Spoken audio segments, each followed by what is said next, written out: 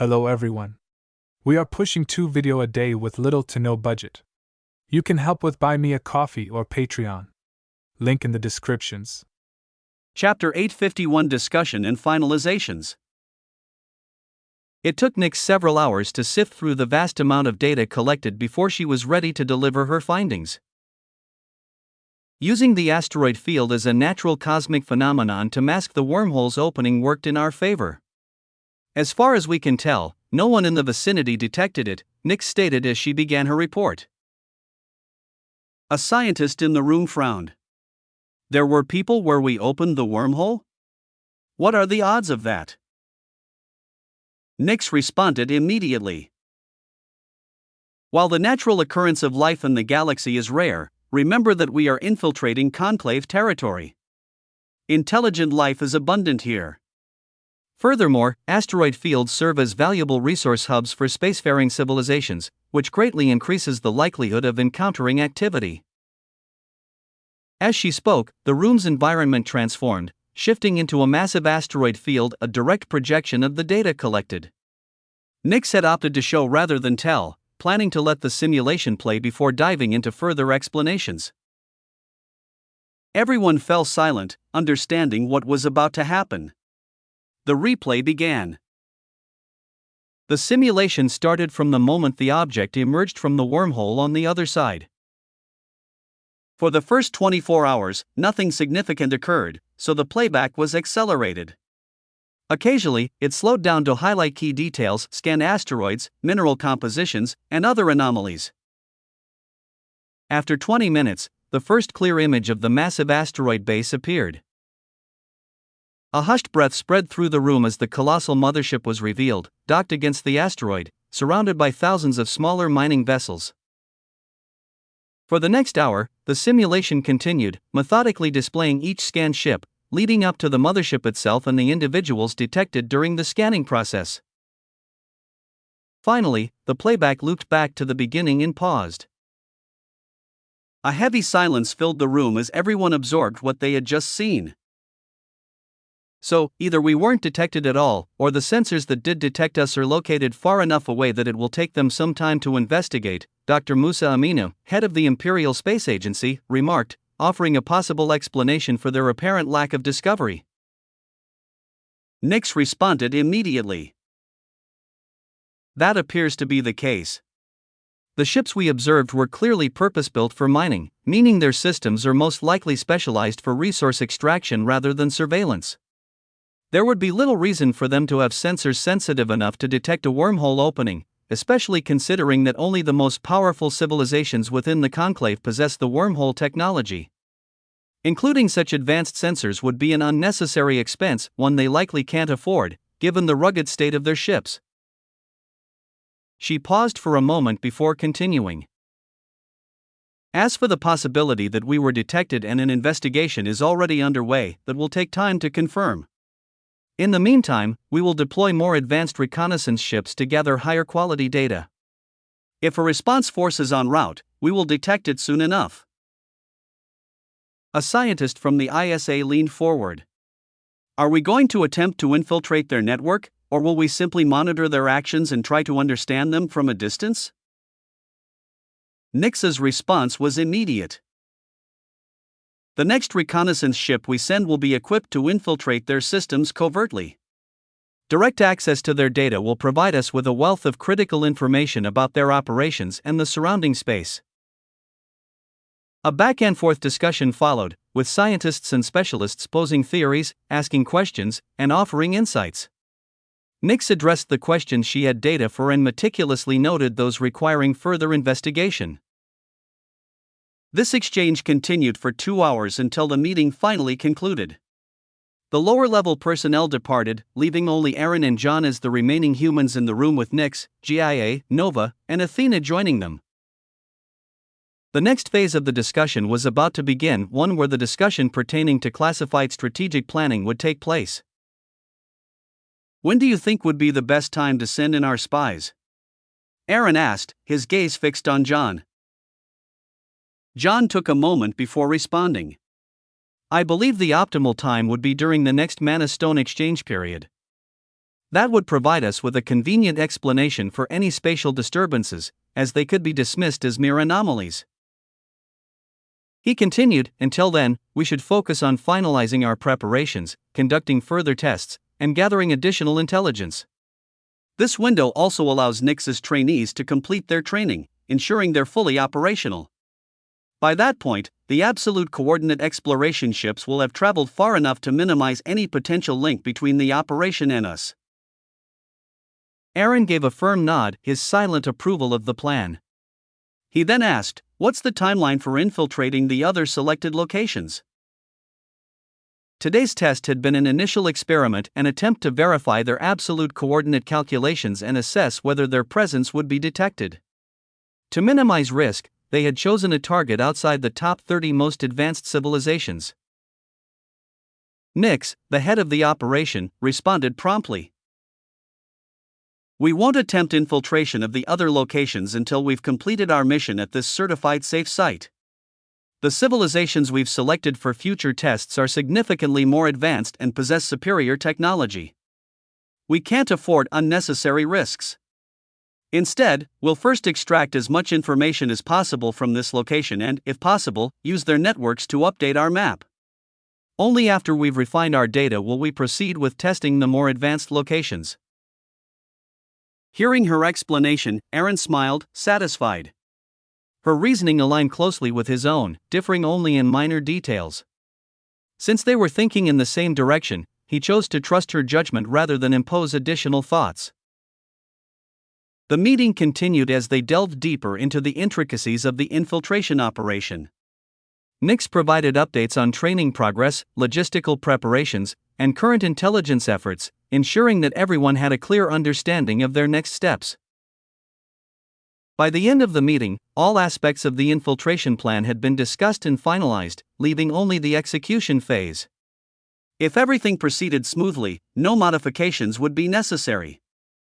However, if any issues arose, they would be addressed as they happened. Moving forward, instead of holding meetings after each infiltration, Nix would report directly to Aaron during the monthly updates she and John provided to him. With the meeting concluded, Aaron wasted no time lingering and immediately left to continue his research. Chapter 852 Stargate Dressing Rehearsal. Aaron sat before a stack of papers containing the final experiment data. Though he was in the universal simulation, he liked to switch up how he processed information, avoiding fatigue from relying on a single medium, especially since he spent what amounted to centuries conducting experiments in accelerated simulation time. From the tests, it works as expected, Nova, his ever-present assistant, stated once she was sure he had finished reviewing the data. "I know, but let's do a real full-dress rehearsal," Aaron replied, lifting his gaze from the papers. He always insisted on a full-scale trial before declaring any research complete. Unlike the universal simulation, where things could be conjured at will, the real world required careful logistical considerations. Even a flawless design could become an operational nightmare if mobilization wasn't accounted for. "Okay," Nova acknowledged, and in an instant, they both vanished from the lab, reappearing in the vast emptiness of space, far from any planetary body. Seconds later, a colossal fleet materialized, nearly 50 ships, with 20 of them being 10-kilometer-long military logistical cargo vessels. A small screen appeared before Aaron, showing a live feed of a second fleet a few light-years away, tasked with coordinating alongside the one before him. Nova promptly populated the ships with soldiers, uploading generic brain data for the logistical personnel, standard knowledge, operational manuals, and necessary experience. Once she was finished, she relinquished control, letting the simulation flow naturally. Aaron and Nova now stood as mere observers, watching the operation unfold in real time. This would be the closest possible approximation of reality, short of actually deploying the fleet. The outcome here would determine whether the project was finally ready for deployment or if further modifications were needed. The two fleets wasted no time and immediately set course for their respective destinations, as Nova had materialized them at a considerable distance from their actual target zones. It didn't take long for them to arrive, and the moment they did, operations began in full force. one ship, distinctly spherical in design, surged to its maximum power output. Moments later, a massive shield materialized, enveloping the entire fleet along with the designated mission area. With the shield in place, the armed ships swiftly positioned themselves at strategic points along its perimeter, ready to engage any threats that dared approach. Meanwhile, the cargo ships maneuvered into formation, arranging themselves in a circular pattern. Their massive cargo doors then slid open, revealing large, segmented components each resembling a sliced section of a colossal donut. Warning lights flickered on as the massive components slowly began to rise from their compartments. Though these segments had limited navigational capabilities, they moved in a controlled and deliberate manner, designed for precision rather than speed. For the next 30 minutes, the slow and methodical unloading continued until, at last, all the segmented pieces were fully unloaded. As soon as the cargo holds were emptied, the ships departed the area, leaving only the enormous donut-like segments floating in the designated zone. With their warning lights pulsing bright red, the massive segments inched closer together, continuously updating their positions in real time. Each piece maintained full spatial awareness of the others, thanks to the central supercomputer network. This advanced system, made possible by near-instantaneous communication technology, allowed a single supercomputer to exist across multiple segments simultaneously. Each unit operated independently, managing its respective section, while collectively forming a vast, synchronized computational cluster with as much redundancy as the number of linked segments. For 6 painstaking hours, the alignment process continued as the segments slowly and carefully adjusted their positions, ensuring precision in their final arrangement. Eventually, they formed what appeared to be a perfect circle, though the individual pieces were still separate, awaiting the final coupling phase. As the moment arrived, the designated coupling points activated. Opposing magnetic poles of varying strengths engaged, facilitating a controlled and gradual connection between the segments. Within minutes, the process was completed, the magnetic links seamlessly binding the structure into a single entity. To reinforce stability, mechanical couplings locked into place, ensuring structural integrity even in the event of magnetic field disruptions. With that, the colossal machine was fully assembled.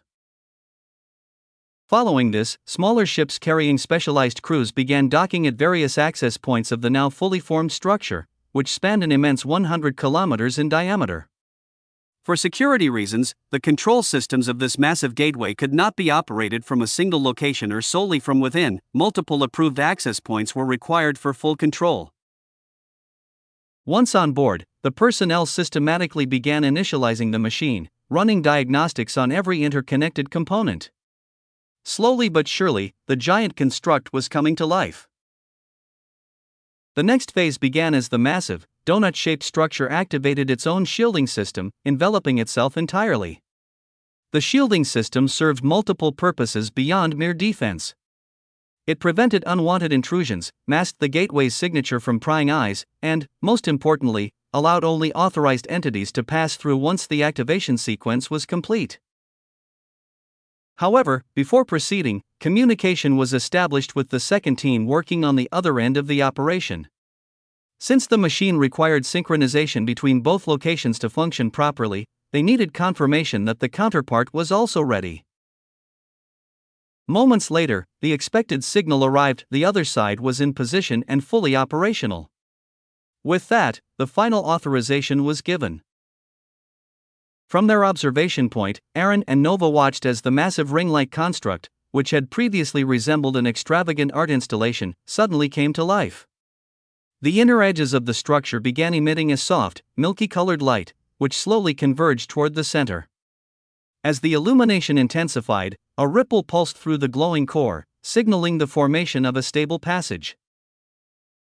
Stargate 1 is operational, came the report over the communication channel as the final integrity tests confirmed the stability and safety of the wormhole. Image in Discord, discord.gg/xbc378v945. Aaron took in the sight before him, a smile forming as he exhaled in satisfaction. 5 months, and it's finally done, he said, his voice carrying the weight of effort and accomplishment. This project had consumed much of his time, but at last, it was a success. If the 3 months Aaron spent refining the original wormhole technology had translated to over 20 years in accelerated VR time, then the 5-month development of the Stargate program had nearly doubled that duration.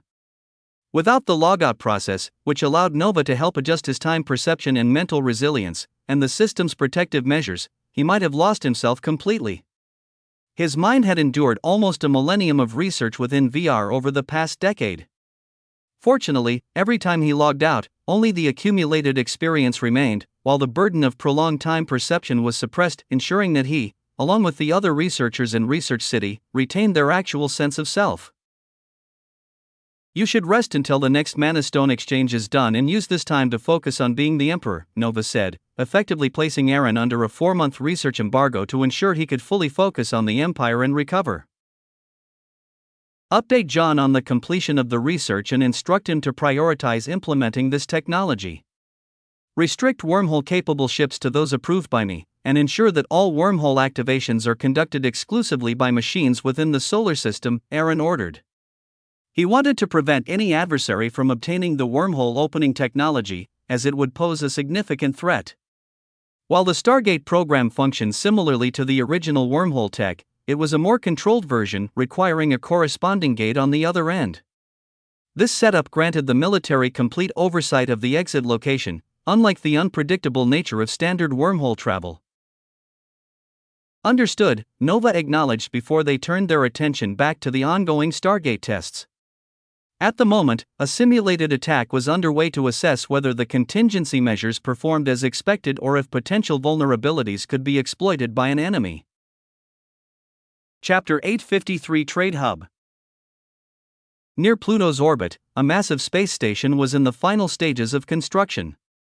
Only the finishing touches and full-scale testing remained before it could officially open for use and visitation by Imperial citizens. Spanning nearly 1,000 kilometers in diameter, about a third of the Moon's size, the station looked nothing like a natural satellite. Its sleek, glossy exterior was adorned with enormous glass panels, each manufactured in space. These panels stretched for kilometers in length and width, and hundreds of meters in thickness, allowing light to pass through effortlessly. Yet, they weren't just for aesthetics. Equipped with advanced safety features, the glass could filter heat and radiation while controlling the amount of light passing through in a precise 5-centimeter grid, ranging from full transparency to complete blackout. Additionally, they were reinforced to withstand asteroid impacts, a testament to the station's durability and the prestige of its purpose. This station was set to become the primary business hub between the Empire and the Astral Conclave civilizations, serving as both a marketplace and a goods exchange point. The Conclave's representatives and citizens were not permitted to venture beyond this point, and their goods had to undergo strict filtering before being approved for use by Imperial citizens. It was also one of the few places where Conclave representatives and their people could reside permanently within the solar system, provided they held Imperial visas. The station was designed to support continuous trade, both physically and virtually. During the upcoming Mana Stone exchange, an official business portal will be launched, allowing both sides to conduct trade seamlessly. Should negotiations require in-person discussions, meetings could be arranged here, with agreements officially notarized by the Imperial government. Once documented, these agreements would be legally binding and enforceable, ensuring that neither side could violate the terms without consequence. As live footage of the final phases of the station's construction played in the background, a meeting was underway in the Universal simulation. The virtual setting made it appear as though the discussion was taking place aboard a transparent spaceship near the construction site itself. The proposed business regulations have undergone their final adjustments and have already been approved by the Emperor. They should be ready for public announcement so that everyone can prepare ahead of the Trade Hub's official opening, reported one of the attendees responsible for regulatory matters, ensuring that everyone present was up to date on the progress. This meeting was being held by the Joint Task Force, the body responsible for acting as a liaison between the Empire, the Astral Conclave, and any future foreign trade partners. They were also tasked with overseeing the administration of the massive space station, officially named the Trade Hub. As a joint department composed of members from various imperial agencies and ministries, the task force was designed to handle the complexities of trade and diplomacy seamlessly. The presence of representatives from different sectors ensured that potential challenges could be resolved efficiently. Regular meetings were necessary to review each department's progress, and today's session was no exception. However, most of the critical preparations were either already completed or in their final stages. Using the genetic data on their makeup, we have successfully developed a vaccine that will be mandatory for anyone seeking physical access to the trade hub. This measure is to prevent the spread of illnesses between different civilizations, the representative of the Imperial Health Agency reported, concluding his update. A brief silence settled over the room as everyone waited for the head of the Joint Task Force to call on the next person to present their report. Mr. Cohen, any updates on how the currency implementation is progressing? Or is it still awaiting the Emperor's approval? Asked Masimbi, the head of the Joint Task Force, as he methodically went through the checklist of pending tasks. David Cohen, the representative of the Bank of the Universe, lifted his head from the holographic summary of the previous report he had been reviewing. He met Shabani Masimbi's gaze for a moment before responding. Yes, the Emperor has already approved all matters related to the currency implementation for trade, he confirmed. Pausing briefly, he shared a set of bullet points detailing the approved monetary exchange policies for the trade hub before continuing. First, all trade conducted within the trade hub will be done using Earth New Dollar, END. This also officially designates END as the universal currency for all business transactions between the Empire and external entities, barring any special circumstances that require exceptions. To solidify END's status as the universal currency, it will be backed by mana stones. The exchange rate has been set at 100 END per low-quality mana stone, 1000 END for a medium-quality mana stone, and 10,000 END for a high-quality mana stone. For the time being, and for the 5 years, the exchange rate will remain fixed at these values. After that period, it will gradually transition to a floating exchange rate, managed at the discretion of the Bank of the Universe and subject to the Emperor's approval. As Cohen continued his explanation, everyone in the room immediately grasped the Empire's true objective. They all understood just how valuable mana stones were to the astral conclave civilizations. By backing the imperial currency with mana stones, just as the dollar had once been backed by gold, the Empire had effectively created an irresistible incentive. The conclave civilizations would now do everything in their power to accumulate as many reserves of END as possible, as it would become their only alternative to the years-long, quota-based mana stone barter system. Not just their governments, but even individual conclave businessmen stationed at the trade hub would eagerly gather END, knowing they could exchange it for mana stones, an asset they could sell back home at an exceptionally high price. This move would, in turn, solidify the END as an incredibly strong currency. Over time, it was likely to become a universal medium of exchange, much like how the US dollar once dominated global trade.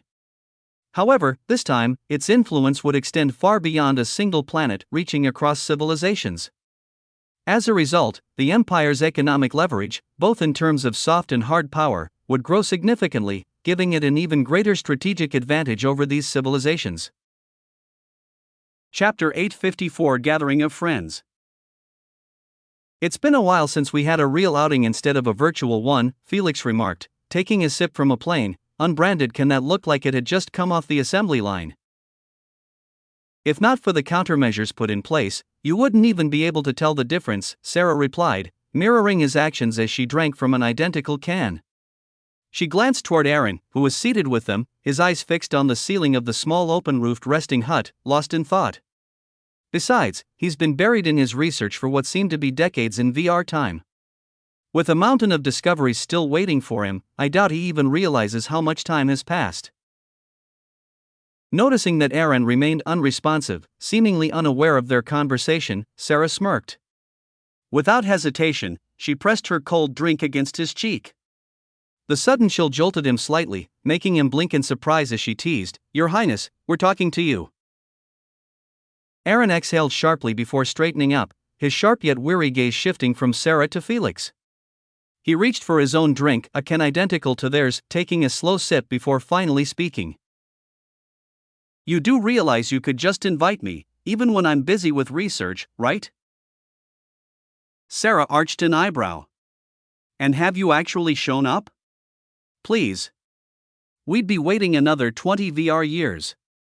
She gestured toward the vast imperial gardens stretching beyond the hut under the sky. And don't tell me Nova didn't remind you at least a dozen times to take a break. Aaron rubbed his temple. She did. And? Sarah pressed. I had research to finish. Felix burst into laughter, while Sarah let out an exaggerated sigh. Of course you did. What else is new? Is this an original recipe? Because it's quite good, Aaron said, inspecting the can in his hand. It contained his favorite drink, mango juice, which perfectly hit all the right spots on his sensitive taste buds. Nova made the recipe for you and sent it to me when she found out about this gathering, Felix explained, gesturing toward his own drink. She figured you'd appreciate something tailored to your tastes. Aaron took another sip, savoring the unique flavor. It does taste different, better, even. Looks like I'll have to ask her for more. Felix chuckled. She's already ahead of you on that. A large batch has been ordered and should be delivered by tomorrow at the latest. Aaron nodded, pleased with Nova's initiative. She always had a way of anticipating his needs before he even voiced them, and this was yet another example of it.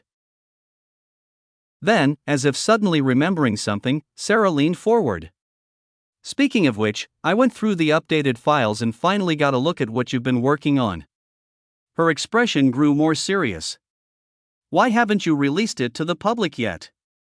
This could revolutionize the Empire. She and Felix both had clearance high enough to access classified projects due to their roles in the Empire. Sarah and Gaia Technologies were semi-responsible for overseeing the universal simulation, managing updates, expansions, and new integrations.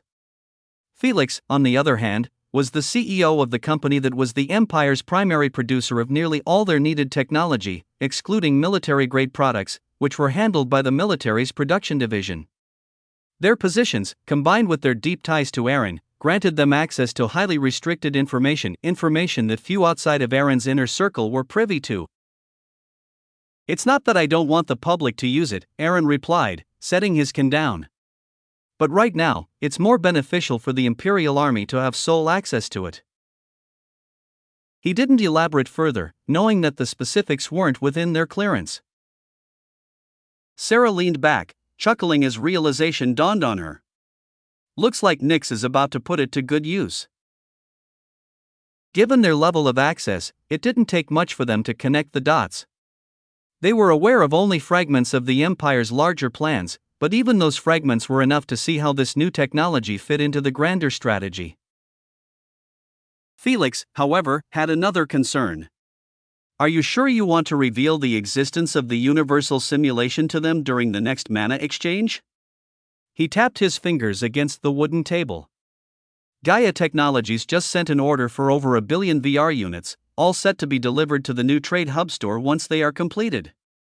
That's a huge move. What's there to worry about? Aaron asked, his tone casual. This is an opportunity, expanding our influence, even among their people. But won't they realize that some of their technology is embedded in these devices? Sarah questioned. If they do, they might reverse engineer it, and if they succeed in recreating the universal simulation, it could lead to an unimaginable level of technological advancement for them, one we might not be able to control. Aaron chuckled, shaking his head. If they manage to break through and replicate the tech, it'll be nothing short of a miracle. The confidence in his voice was absolute. The devices incorporated technologies and security systems far beyond the Astral Conclave's current capabilities, so advanced that even the knowledge of theirs that had been used had been refined through the system, surpassing the understanding of their original creators. But more than that, the core foundation of the universal simulation itself, the intricate code that powered it, remained an enigma. Despite over a decade of utilizing and studying it, Aaron had yet to fully grasp its depths. He had acquired it from the system, but deciphering its true nature was an entirely different challenge. Simply put, even if the conclave somehow managed to break through the security wall, they wouldn't get far. Sarah and Felix exchanged glances. It wasn't often that Aaron dismissed something as impossible. If he was this confident, then they had little reason to doubt him. With that, their conversation naturally shifted, flowing between semi-official business matters and the kind of casual discussions friends had when simply enjoying each other's company. This wasn't just a social visit, it was also the prelude to the upcoming meeting with the CEOs of Aaron's various companies. They would soon gather to discuss their strategies for launching business operations within the trade hub, which was on the verge of opening. More importantly, they would explore the potential for expansion into the Astral Conclave's market if the next mana exchange negotiations unfolded favorably. Chapter 855 Connect Board Meeting. A few days later. The board meeting of Connect Enterprise, the parent company overseeing 8 powerful subsidiaries, was about to commence. The subsidiaries presidents of GAIA Technologies Incorporated, Helios Energy and Utility Incorporated, Hephaestus Industries and Manufacturing Incorporated, Hermes Incorporated, Plutus Ventures Incorporated, Icarus Airlines Incorporated, Asclepius Biotechnology Incorporated, and Ceus Foundation had all gathered for this crucial discussion. Before the formation of the empire, Ares Security Solutions Incorporated would have been included in such a meeting. However, since its integration into the imperial government as one of the 3 major ministries under direct imperial oversight, it had fully transitioned from a private security firm to the official imperial army. Now operating under the governmental structure, its reporting lines followed those of ministries and agencies, reinforcing its position as the empire's primary military force unless the emperor decreed otherwise. Due to the geographical dispersion of its presidents, each currently at different locations, the meeting was being conducted within the universal simulation to ensure full attendance without requiring representatives. One by one, the presidents materialized in the virtual boardroom, exchanging brief conversations with those who had arrived before them. The seamless digital environment replicated the grandeur of an executive meeting space, down to the finest details. Within 10 minutes, all company presidents and the foundation's head were present, leaving only Aaron and Nova yet to arrive, an unspoken signal that the official proceedings had yet to begin. The presidents of these companies hadn't changed since the day they were selected and offered their positions. Retirement had never even crossed their minds, despite the fact that their salaries alone could sustain them for the rest of their extended lifespans without financial concerns. The primary reason was their deep sense of loyalty. When Aaron had recruited them, he had also helped them overcome the greatest challenges of their careers. Even after more than a decade, they still considered themselves indebted to him. But beyond that, each of them was working in the field they were most passionate about, at the highest level possible. There was simply no better place for them. Even if they left to start their own ventures, they knew they could never truly compete within the same industries. Here, they were at the peak of their respective domains, pushing boundaries in ways that would be impossible elsewhere. The atmosphere in the boardroom was lively yet relaxed. There was no awkwardness between them over the years. Their relationships had grown beyond simple business partnerships. Their constant collaboration across industries, the integration of their technologies, and countless joint meetings and celebrations had made them more than just colleagues. They were friends. "Hi, how is everyone doing?" At the sound of Aaron's voice, all conversation came to a halt. The executives instinctively turned toward where he would be seated, just as his presence fully materialized in the room. His voice had preceded him by a fraction of a second, but the timing was perfect, almost as if they had synchronized their movements to greet him. Alongside him, Nova appeared and took her seat, positioned among the other CEOs. Although she was an AI, she was also the official representative of Plutus Investments, making her presence at the table as natural as any of the other board members. "If I complain, I'd be ungrateful," Rachel Richardson, CEO of Hermes, said with a satisfied smile. Hermes had long since dethroned Amazon as the largest delivery company, and at this moment, she had no complaints about her life. For the past decade, she had been living in what she considered heaven, a stark contrast to the hell she had endured before Aaron rescued her from an abusive husband. She had already completed her therapy, a personal reckoning in which she repaid her ex-husband for everything he had put her through. Thankfully, she had finished before the empire's formation. She knew Aaron would never have allowed her to continue once he became emperor. /n check chapter 286 for the start of her and the rest of their backstory for those who forgot about them. I could say the same, Robert added, gently squeezing her hand under the table. The gesture made them both smile. They had found each other after escaping deeply traumatic marriages, Rachel from an abusive husband and Robert from a wife who had tried to strip him of everything he owned. Their shared past had brought them closer, and over the years, that closeness had blossomed into a relationship that remained strong to this day. Knowing that the other had endured similar pain fostered an unshakable trust between them. They understood, without a doubt, that neither would ever inflict the same kind of suffering on the other. The rest of the CEOs responded in similar ways, some with words, others with simple nods. A majority of them have all been given second chances, and none of them took that for granted. Since everyone is here, let's start.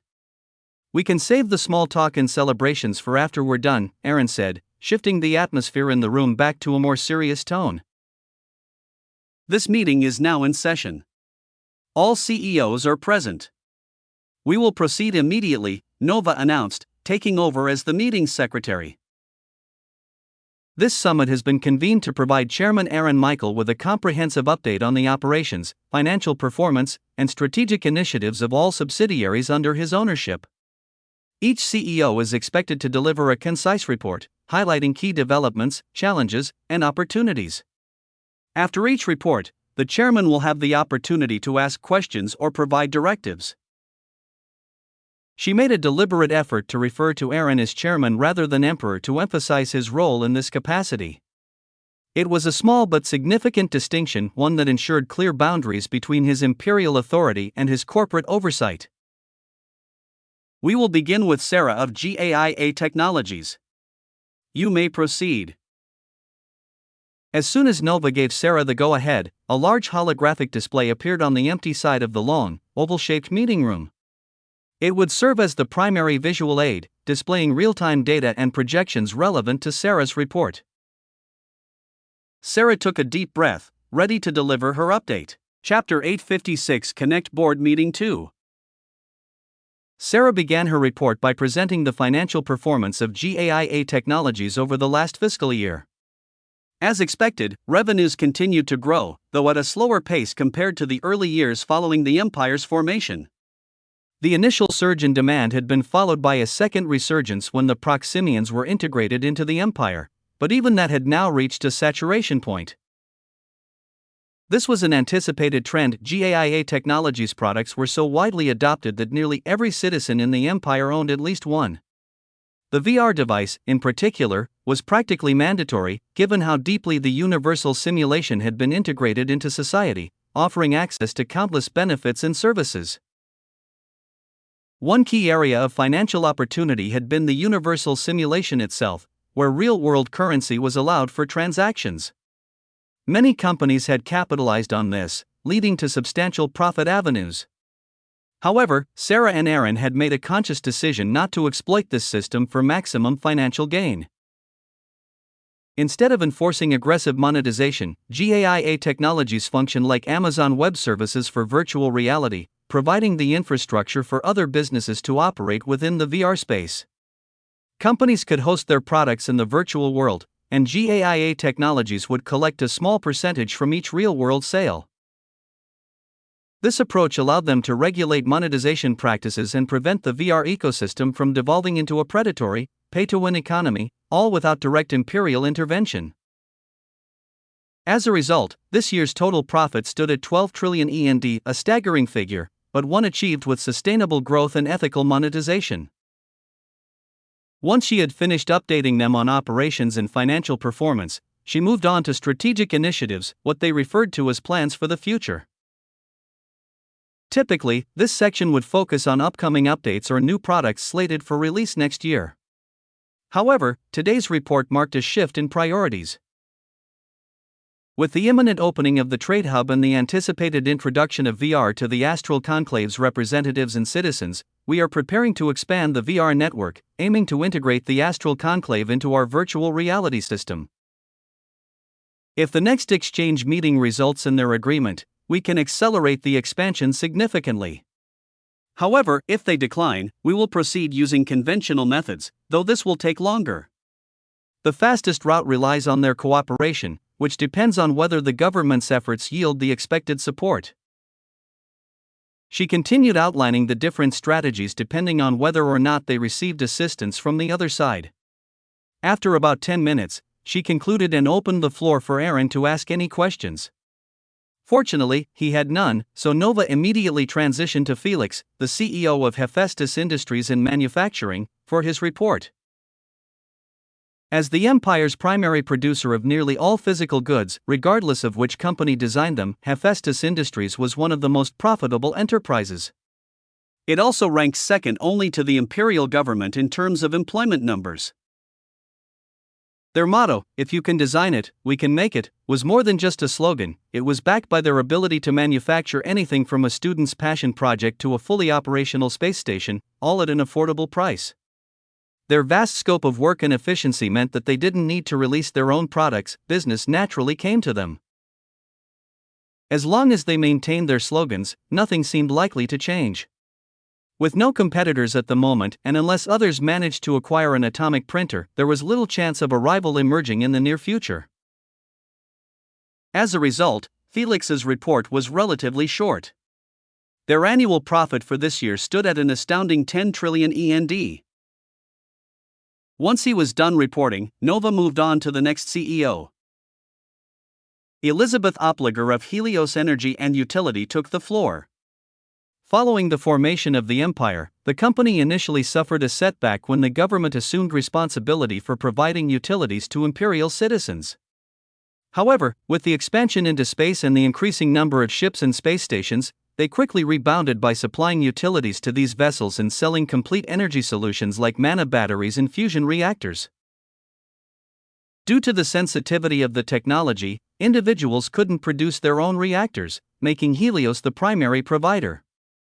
This shift not only restored their business but pushed them to new heights, with projections indicating continued growth as space infrastructure expands. Their profit for the year was 0.95 trillion END. As with Sarah's report, Aaron didn't ask any questions this time either, which seemed to be the norm based on the reactions in the room. After more than a decade of delivering these yearly reports, they had come to understand what piqued his curiosity and what he trusted them to handle. Over time, they had fine-tuned their presentations to preemptively address any potential questions, eliminating the need for follow-ups after the report. With the assurance that Aaron had no questions, Nova moved forward. Rachel Richardson of Hermes, please proceed. As a company focused entirely on commerce and delivery, Hermes remained on an upward trajectory as the empire continued to develop. The integration of VR further strengthened their position, thanks to the rule requiring that any item sold in VR must have a real-world counterpart available for delivery if the buyer desired. This ensured a constant demand for their services, making them one of the biggest beneficiaries of the VR market. While the expansion of VR would eventually bring additional growth, their own expansion into the Astral Conclave's territory was expected to take longer due to the vast distance. Unlike VR, which could spread digitally, their physical logistics required significant infrastructure. However, they had a strategic advantage: insider knowledge of the Stargate program. Though the rollout date remained uncertain, they had already developed an action plan, ready to deploy the moment it became operational. This early access was a key benefit of Aaron's companies, as all patents from his projects or those developed in Lab City fell under his ownership, allowing his subsidiaries to prepare ahead of the public. Their profit for the year was 1 trillion END. Chapter 857 Connect Board Meeting 3. Robert Watson of Icarus Airlines, please proceed. Their industry closely mirrored Hermes, with the key difference being that they transported people instead of cargo. However, their expansion potential was more limited. No matter how many ships or planes they added to their fleet, the number of travelers remained relatively consistent each year. Unlike Hermes, they also faced competition, as any company with ships meeting safety standards and proper permits could enter the passenger transport market. What set Icarus Airlines apart was its exclusive service offering trans-star system travel between the Solar System and the Alpha Proxima Centauri system. Only a handful of companies were wealthy enough to purchase ships capable of such a journey. Despite the 2-year-long trip, demand remained high, thanks to VR integration. Passengers spent the journey in VR pods, allowing them to continue their work and daily activities as usual, eliminating the need for extended leave. This feature made interstellar travel far more appealing for those moving between Proxima and Earth. Additionally, they had implemented a ticket installment plan, allowing passengers to pay gradually throughout the journey rather than upfront. This made travel more accessible to those who couldn't afford a full ticket in advance. Like Hermes, they were also preparing for the Stargate program, ready to adapt once it became available for public use. Their profit for the year was 0.743 trillion END. With no questions from Aaron, Nova moved on as usual.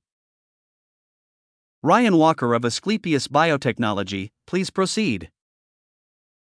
Many had expected Asclepius Biotechnology to decline following the introduction of medpods and genetic enhancements provided to all imperial citizens. However, this never happened. They were the ones supplying these technologies to the empire.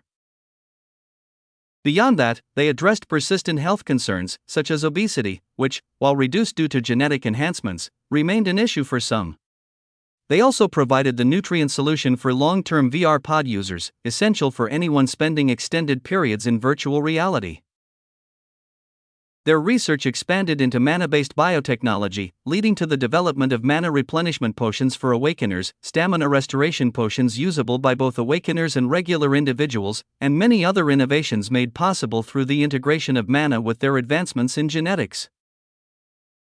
Additionally, they were tasked with supplying the mandatory vaccine for those entering the trade hub and all Astral Conclave citizens wishing to visit Imperial territory. Their profit for the fiscal year was 2.3 trillion END. With most of the reports delivered, only 2 remained. Nova moved to present hers. Plutus Ventures. As the sole operator of the empire's largest investment firm, Nova handled everything herself. There were no board meetings, no analysts, no middlemen, just her. That alone made Plutus Ventures a unique entity among the empire's corporate giants.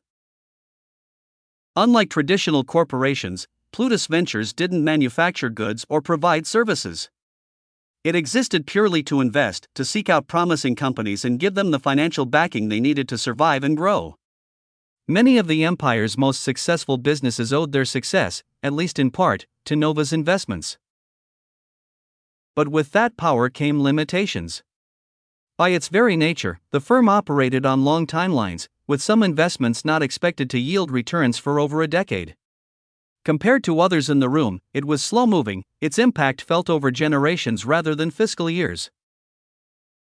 Still, despite its cautious, long-term approach, Plutus Ventures had earned 200 billion END this year through dividends. A small number, at least when compared to industrial giants, but it was almost pure profit after taxes. With no employees beyond Nova herself, expenses were practically non-existent, leaving the firm with a clean and efficient operation. With her report concluded, she turned her gaze toward the final speaker. Jai Chakrabarty of the CS Foundation, please proceed. Unlike the others, the CS Foundation wasn't here to talk about earnings. It was here to talk about spending. Jai straightened in his seat, his voice calm but firm. As always, our focus remains on the people. CS was unique, it was the only entity in the room whose sole purpose was to spend money rather than make it. But that spending had a purpose, it built the foundation upon which millions of lives depended. At the heart of its mission was House of Hope, the empire's largest orphanage program. Every abandoned or orphaned child found themselves under its care, shielded from the harsh realities of a rapidly expanding empire. But it was more than just a safety net, it was an opportunity. House of Hope provided the best education, medical care, and personal development resources available, ensuring that no child was left behind. The Empire itself had partnered with CIUS, recognizing its critical role in shaping the future. The collaboration ensured strict oversight and quality control, making House of Hope not just a refuge but an institution that actively produced the next generation of skilled individuals. And the results were undeniable. Millions of alumni had already entered society, contributing to industries, science, and governance. Each year, more followed, bringing a return that couldn't be measured in simple currency. Still, the numbers were staggering.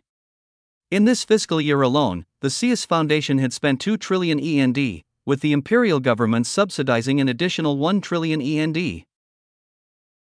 Unlike the others, Jai had no profits to announce. No balance sheets to flaunt. But in a way, his report carried more weight than any of the others. Where the corporations built the empire's economy, CIUS built its future. And with that, the final report was complete. The meeting room fell into a brief silence as all eyes turned to Aaron, waiting to see if he had any final remarks. His expression remained composed, his gaze sweeping across the room. But from the look on his face, it was clear he had nothing more to add. "Thank you for your attendance," he finally said, his voice steady. "I hope you continue with the same dedication and hard work as before. With that, I bring this meeting to a close." The official proceedings were over. But despite his words, no one moved to leave. Instead, the tension of formality faded, giving way to an entirely different atmosphere. The room, once filled with discussions of profits, policies, and projections, now transformed into something far more relaxed. Conversations resumed in softer, more casual tones. Laughter began to ripple through small groups as colleagues took the opportunity to catch up. It was no longer a meeting room, it had turned into something resembling an after-party. Chapter 858 TSF Trappist 1. Mars, CENTCOM, System and Monitoring Control Center. If there was a place that could be called the eyes and ears of the Empire, it was here. Every sensor, every probe, and every surveillance array deployed across Imperial space fed its data into this room, constructing a live picture of the Empire's territories, a real-time pulse of its vast dominion. A tall, rugged-looking man strode into the room, clad in a full Ares dress uniform.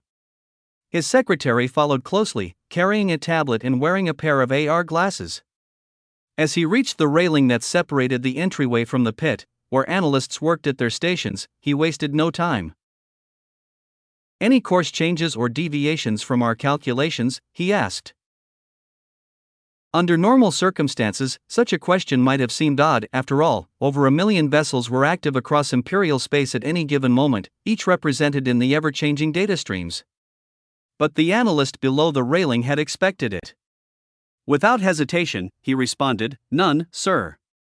If conditions remain unchanged, they should rendezvous with the welcoming vessels in approximately 6 hours." "Good. Keep me updated," the man replied, already turning on his heel. His secretary followed without a word as they exited, leaving the analyst with no chance to formally acknowledge the new orders. The analyst, long accustomed to the man's abrupt departures, simply turned back to his workstation, eyes locking onto the highlighted object approaching the solar system. Unlike the countless other vessels tracked within the system, this one stood out, marked in a distinct color, moving at 10 times the speed of light, and constantly transmitting a rudimentary, last-generation IFF signal through its warp engine. This was the 4th time in his career that he had monitored an object of this kind. It was the 4th of the 5 deep space exploration fleets dispatched during the Empire's early years, this one being the TSF TRAPPIST-1, named after the distant star system it had been sent to explore. Its mission had been one of the most ambitious, second only in distance to one other fleet. Even at its remarkable velocity, the journey to its target had taken nearly 4 years. Excitement buzzed through the control center. The return of an exploration fleet was always a momentous occasion, as the previous 3 had each brought back discoveries of profound significance. One fleet had encountered and fostered an entirely new civilization. Another had uncovered the remnants of an extinct intelligent species, recovering as much of their history and knowledge as possible.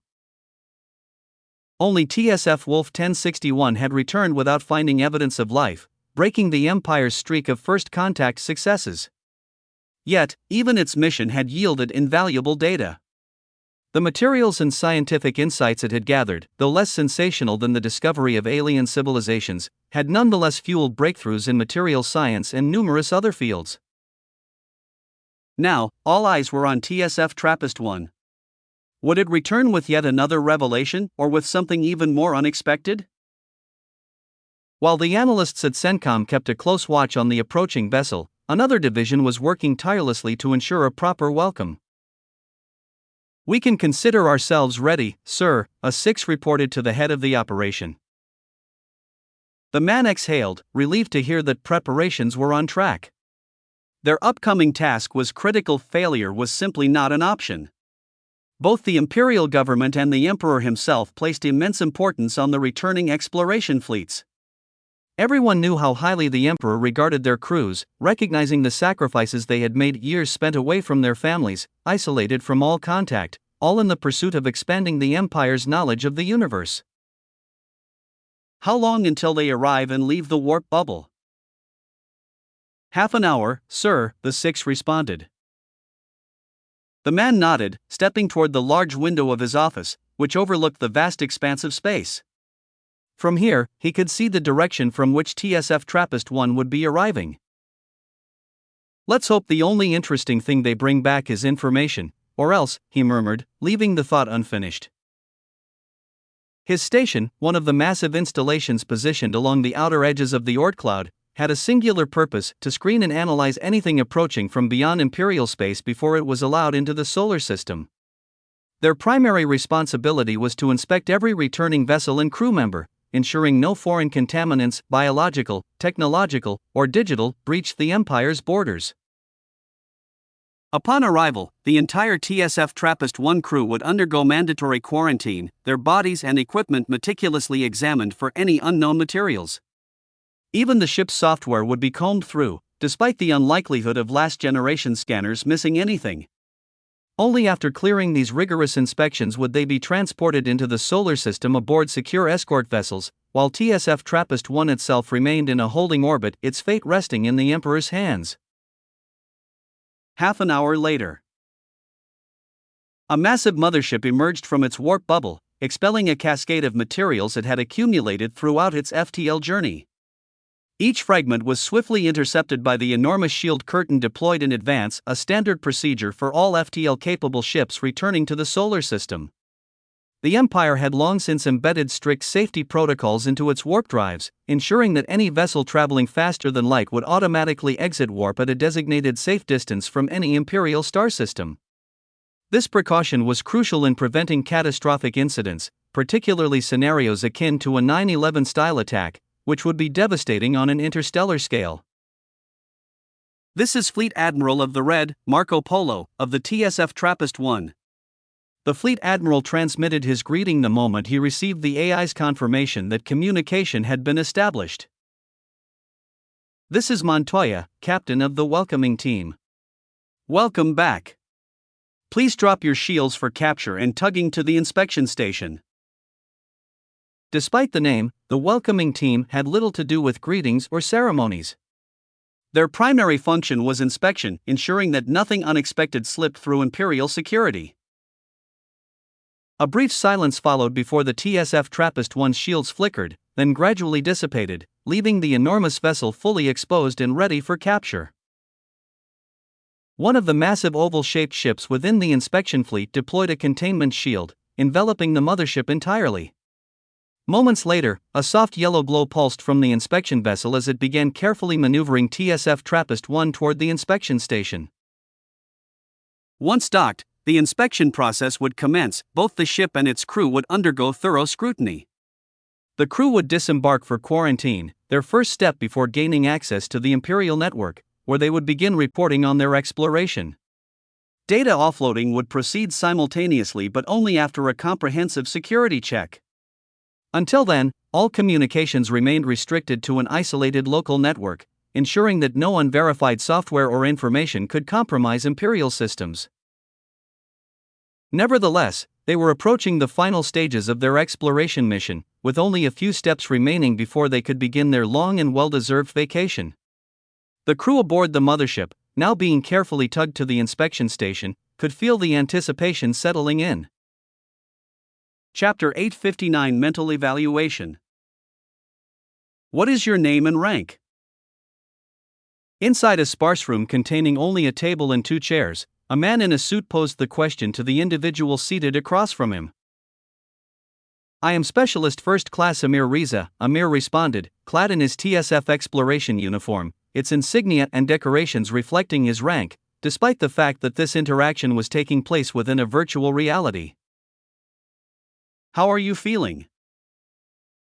Excited to finally be back home, grateful for the opportunity to explore space, and relieved to have returned safely. Can you give us a summary of the exploration? Yes. Once we entered the heliosphere of our designated star system following our arrival and initial rudimentary mapping, Amir began, methodically recounting his experience. Across the station, every member of the TSF TRAPPIST-1 expedition crew was engaged in a similar debriefing process. Each sat in identical rooms, providing their accounts as part of the mandatory post-mission psychological evaluation. Having successfully docked at the inspection station, they had now entered the next phase of their return to quarantine, physical assessments, and psychological screenings. These protocols ensured that no unforeseen threats, whether biological contaminants or the psychological strain of deep space travel, would jeopardize their reintegration into Imperial society. Sir, the tests on the software of TSF TRAPPIST-1 have come back clean. We can begin data migration. Do you want to review it with me now, or would you prefer to wait until the collected information is cross-referenced with the materials they brought back? Nova inquired. Although no discrepancies had ever been found between collected data and retrieved materials in any of the previous exploration missions, the Empire maintained the practice of cross-referencing both. This precaution ensured that no false initial interpretations would mislead scientists, preventing wasted efforts on incorrect assumptions. That's just us being paranoid. No need to wait, show me the summary of the information, Aaron said, deciding to review the preliminary findings immediately. He knew that Nova and the Empire's primary AIs had already begun processing the data the moment it was deemed safe. In response, Nova instantly projected a holographic display in front of him, presenting a summarized version of the data she had already analyzed. As Aaron began reviewing it, Nova continued parsing through the remaining information, updating the summary in real time, confident that her processing speed would outpace his ability to read through the findings. TSF TRAPPIST-1 Exploration Mission, Live Summary. Rudimentary star system mapping conducted while waiting at the heliosphere's exterior confirmed initial astronomical observations. The system's cool red dwarf and its 7 Earth-sized planets were all found to be tidally locked. Initial investigations of the 4 planets within the habitable zone revealed no signs of water or life. Orbital mapping of all 7 planets uncovered a peculiar surface material that did not match anything in existing databases. Due to the limitations of long-distance analysis, landers were deployed for closer investigation. As Aaron continued reading, his curiosity deepened. The information thus far was intriguing, but it was the unknown elements, particularly the unidentified surface material, that caught his attention the most. Meanwhile, across the inspection station, the mental evaluations of the TSF TRAPPIST-1 crew were still in progress.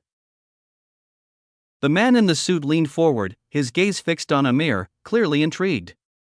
So, you're saying that this new material found on all 7 planets is unlike anything you've ever encountered before? His question reflected his growing interest, which was heightened by the live brain data feed from Amir. The evaluator wanted to direct the conversation toward this material to observe Amir's reaction more closely and gauge the impact it had on his neural activity. Yes, Amir confirmed, nodding. There were no signs of life on the target planets, and with this new material present on all of them, we decided to proceed with further investigation. We began by continuing research from orbit, collecting as much information as we could from a distance. During this time, we also aimed to assess whether the material posed any danger before making the decision to send a lander. he paused briefly before continuing. We also attempted to locate similar material in asteroids, but our efforts were in vain. Nothing remotely resembling it was found in space. After 3 months of remote observation, we decided to send a probe. Its task was to scan and retrieve a sample for further research. A mobile lab was set up during that time, which would allow us to study the material and determine if it was hazardous. We planned on conducting VR-based research in conjunction using the scan data. The evaluator leaned forward slightly, sensing a crucial point. Did the probe succeed in its mission? He asked, eager to keep the conversation on track. Half successful, half failure, Amir replied. What exactly succeeded and what failed? He asked, looking as if he was eager for more details. The sample collection was successful, Amir replied. But the scanning failed. This made it impossible to use time acceleration in the VR environment, which severely limited the research to what could be done in the physical lab. Amir paused, clearly reflecting on the complications. Despite the scanning failure, it didn't halt our research. If anything, it only heightened our interest in the material. For the next month, we focused on trying to unlock its secrets. Unfortunately, the only thing we discovered was that it reacted to mana. That was the result of our month-long research, until one day, something unexpected happened. What happened? One of the researchers took off his headgear as he was about to leave the lab, Amir explained.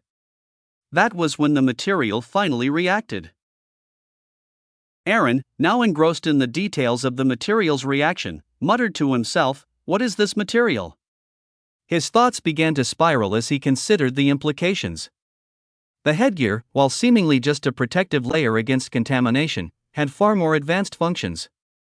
Even though all the research was conducted inside secured research boxes, with layers of protection keeping the researchers safe from the materials, the headgear played a crucial role. Integrated into all headgears in all of the TSF, regardless of the type, was a specialized psionic shielding.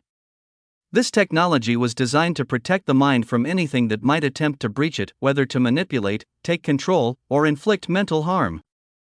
The thought that the material could trigger a reaction only when the headgear was removed hinted at something far more troubling than mere physical properties. He didn't waste any time and quickly moved on to the next section, eager to uncover the reason behind the material's peculiar reaction, silently hoping it wasn't something dangerous.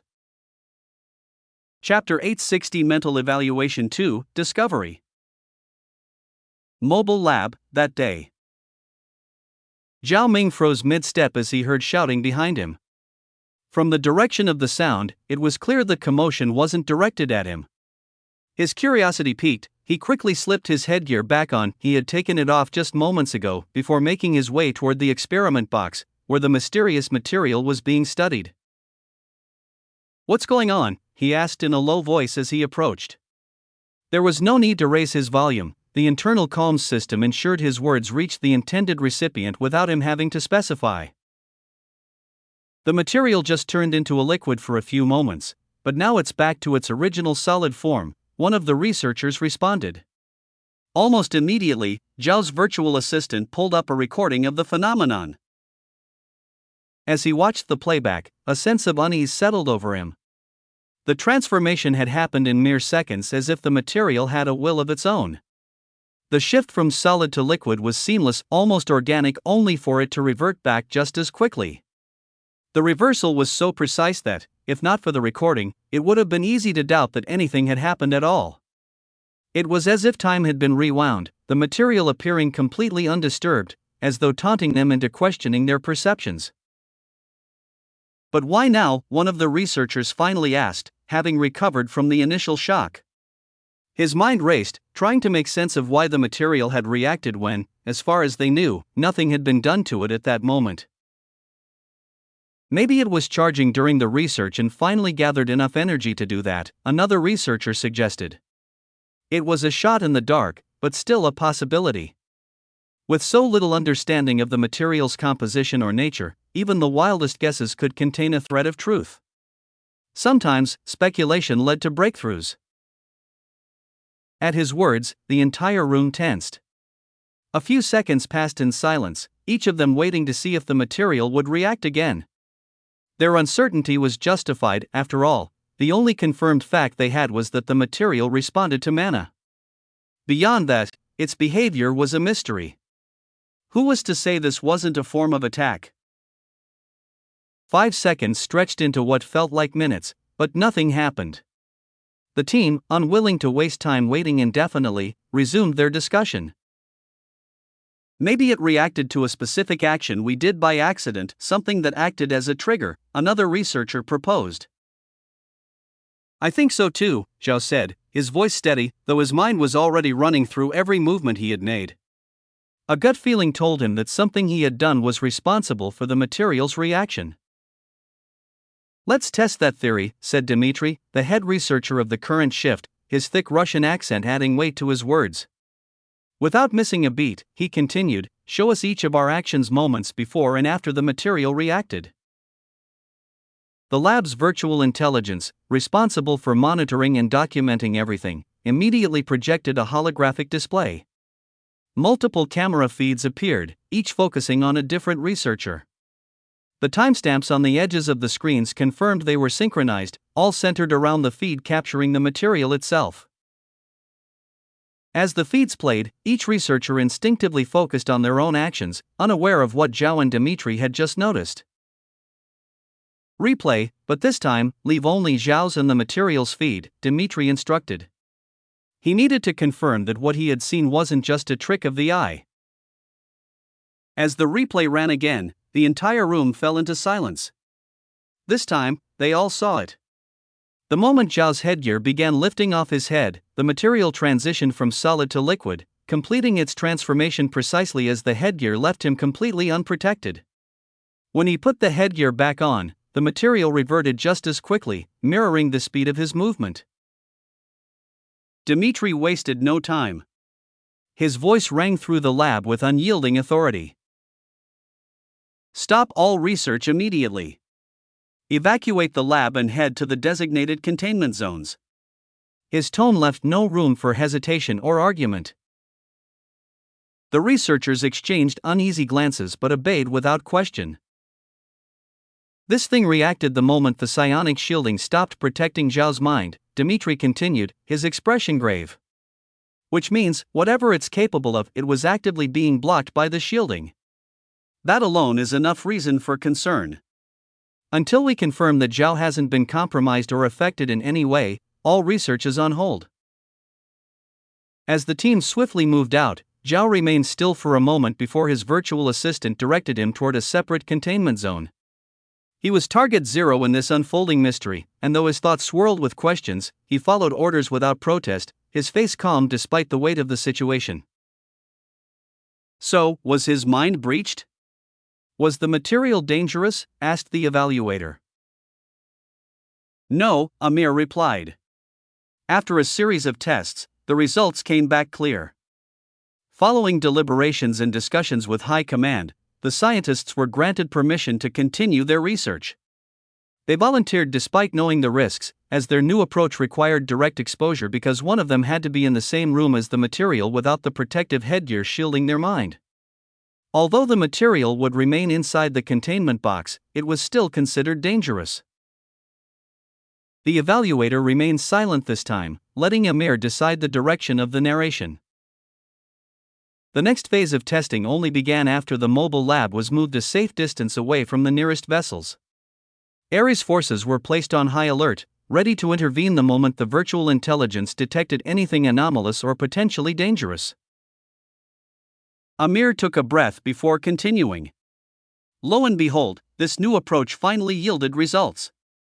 The material's reaction became more pronounced and faster the closer the unshielded researcher got to it. However, despite this increased activity, the material never moved, it simply shifted states but made no further attempts at interaction. He let those words sink in before delivering the most crucial revelation. After further deliberation and another round of volunteering, one researcher was finally permitted to make physical contact with the material to remove it from the sealed containment box. He paused for a moment before resuming. And at that moment, everything changed. Because it was at that moment that we discovered a new type of life in that star system. Chapter 861 Mental Evaluation 3 Unexpected Results. Aaron took a deep breath, momentarily pausing to process what he had just read. The revelation that mere physical contact had led to the discovery of an entirely unknown form of intelligent life was nothing short of astonishing. Rather than rushing ahead, he allowed himself a moment to think. What kind of life form could remain undetected until direct contact was made? Based on what he knew, the most plausible explanation was a life form without a conventional physical body, one that could embed itself into various materials, manipulating them as if they were extensions of itself, like an avatar. If that were the case, it would explain why the material reacted only when the headgear was removed. These beings must have been attuned and able to perceive even the faintest psionic waves emitted by an unprotected mind, waves that would otherwise be blocked by the shielding integrated into the headgear worn by every member of the exploration fleet. The more he thought about it, the more sense it made.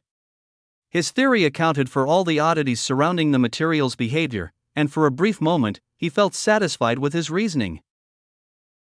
But he needed confirmation. Without further hesitation, he turned to the next paragraph, eager to see if his assumption was correct or if the truth was even stranger than he had imagined. Flashback, Mobile Lab. Zhao walked slowly toward the containment box, his hazmat suit rustling slightly with each step. He had been chosen among the group of researchers who volunteered for direct contact, and whether his selection was due to chance or something else, he couldn't say for sure. In his mind, it made sense. He had no family, no loved ones waiting for him. If something went wrong, the consequences would be minimal, at least in terms of personal loss. He wasn't resentful of this logic, in fact, he embraced it. But that didn't mean his subconscious wasn't screaming at him, reminding him that he was about to touch the unknown, something that could very well be the last thing he ever did. However, he wasn't entirely unprotected. His suit's hood was equipped with an array of sensors, and though the psionic shielding was currently deactivated, it could be switched on in an instant, either by his own command or automatically if the fleet's AI deemed it necessary. Every aspect of his brain activity was being monitored in real time, with the AI allocating all available quantum clusters to ensure immediate intervention at the slightest sign of danger. His breathing remained steady as he took another step forward, the containment box now within arm's reach. Fu. Zhao took a deep breath, releasing it slowly as he stood before the containment box. Despite the cooling system within his hazmat suit, beads of sweat had begun forming on his brow, betraying his nerves. His eyes remained locked onto the material inside already in its liquid form, reacting to the absence of psionic shielding. With deliberate movements, he extended his hand, beginning the careful process of unlocking the containment box. 2 minutes passed, each second stretching longer than it should. The final lock disengaged with a soft click. Slowly, Zhao opened the box, the sterile, contained air inside mixing with the atmosphere of the lab. He had already steeled his nerves. Hesitation now would only feed his fear, giving him time to second-guess himself. Determined not to falter, he immediately reached into the box, his gloved hand moving toward the liquid pooled at the bottom. With his breath held and his eyes squeezed shut, muscles tensed in anticipation of the unknown, his index finger finally made contact. Everyone watching the live broadcast held their breath, their eyes glued to the screen. Wild theories ran rampant through their minds. Would it explode? Ignite? Start disintegrating Zhao's body? Attempt to escape? Enter his body and take control? No one dared to blink, fearing they might miss a moment that could redefine everything they knew. 1 second passed. Then 2. 3. 4. 5. Nothing happened. Cautiously, Zhao cracked open one eye, half expecting to see his hand reduced to a dissolving mess, with his body still lagging in processing any potential pain, leaving him with only the eerie sensation of a phantom limb. But to his surprise, his hand was still intact. The same went for the finger submerged in the liquid. The material remained in its liquid form, seemingly inert, at least to the human eye. However, the fleet AI, monitoring the lab through every available sensor, saw something else entirely. Through the mana sensors, it detected a faint yet distinct movement. The liquid was gathering mana from its surroundings. But with ambient mana levels being low, the amount it could absorb in 5 seconds was barely significant. Recognizing this, the AI immediately notified Zhao of her intentions. After receiving his acknowledgement, she began injecting mana into the room. What happened next was akin to a dying man finding an oasis. The material reacted instantly, absorbing mana like a black hole devouring light. From the live footage, for the first time, it displayed an observable reaction as it began vibrating at erratic frequencies. The unexpected shift startled Zhao, prompting him to yank his hand away. But the material paid him no mind. Even without direct contact, it continued to tremble, the vibrations intensifying as it consumed more mana. The more it absorbed, the faster it moved, as if it had just awakened from a long slumber, one that had lasted far beyond human comprehension. For over 10 minutes, the material continued to absorb mana relentlessly. Then, without warning, the vibrations ceased. Slowly, the liquid began to rise. The transformation was eerily reminiscent of a 3D printer working at high speed, like a time-lapse video of something being constructed, except here, there were no visible support structures, no guiding framework. The material simply shaped itself, defying logic.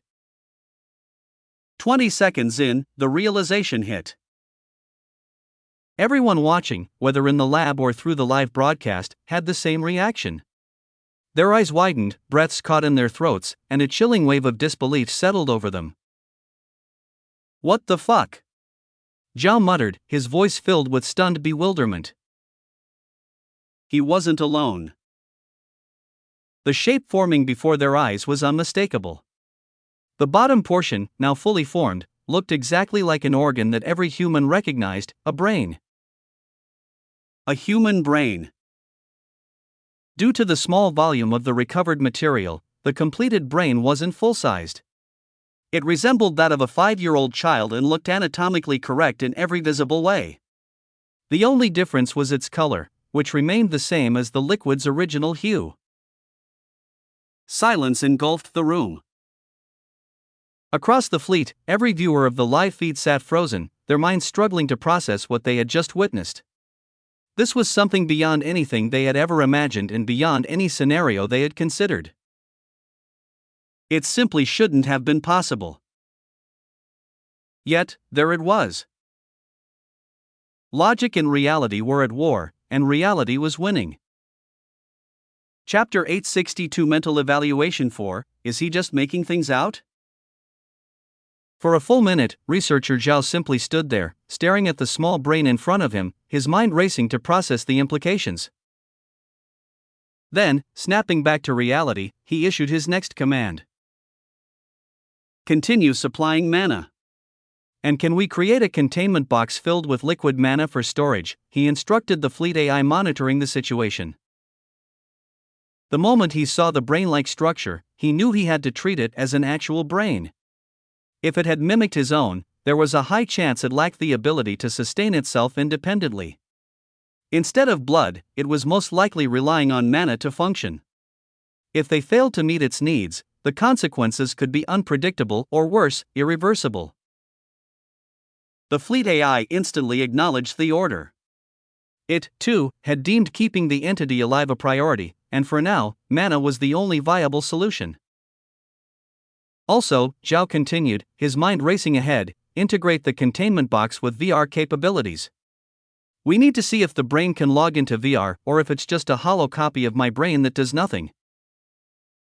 If the material had taken the shape of a brain, then there was a strong chance it functioned like one too. Testing its cognitive potential would be the next logical step. The AI accepted his additional orders without hesitation. At this moment, Zhao was considered the lead researcher in this entirely new, rapidly unfolding field of study, one that was being born and evolving in real time. So, did the brain behave like an actual brain, or did it just imitate one and remain inanimate? The evaluator asked, looking like he couldn't wait for Amir to reach that point. Amir, still maintaining a calm demeanor, responded, yes. Once the brain was placed in a containment box filled with liquid manna and integrated with VR technology, we managed to extract brain activity data from it. Since the device was functioning properly, they decided to conduct a second scan of the brain to see if this time they could determine what it was truly made of. At that moment, the evaluator detected a slight fluctuation in Amir's mental state, a disturbance that appeared the instant he mentioned the second scan, resulting in him wanting more information about it. So, the evaluator pressed, his tone casual but his gaze sharp, what were the results of the second scan? He made a show of curiosity, but in reality, he was watching closely and tracking how much further Amir's brain signals would deviate at the mention of this topic. A long silence followed. Amir didn't answer immediately, and the evaluator didn't push. He simply waited, giving Amir the time he needed. Finally, after nearly 30 seconds, Amir spoke. The scanning results didn't reveal everything about the brain, he said slowly, his voice unusually measured. But the parts that did show up were completely organic. They matched a human brain perfectly. What? The evaluator's eyebrows lifted slightly, his reaction measured but betraying a hint of genuine surprise. Or at least, that's how it appeared on the surface. Yes, Amir confirmed. And with each scan, the area visible to the scanners increased, showing that the brain was slowly transitioning from the unknown material into fully organic matter. The process was gradual but undeniable. Despite explaining this, Amir's face still reflected the disbelief he had felt when he first witnessed it. It was clear that, even now, he was struggling to fully accept what had happened. The evaluator considered his words before asking, any theory on why the transformation is happening so slowly? The initial shift into a brain was nearly instant, yet now, despite being immersed in manna, the conversion is taking longer. The leading speculation is that the brain has a limit on how much manna it can absorb at a time, just like how our stomachs can only hold so much food before digestion needs to take place. The same principle likely applies here. The material-formed brain, now turning organic, has a manna intake threshold it can't exceed. The evaluator tapped a finger on the table, contemplating the implications. Then, he leaned forward slightly, resting his right elbow on the surface and using his hand as a support for his chin. His next question carried a more probing weight. What about the brain data? Did it reveal anything about the nature of this transformation? More importantly, was there any sign of consciousness? Amir took a breath before responding. During the conversion period, the VR equipment did pick up brain activity, but the data was fragmented, corrupted, and incomplete. The brain hadn't fully transitioned to an organic state yet. He paused. However, after 5 months of continuous transformation, once the brain became fully organic, the data collected was, he hesitated for a fraction of a second. Clear. Complete. As if we were looking at the brain patterns of a 6-year-old child. The room fell into silence again, with Amir waiting for the evaluator's next question. Since the evaluator had steered the conversation off its chronological course, Amir decided to follow that direction. After all, it meant these were the details the evaluator was most interested in. But when he looked at the evaluator, he noticed the man was deep in thought, as if digesting the implications of what he had just learned while simultaneously deciding what to ask next. Finally, after nearly a minute, the evaluator spoke. Did the new brain's DNA match that of the researcher who touched it? Amir exhaled slightly before responding. You'd think that would be the logical outcome, but no. He shook his head. It's as if the material took researcher Zhao's DNA and went into full creative mode, yet the changes surprisingly remained within the threshold of what is considered human. The result had less than a 1% match with his genome. And as of now, they still have no idea how, exactly, that happened. His tone carried a hint of expectation, as if he was prepared for skepticism. He almost anticipated the evaluator to accuse him of making it all up. But instead, the evaluator nodded slightly before pressing on. What about consciousness? Does this brain have one? And if it does, is it unique? Or is it something akin to a cloned body's consciousness? This time, Amir didn't rush to answer. He needed to explain this in a way that made sense. His mind spun through various analogies before settling on one that felt right. After 2 minutes of careful thought, he finally responded. If we consider researcher Zhao as a desktop computer, then the moment he touched the material turned into a CPU. He paused.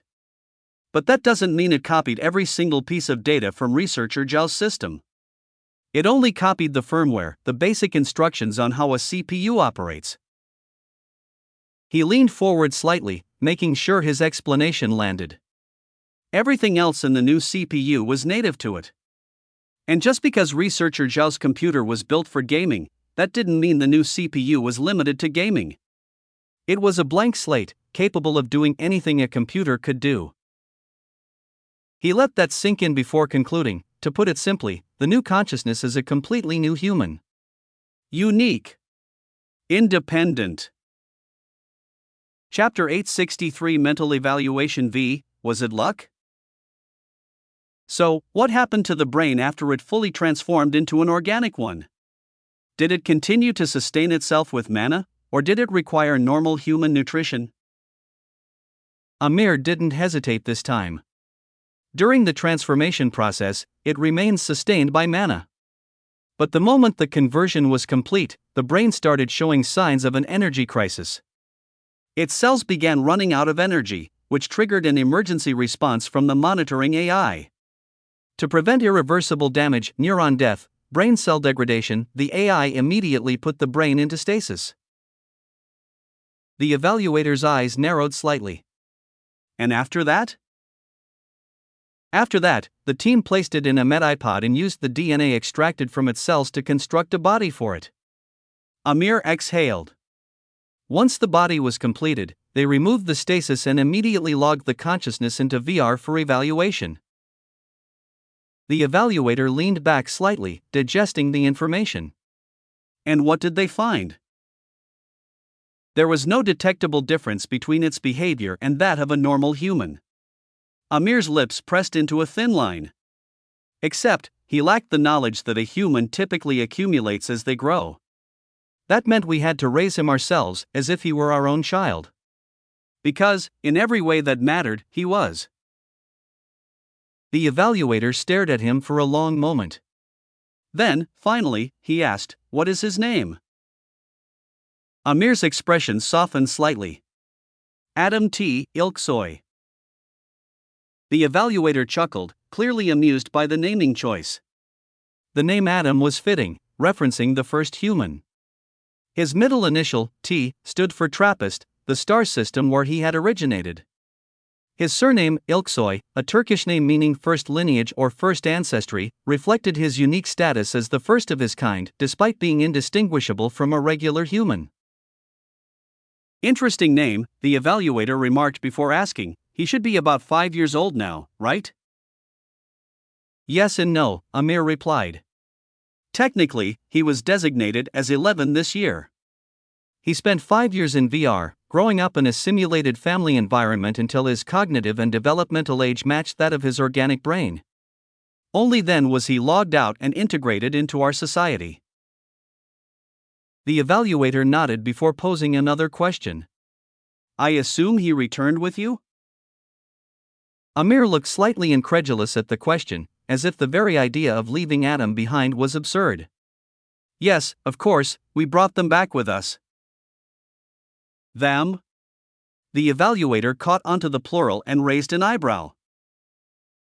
Yes, them, Amir confirmed. At present, there are 14 of them with us.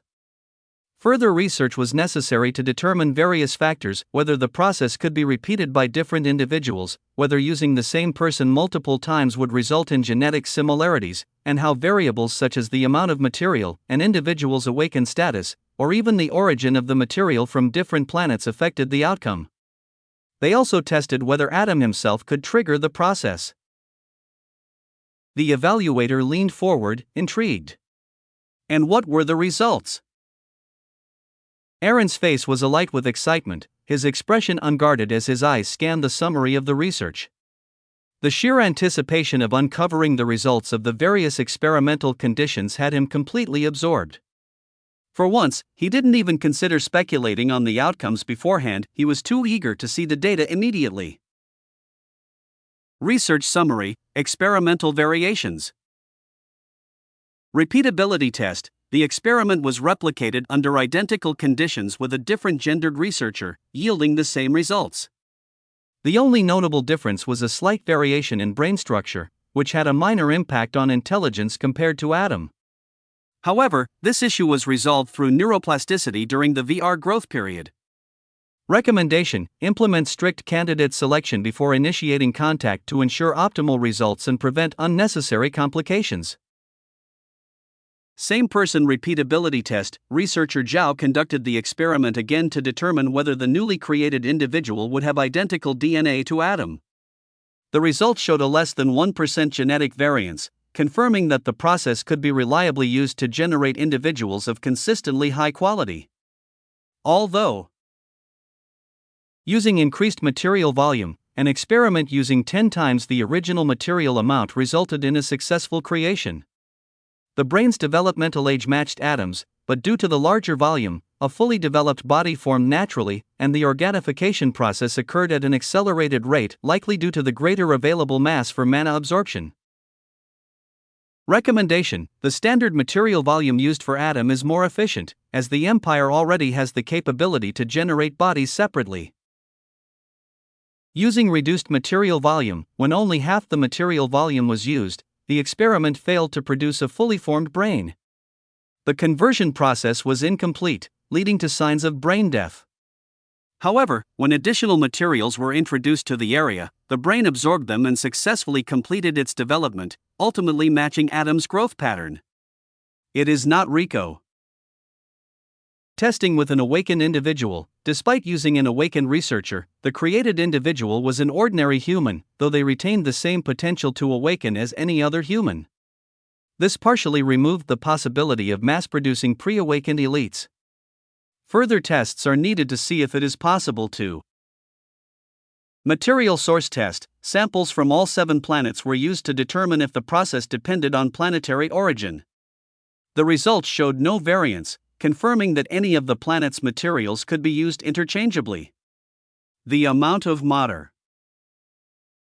Testing Adam's ability to create others, Adam himself attempted the process, successfully creating a new individual. This confirmed that once fully transformed into this specific species, an individual could replicate the process using the necessary materials. This can allow them to become parents. Aaron exhaled deeply, setting the report aside for a moment. "Thank God they didn't land on the planet right after arriving," he muttered. The thought of one of them inadvertently triggering the same event that researcher Zhao had initiated sent a shudder down his spine. That would have been a disaster, one that he didn't even want to imagine. Why stop at 14? And why only test on humans and not other conscious species? The evaluator asked, his tone shifting to one of analytical curiosity. From a rational standpoint, halting at just 14 when there were still numerous variables left unexplored didn't quite make sense. Chapter 864 Mental Evaluation 6, Do They Know? Why stop at 14? And why only test on humans and not other conscious species? The evaluator asked, his tone shifting to one of analytical curiosity.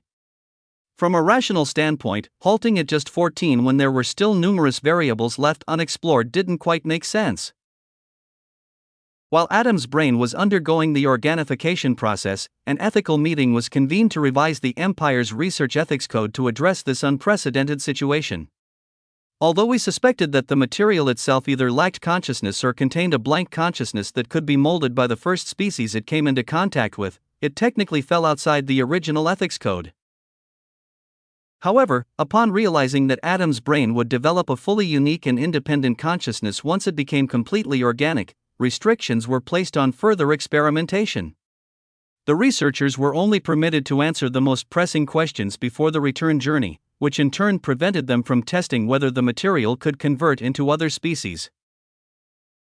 Additionally, we simply didn't have live specimens of other conscious species on hand, only bacteria and unintelligent organisms.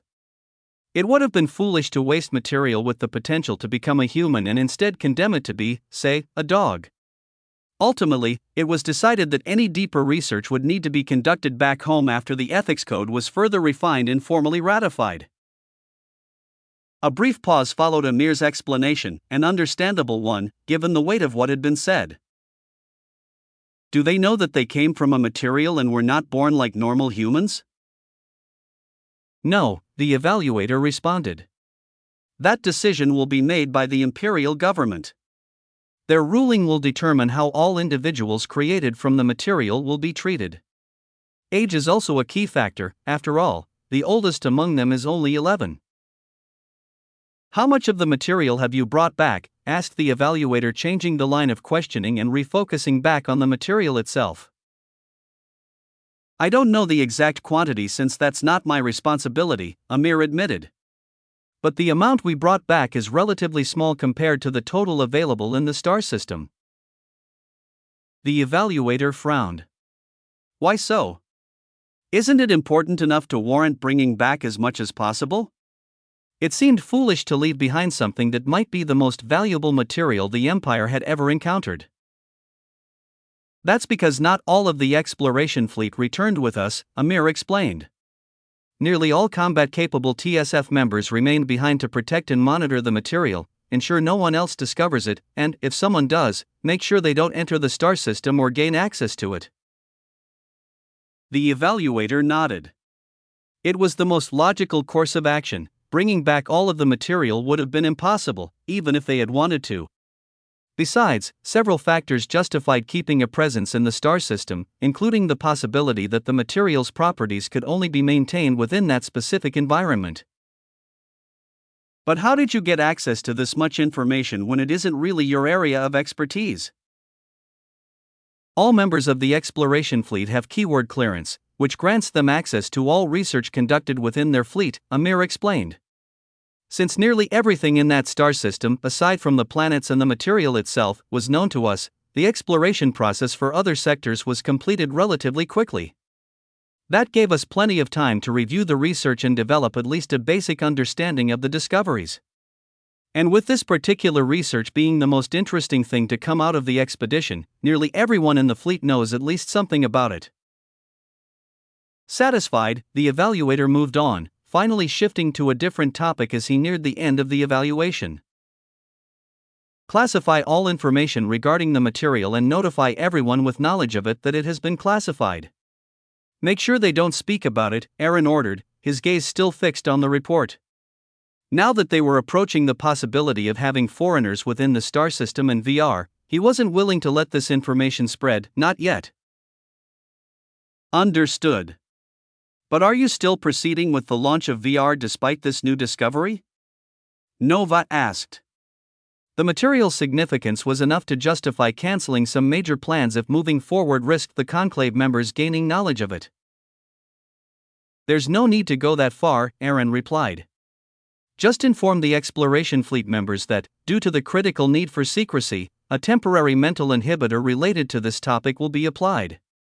It will remind them they are about to reveal classified information the moment their brain even considers speaking about it. Emphasize that this is only temporary until we have enough military presence and infrastructure in place within the star system. They will be compensated for undergoing the procedure.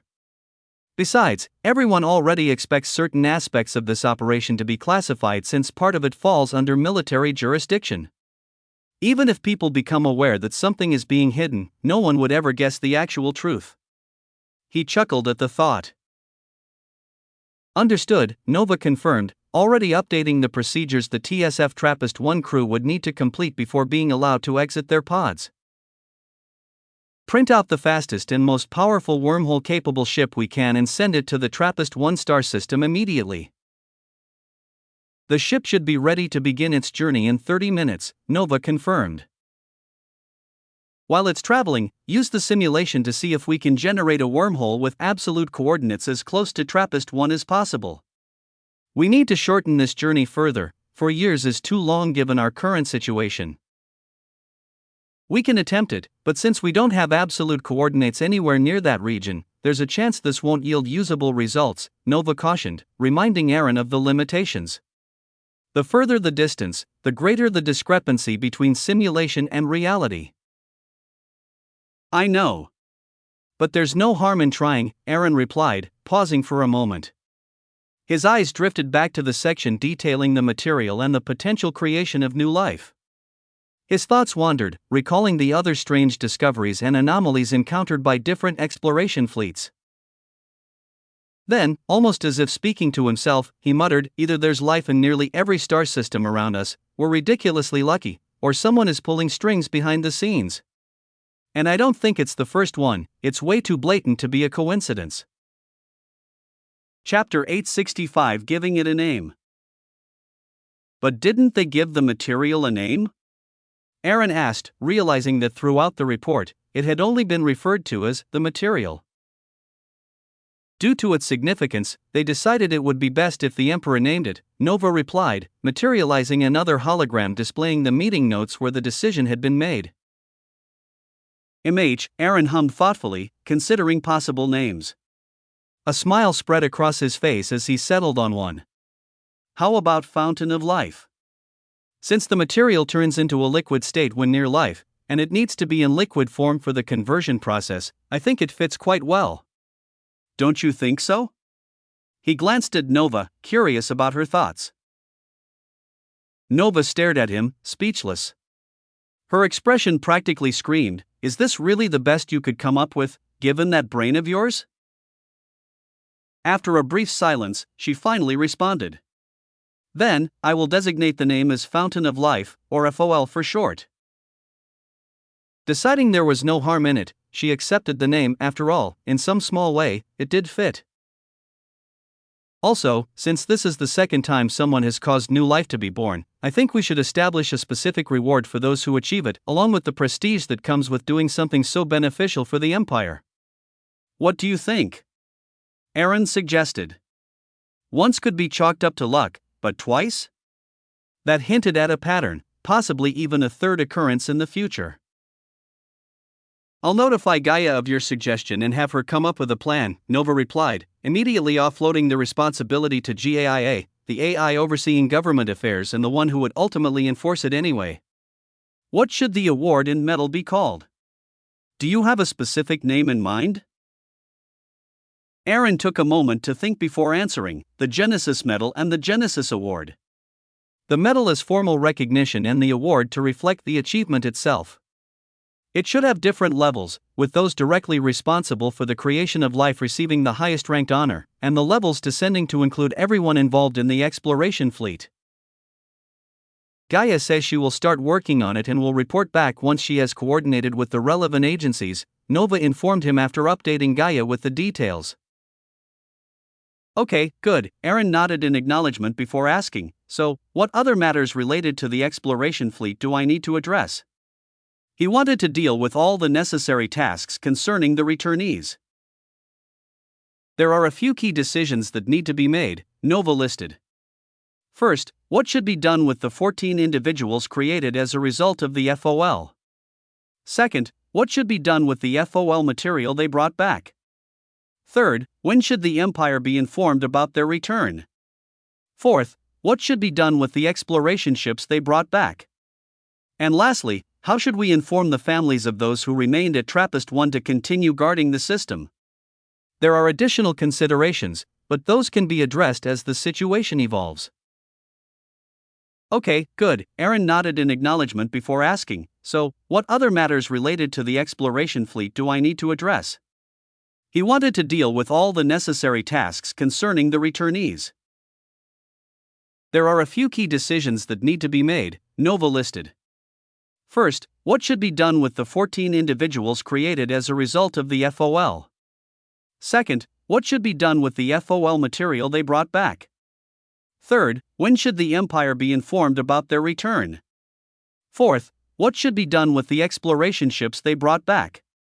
And lastly, how should we inform the families of those who remained at TRAPPIST-1 to continue guarding the system?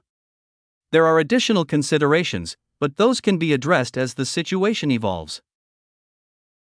Aaron, having already thought through his responses, answered without hesitation.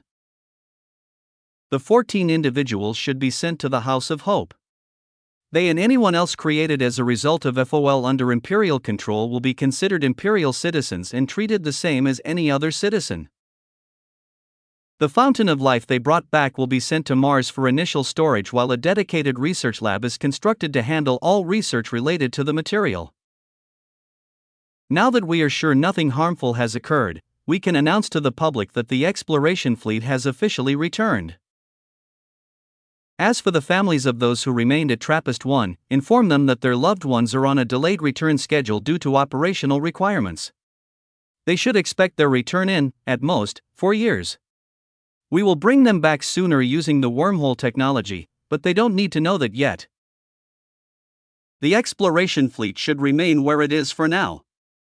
Have the exploration fleet members provide their suggestions on what should be done with the ships. We'll use their input as a basis for our final decision.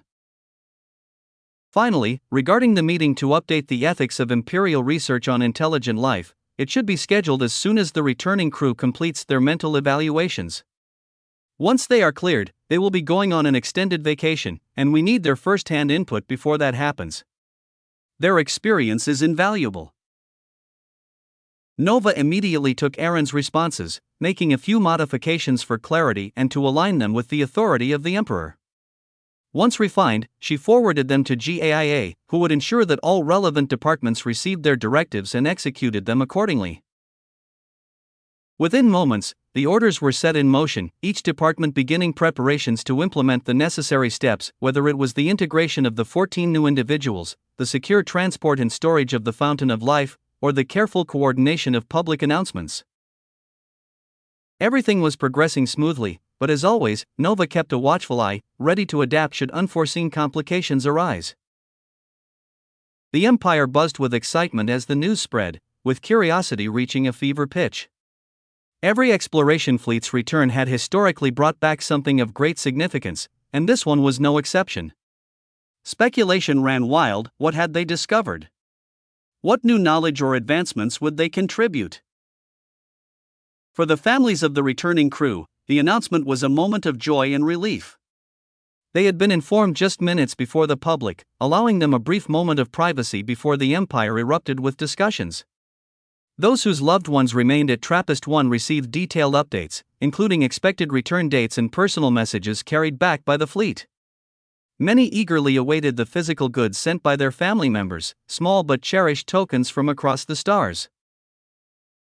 While scientists and researchers were fixated on what new discoveries had been made, the general public was more focused on how the returning crew would react to the Empire's transformation. So much had transpired during their absence that it was almost overwhelming to grasp. The conflict with the Astral Conclave, the groundbreaking discoveries by other exploration fleets such as the creation of new life, the unveiling of the Emperor's immense power, and countless other pivotal events. It was as if the Empire itself was living through an era where centuries of progress were compressed into mere years, embodying the phrase, "There are decades where nothing happens, and weeks where decades happen." Chapter 866 Update.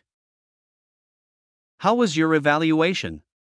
Ramsey asked as he dropped into a seat beside Amir in the massive, theater-like hall.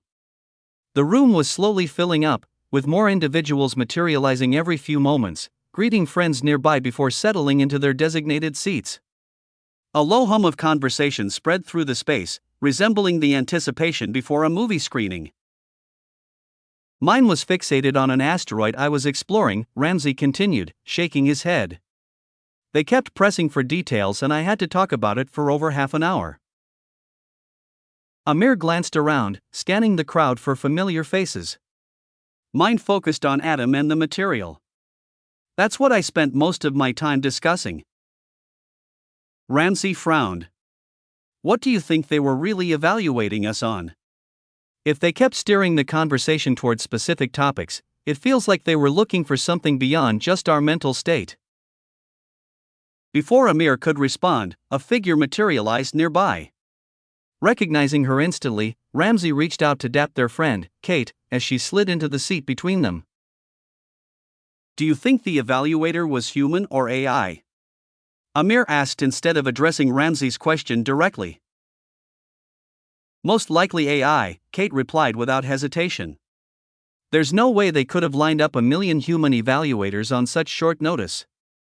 Even if they knew exactly when we'd arrive, coordinating that many people and maintaining a consistent standard would be nearly impossible. Amir leaned back, arms crossed. Maybe, but mine felt too human. Every reaction, every movement, it was natural. I didn't notice a single thing that gave away artificial behavior. Kate smirked. And that's what makes it interesting, isn't it? If they were AI and you couldn't tell, what does that say about how advanced they've become? All we have to do is wait and we'll get our answers soon enough, Ramsey said, gesturing toward the massive screen at the front of the room. We're about to receive a summary of everything that changed while we were away. If the technological advancements we see here are several generations ahead of what we left behind, we might have our answer about whether the evaluators were AI or not. Just as she finished speaking, the lights dimmed, and the massive screen flickered to life. The low hum of conversation that had filled the room instantly faded into silence as every eye turned forward, anticipation thick in the air. Before the summary could begin, a woman materialized at the podium in front of the screen, a microphone in hand. Without hesitation, she began to speak. Good evening, everyone, and welcome home. The voice was unmistakable. Styx, the AI responsible for the TSP and the Empire's space agency, had addressed them. A ripple of acknowledgement swept through the room. Everyone knew Styx. As you all know, this gathering is meant to bring everyone up to speed on the changes that have taken place in the Empire during your time away. To make it easier to process, the update has been divided into 2 parts, a general update and a targeted update. This gathering serves as the general update, where you will be briefed on all the major events that occurred in the Empire. As Styx spoke, the massive screen behind her lit up with images, diagrams, and footage, reinforcing her words and providing a visual representation of the information being shared. The targeted updates will be handled individually. After this session, you will have the opportunity to list specific topics of interest, and a personalized summary will be curated for you. This will be available in immersion mode for a more in-depth experience. Unlike that, this session will be presented in video format, as it was deemed the most efficient way to convey such a vast amount of information in a short period of time. She paused briefly, allowing everyone a moment to process her words. Then, without further delay, she concluded. Let's begin. With that, Styx's figure vanished from the stage, and the massive screen behind her started playing the long-awaited video. Just as the Empire's formation, from war to complete unification happened within a remarkably short time, the past decade has seen an equally staggering series of events. Massive cultural shifts, the discovery and creation of new intelligent life, an interstellar war, and even a one-on-one battle between our Emperor and the Interstellar Coalition's representative. The Empire has truly lived through a decade where centuries happen. The narrator's words hinted at the gravity of what was to come, drawing the audience in. The mention of interstellar war and the creation of intelligent life left many shifting in their seats, eager to understand what had transpired during their absence. Today, we will bring you up to speed, covering everything from the least to the most significant events, ensuring you gain a comprehensive understanding of all that has shaped the Empire. The screen transitioned smoothly, now displaying an interface resembling a recommendation feed filled with diverse thumbnails, some depicting modern settings, others medieval, fantastical, or even futuristic. The first topic on today's agenda is the SFGS, or the Simulated Fantasy Game Show. Launched in year 5 AE by GAIA Technologies, this entertainment revolution has since dominated the Empire's pop culture, overshadowing all previous forms of media and showing no signs of decline.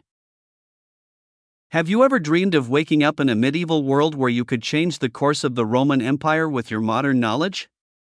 Or perhaps becoming the strategist who led Carthage to victory in the First Punic War? Maybe history isn't your thing, then how about exploring a sci-fi universe, forging an interstellar empire, or becoming the richest person in a futuristic society? Or do you prefer fantasy, where you can slay dragons, rise to power, and shape the fate of kingdoms? If none of that appeals, would you rather simply watch others take on these challenges? If so, then this is your dream come true. The narrator's voice carried an almost hypnotic allure as the visual shifted, showing snapshots of these worlds, battlefields, thriving cities, towering castles, and deep space starships.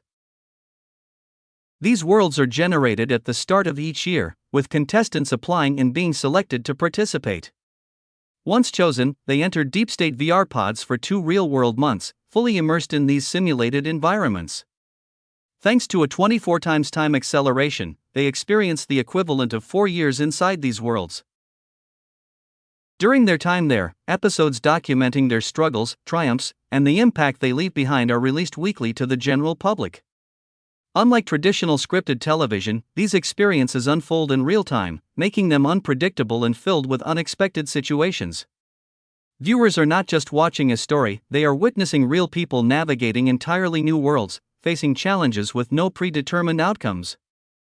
This authenticity is what makes SFGS so immersive, drawing audiences deeper into the ever-evolving narratives. Chapter 867 Update 2. Due to the diversity of worlds and the broad range of participants, everyone could find something they enjoyed, making SFGS the dominant force in pop culture and entertainment. Each story runs until it reaches a satisfying conclusion, at which point the impact of each real human participant is calculated. Their final reward is determined by multiplying a base sum by their impact score. The highest payout to date went to Sony Hayes, who achieved an unprecedented impact score of 300,000. With a base reward of 10,000 END, his total earnings reached a staggering 3 billion END. He accomplished this feat by managing to slay a dragon that was deemed nearly impossible to kill, a creature that had terrorized its world, using humans as its servants. I'm sure you're wondering where that kind of money comes from, especially since weekly episodes are free for everyone to watch, the narrator said, pausing for a moment to let the audience ponder the question. Most immediately thought of ads, the primary monetization method for pre-Empire social media companies. Not long after posing the question, the narrator continued, providing the long-awaited answer. That is because there are multiple viewing tiers beyond the free tier, each offering different privileges. The highest tiers allow viewers to monitor all real players in the world live, observing their every move without the condensed, cinematic-style editing of the broadcast versions. These edited versions omit certain parts to maintain a coherent narrative. Lower tiers provide fewer privileges, ranging from the ability to follow a single character to the completely free tier. With over 16 billion users on the platform, even the free tier has emerged as a significant revenue stream.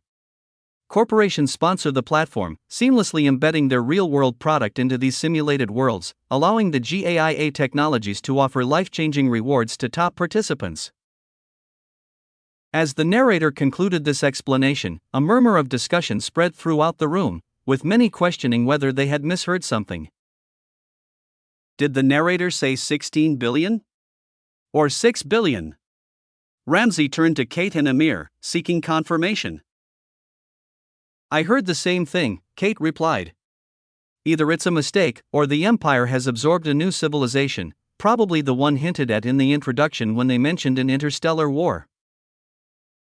She reasoned that such an increase, more than doubling the Empire's previous population of 8 billion, would be impossible without either integrating an entirely new civilization or resorting to mass cloning, which would present extreme logistical challenges.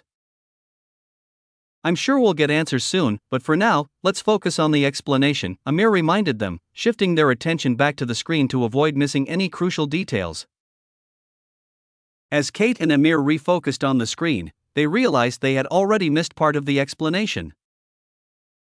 About the damage the rapid passage of time would have on participants, but you don't have to worry about that. Before logging off, they undergo a process called the normalization procedure. This completely reverses all negative effects of their extended experience, including the psychological and physiological impacts of accelerated time. By the time they reintegrate, it's as if the 2 years or more they spent in another world were merely a vivid dream. Their memories and experiences remain, but none of the trauma or disorientation lingers, allowing them to resume their lives as if they had never left.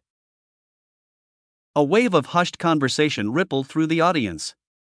The concept of spending years in brutal, emotionally intense environments and then walking away unscathed felt almost surreal. Some wondered about the ethical implications, while others marveled at the sheer technological advancement that made such a thing possible. The narrator, sensing the weight of the discussion, smoothly transitioned. This is where we will conclude our discussion on this topic. Of course, if you wish to delve deeper, you can request for this subject to be included in your personal immersive summaries. For now, let's move on to the next major event that took place while you were away. A brief pause followed, allowing the audience a moment to process everything. Unlike the citizens of the empire, who had lived through these changes over time, those present were experiencing over a decade's worth of transformation condensed into a single session. A short break to catch their breath was necessary. Then, the narrator resumed with a statement that instantly commanded everyone's full attention. I'm sure many of you noticed my mention of the number of people accessing the SFGS at different tiers and wondered if you misheard or if I made a mistake. Neither is the case. At present, the Empire's population stands at 20 billion imperial citizens, all of whom are human. A stunned silence fell over the room. You gotta be kidding me, Amir's muttered disbelief echoed the unspoken thoughts of everyone in the room. Whispers of speculation spread rapidly of how it was possible. A 12 billion person increase in population would make sense if the Empire had absorbed another civilization, but the narrator had explicitly stated that all of them were human. That single fact shattered their most logical explanation before it could even take root. As if anticipating their confusion, the narrator continued, this increase was not the result of natural birth rates, nor was it due to cloning. Instead, it was caused by an accident during one of the TSF exploration fleet's missions. The moment those words were spoken, the screen shifted to display a fleet of ships in deep space. The camera panned toward the largest vessel, its hull gleaming under distant starlight. Massive letters spelled out its name across the side of the mothership. TSF Proxima. A sudden hush fell over the audience. Their eyes locked onto the screen with unwavering focus. There was no doubt about it, this fleet was at the heart of whatever had happened. The weight of anticipation in the room was palpable. Everyone was desperate to understand what kind of accident could possibly result in the sudden existence of more than 12 billion new humans. For a few, one possibility began forming in their minds. Did this fleet too encounter a similar kind of material that could create people? It was a wild theory, but it was the only explanation they could fathom with their currently limited knowledge. And so, with bated breath, they waited for the answer. Chapter 868 Update 3. Amir and everyone else in the room sat in stunned silence, unable to even clear their throats, let alone speak. What they were witnessing was so shocking, so utterly beyond belief, that it rendered them motionless. For people who had already experienced the impossible, the creation of new life shouldn't have been this overwhelming. Yet, none of them displayed the composure or understanding one might expect. The sheer scale of what they were seeing, and the completely unfamiliar method by which it had happened, made it feel like an entirely different kind of revelation. On screen, a time-lapse played, beginning with the capture of Li Junho and progressing through a surreal sequence of events, leading to the birth of entirely new races from the fruits of enormous trees. Elves, both normal and dark. Dwarves. Fairies. Giants. The narrator's voice cut through the heavy silence. Although they may look like something out of a fantasy novel or other forms of media, that is precisely because they are. Each of these races was inspired by the memories of Li Junho. However, do not mistake their appearances for signs of a different species. Beyond minor variations in size, ear shape, and a few internal and external features, their DNA is a match to ours. Just as an Asian and a Mexican can have children together, we can reproduce with all of them, with no adverse effects whatsoever. The narrator paused, allowing time for the information to settle. Still, no one spoke. I'm sure some of you are wondering if a giant man reproduces with a normal-sized woman, would there be any side effects? The answer is no. The child will be born like any other and will only begin experiencing rapid growth after puberty, the narrator stated, anticipating a question that was undoubtedly lingering in many minds. There was an attempted humor in the explanation, perhaps meant to ease the tension in the room. But instead of laughter, it only added to the awkwardness, as if the joke had been designed to fail in order to force everyone's thoughts away from the sheer enormity of the revelation and into the odd discomfort of the moment. "Are we being pranked or something?" Ramsay finally spoke, breaking the silence. His voice carried the weight of disbelief, directed at his friends as if seeking reassurance. "I don't think so," Amir replied, eyes still locked onto the screen. "There's no reason for them to mess with us like this, especially not when this briefing is already delaying our reunion with families we haven't seen in a decade. It would be cruel, and completely out of character for the Empire." The time-lapse continued playing, showing how the Empire had raised these newly created people. At the same time, researcher Zhou, seated among his colleagues from the same research team, found himself murmuring, "I know I should be one of the easiest to convince, having been in direct contact with the material, but seeing this happen twice, through completely different methods, doesn't feel like a coincidence at all." He paused for a moment before adding in a low tone, almost as if speaking to himself, "Maybe our understanding of the universe is flawed, constrained by the limited observations we were able to make from within our own star system." Despite his hushed voice, the heavy silence in the room allowed those nearby to catch his words. "What do you mean?" Dmitri, the head researcher of his team, asked, his curiosity piqued. Although momentarily surprised by the question, Joe took only a brief moment to gather his thoughts before explaining, "Before the Empire, we based our entire understanding of life on a single data point, Earth. Given our circumstances at the time, it made sense to assume that life required millions of years to evolve before intelligence could emerge.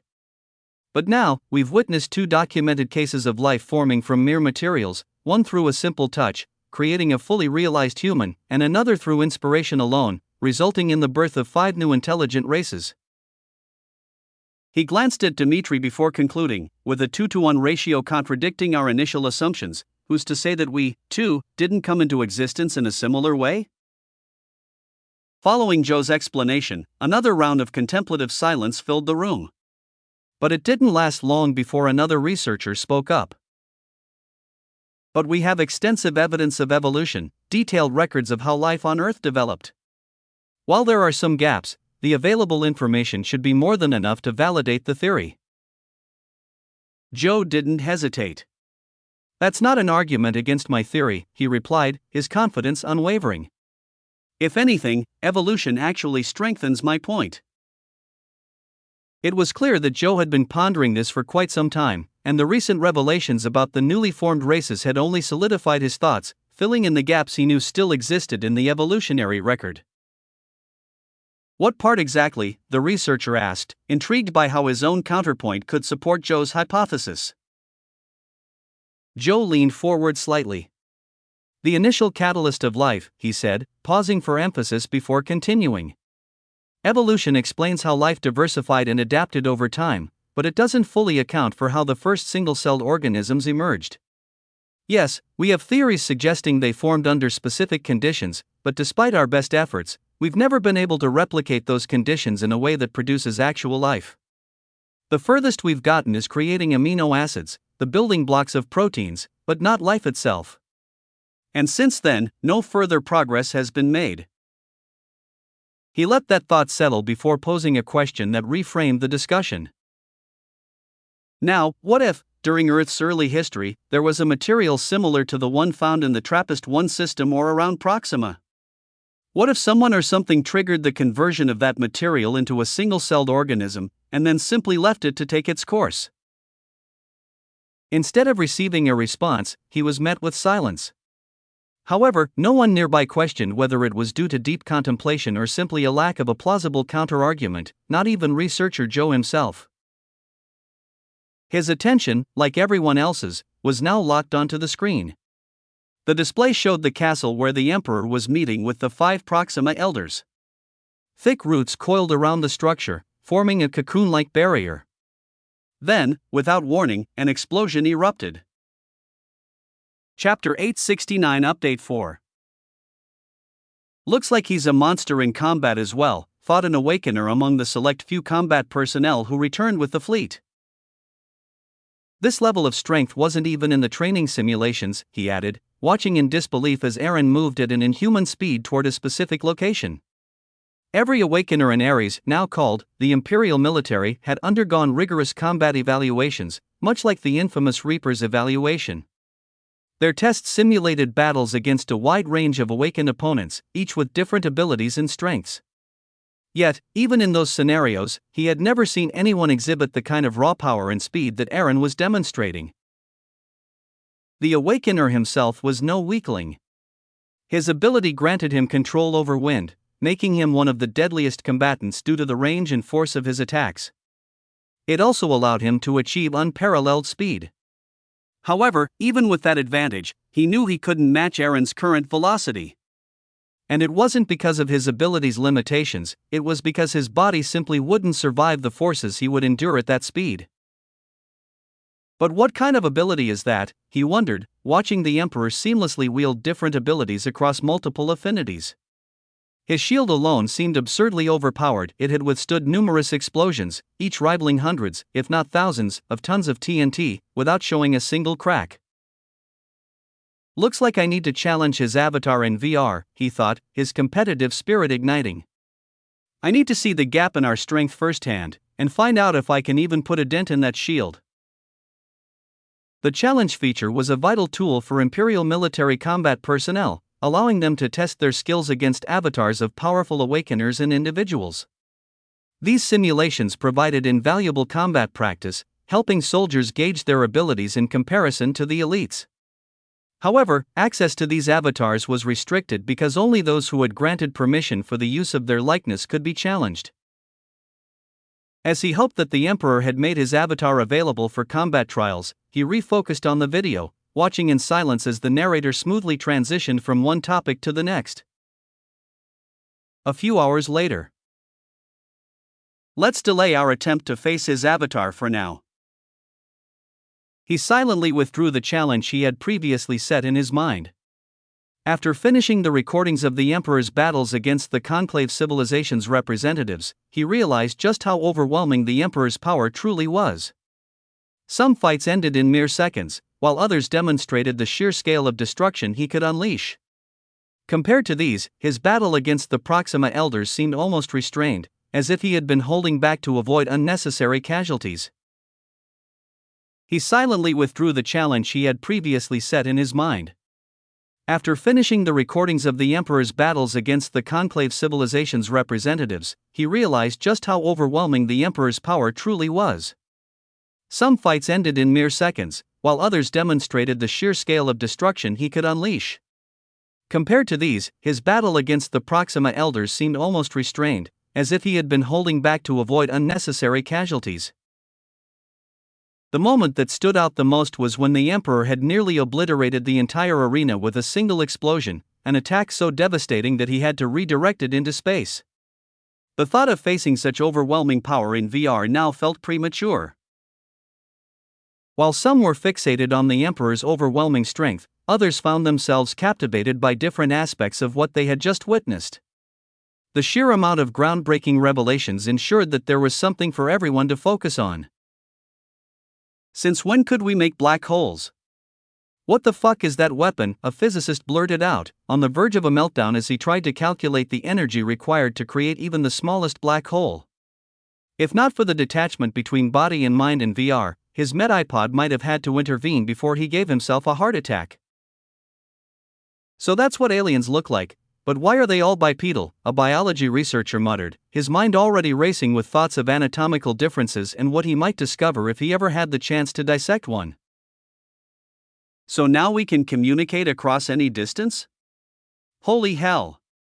A communication specialist marveled at the newly upgraded quantum communication satellites. If they had possessed this technology during their journey to TRAPPIST-1, they wouldn't have been separated from their families and friends for over a decade. With real-time VR communication, they could have stayed connected as if they had never left. Looks like I need more information on how they came to be, researcher Zhao mused, finally realizing that the arrival of the Conclave meant there were now additional civilizations whose biological history he could study. If he could analyze their evolution, he might be able to determine whether his hypothesis had any merit or if the two recorded instances of spontaneous life creation were simply coincidences. Looks like I'm not retiring after all, Amir Reza said to himself. His mind was still replaying the battles that took place in the enemy ships following the breaching, the short yet intense war with the Conclave. The thrill of combat, of pushing himself to the limit without fear of bodily consequences, had reignited something within him. As they remained engrossed in their thoughts and discussions about the revelations they had just witnessed, Styx once again materialized on the stage, microphone in hand. I hope you now have a basic understanding of the major events that took place in the Empire during your time away. For those who seek more in-depth immersive summaries on specific topics, you will soon have the opportunity to explore them further. Thank you for your attendance and I hope you found it enlightening. Before you go, the Emperor has decided to leave the fate of your fleet in your hands. Each of you is welcome to submit your suggestions on what should be done with it. Her words sparked an immediate wave of murmurs as people exchanged thoughts, some already preparing to select the subjects they wished to delve deeper into. However, just as they were about to take action, Styx's next statement froze them in place, momentarily making them forget everything else. In 5 minutes, you will finally be connected to the Imperial network, as the evaluation has now been completed. Meanwhile, your bodies are already being transported to the ships that will take you back to Earth. You may access immersive summaries and other materials at your convenience during the transfer period. And once again, welcome home. For a moment, everything paused. The implications of those words settled in. The isolation they had endured for years was about to end. No longer cut off from the Empire, from their families, from the ever-expanding knowledge and advancements they had missed. Some faces lit up in joy, while others were filled with anticipation. A few, especially those who had found solace in the distance, tensed at the thought of returning to a place that might have changed beyond recognition. And then, as if a switch had been flipped, the room came alive again. Excited chatter filled the space, and people hurriedly discussed what they would do first once connected. Some planned to immediately check on their loved ones, while others wanted to browse research databases or military reports. Yet, for many, this was the true moment of return. Everything before had merely been the prelude, the eve of their homecoming. Now, at last, they were truly going home. Chapter 870 Heading to the Lab. With the next 2 weeks included, this month had been one of the most chaotic for them. They underwent numerous procedures, followed by deeply emotional reunions with their families and friends. These reunions were further highlighted by the Emperor's welcoming speech, delivered in their presence alongside their loved ones, just hours before their return home. The program was carefully scheduled to conclude mere minutes before their ships docked at the space elevator, allowing for long-awaited physical reunions to finally take place. Yet, while they reunited with their families and embarked on their well-earned vacations, the agency responsible for their return showed no signs of slowing down. The last of the exploration fleets were still expected to arrive in the coming months, keeping operations in full swing. At the same time, the Joint Task Force was conducting its final checks in preparation for the upcoming Manastone trade, as well as the commencement of permanent stays for Astral Conclave diplomats and citizens holding visas. "Are you scared?" Aaron asked, glancing at Henry, who was visibly trembling. "Of course not. I think you're the one who's scared and just using me as an excuse to back out," Henry shot back, clenching his fists in a desperate attempt to stop his hands from shaking. Unfortunately, the slight crack in his voice completely shattered the illusion of confidence he had tried to maintain.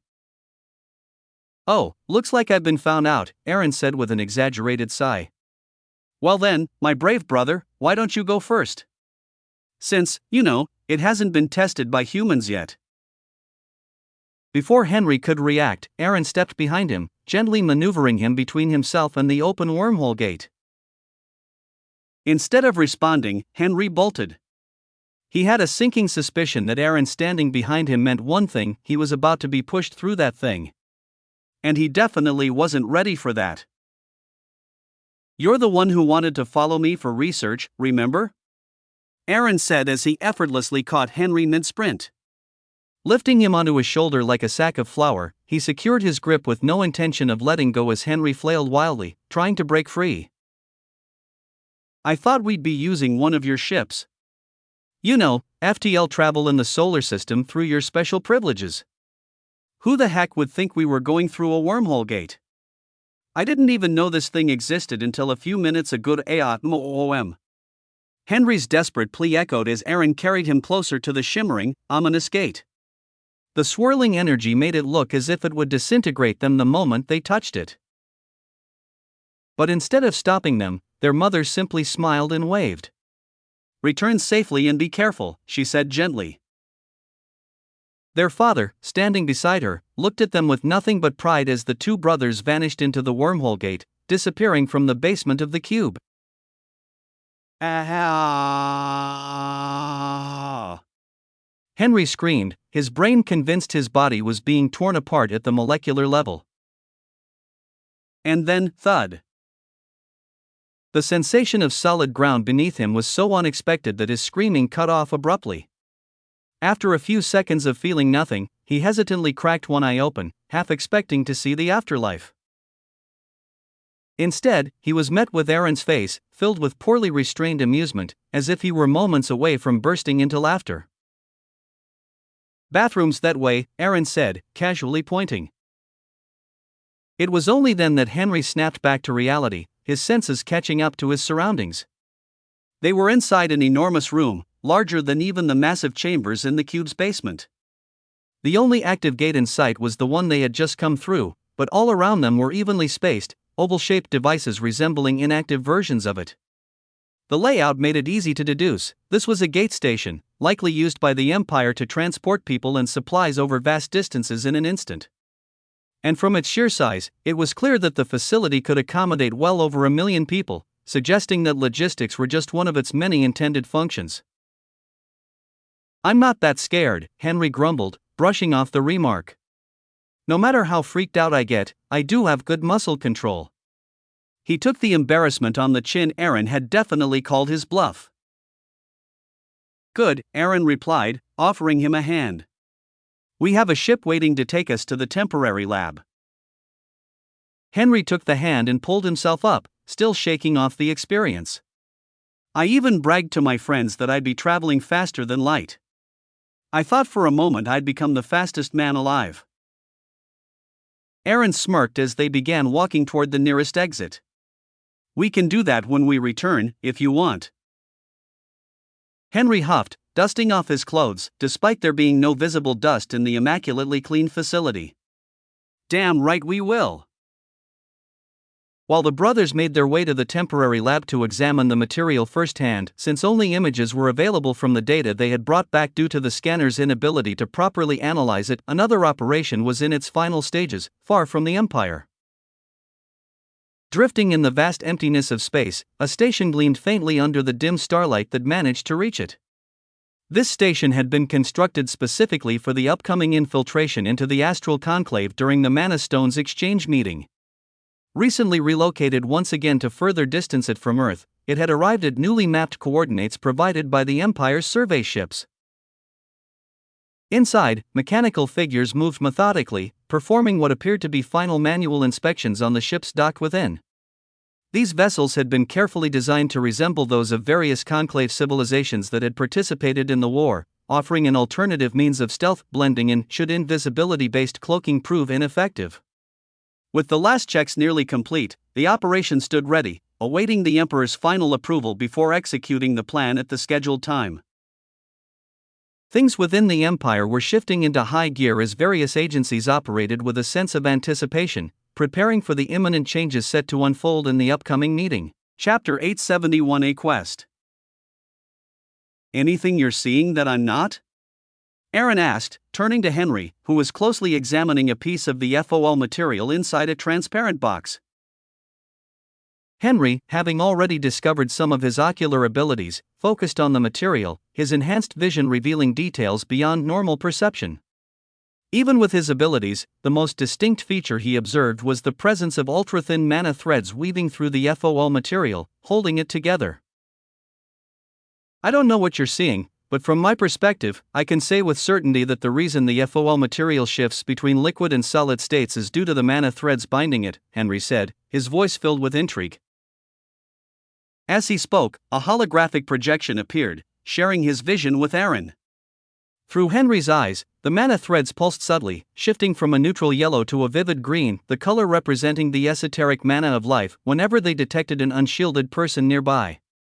The moment this transformation occurred, the FOL material liquefied, its mana threads turning green, seemingly primed for contact and potential integration with any living entity in its vicinity. This alone was enough for Aaron to form a hypothesis on how the material's contact mechanism functioned. It appeared to extract all necessary information from the mana present in the body it touched, with life aspect mana taking over from there. Where is Ayaka at the moment? Aaron asked. Ayaka? Who is that? Henry replied, genuinely confused as to why he was being asked about someone he didn't even know. Currently stationed in Proxima per her request, Nova responded moments later, simultaneously displaying a file detailing Ayaka's deployment and the position she currently held in the area. Inform her about the materials and request her help in researching them, Aaron said after reviewing the file. He knew that when it came to esoteric life mana, Ayaka was second only to Lifu herself, the very embodiment of life mana. However, reaching out to Lifu was neither possible nor desirable. There was no guarantee that she would act as she had during her previous conversation with Ayaka and Admiral Bianchi. At that time, she had shown no hostility and had even shared knowledge about the fundamental entities, but that didn't mean she would react the same way now. Last time, they weren't responsible for the emergence of new life, they had merely been accidental participants. But this time, they were directly engaging with a life-related phenomenon, significantly increasing the chances of drawing her attention. And if she did appear, it wouldn't necessarily be out of curiosity like before. It could be a warning, an indication that they were tampering with something beyond their understanding. Entropy. See CH 636 and 637 for a refresher. Is this an order or a request? Nova asked, needing clarification to phrase the message appropriately. Send it as a request. If she declines, that's fine, Aaron replied. He knew he could order her to assist since she was still part of the Imperial military, but forcing her hand might increase the already slim chance of Lifu's involvement, something he wanted to avoid at all costs. Also, inform her that she can use the stargates for travel during the research period. That way, she can contribute while still handling her current responsibilities, he added, aware that the usual 2-year journey would be a major factor in her decision. Removing that barrier would make it easier for her to accept. The request has been sent. Relevant departments have been notified and are beginning preparations in case she agrees, Nova responded shortly after.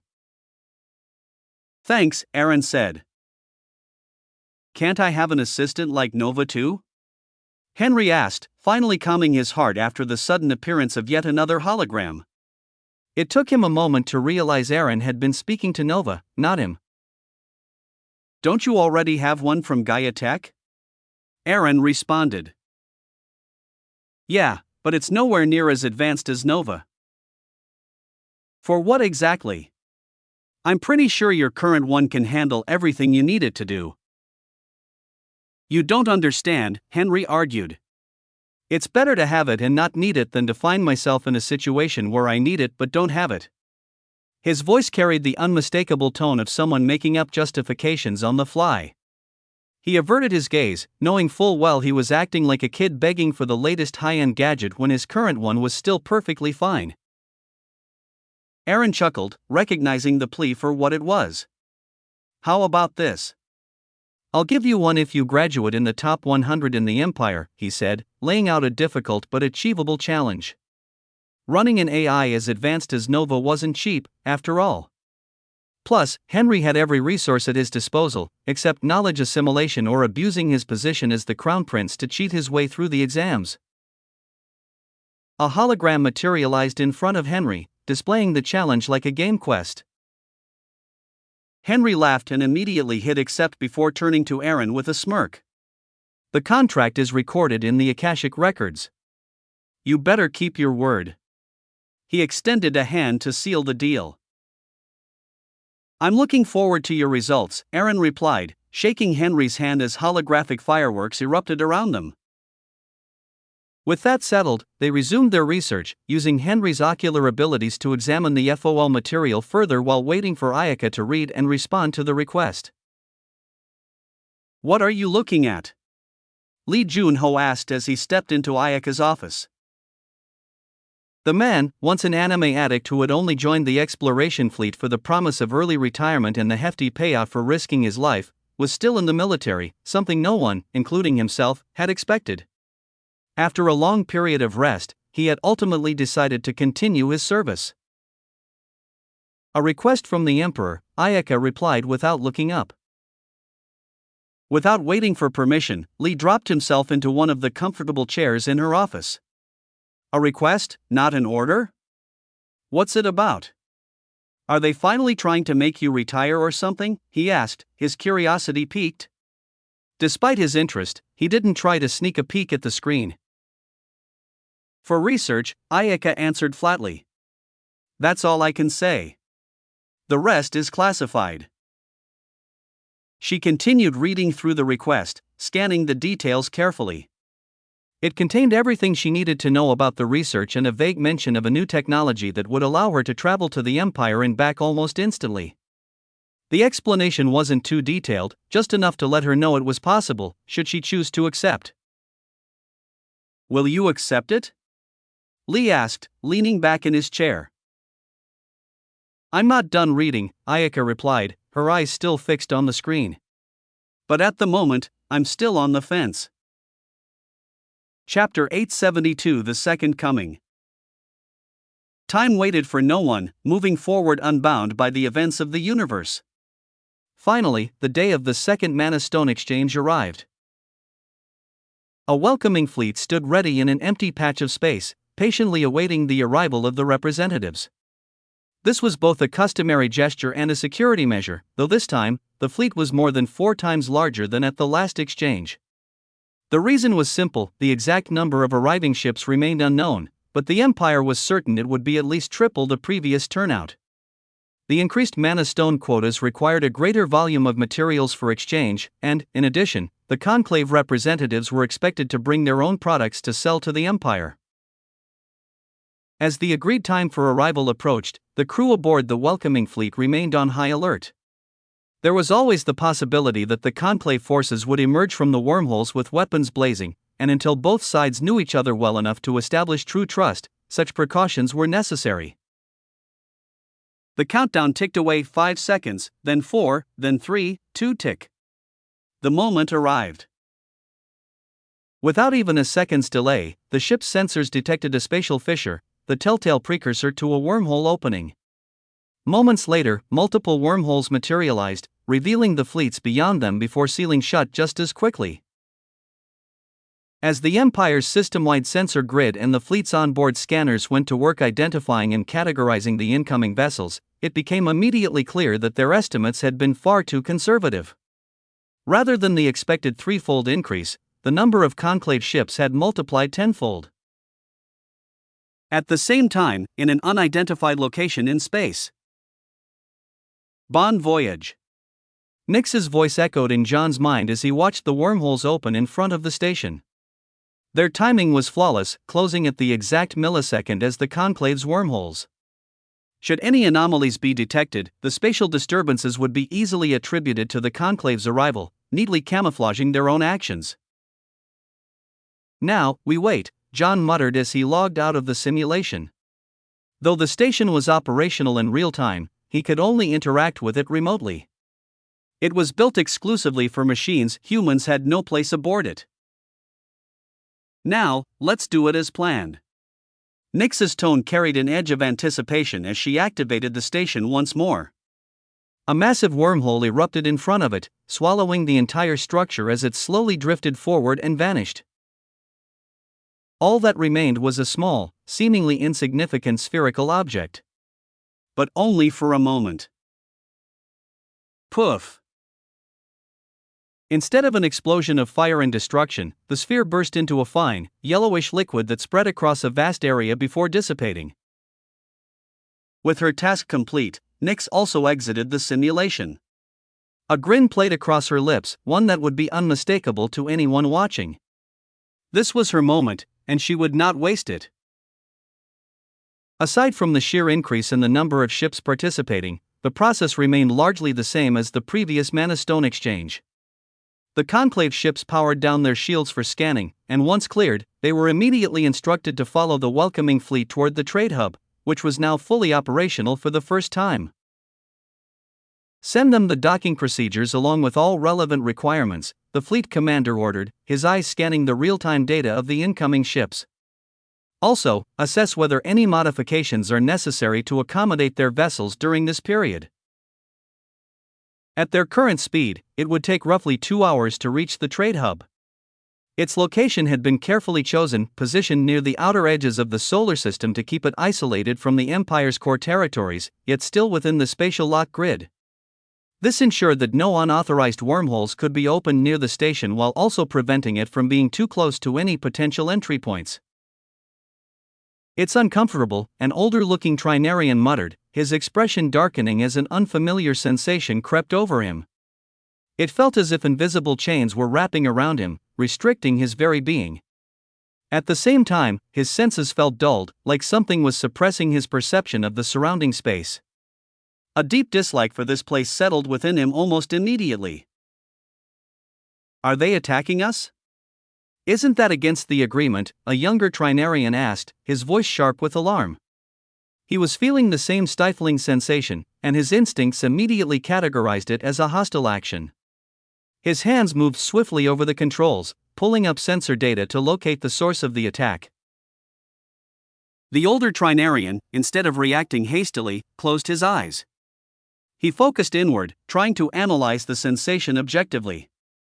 His mind probed the unseen forces pressing against them, and after a few tense moments, his eyes snapped open in shock. "I don't know how, but they've managed to lock the space," he said, his voice tinged with disbelief. Even among their kind, such a feat was considered an advanced and highly specialized technique. The implications of this were vast and troubling.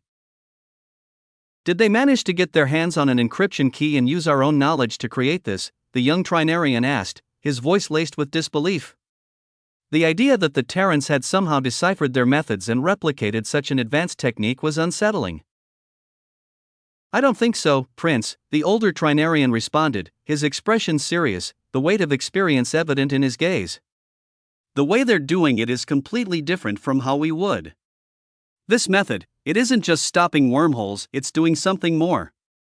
His tone carried the caution of a seasoned veteran, someone who recognized when they had stepped into an arena that wasn't to their advantage. A brief pause followed before he added, "I think we should hold position at the entry location and not follow them in." "That would be an admission," the prince countered almost immediately, his voice firm. "It would tell them outright that we acknowledge their ability to lock space and that we can't do anything about it. We came here for diplomacy and to renegotiate our quotas. Any action that suggests mistrust or disrespect will only weaken our position in the talks." The prince met his guard's eyes with a confident smile. "Besides, I'm sure you can ensure my safety if anything were to happen." A brief silence, then the guard gave a short nod. "Yes, sir," he replied, falling back into his role without further protest. Chapter 873 Trade Hub.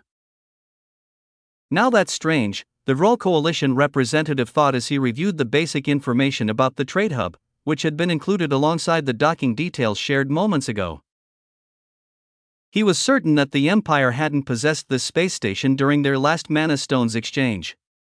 That left only two possibilities: either construction had already begun at that time, but the station had been too small to be detected from their previous vantage point, or, far more astonishing, it hadn't existed at all, and the Empire had managed to construct this massive facility in less than a year.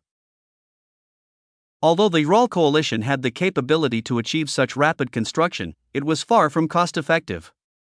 Completing a project of this scale within the same timeframe would require nearly 5 times the usual resources compared to a standard construction timeline. Their ability to pull it off stemmed from their vast and highly efficient industrial production systems. However, for an empire still confined to a single star system, such an achievement should have been impossible. "Looks like this will take longer than expected," he muttered as he continued reviewing the data. The realization dawned on him that, contrary to their previous assumptions, the Empire's industrial sector was far more advanced and expansive than they had calculated. Their earlier strategy to cripple the Empire's production capabilities, as discussed in the last meeting, would need serious adjustments. As he remained deep in thought, their ships drew closer and closer to the space station. Finally, they could see it with their own eyes rather than through sensor readings. The moment the station came into full view, everyone with access to the view, either through windows or cameras, noticed a peculiar detail: small red squares dotting the structure. At first, there was some confusion, but realization dawned quickly.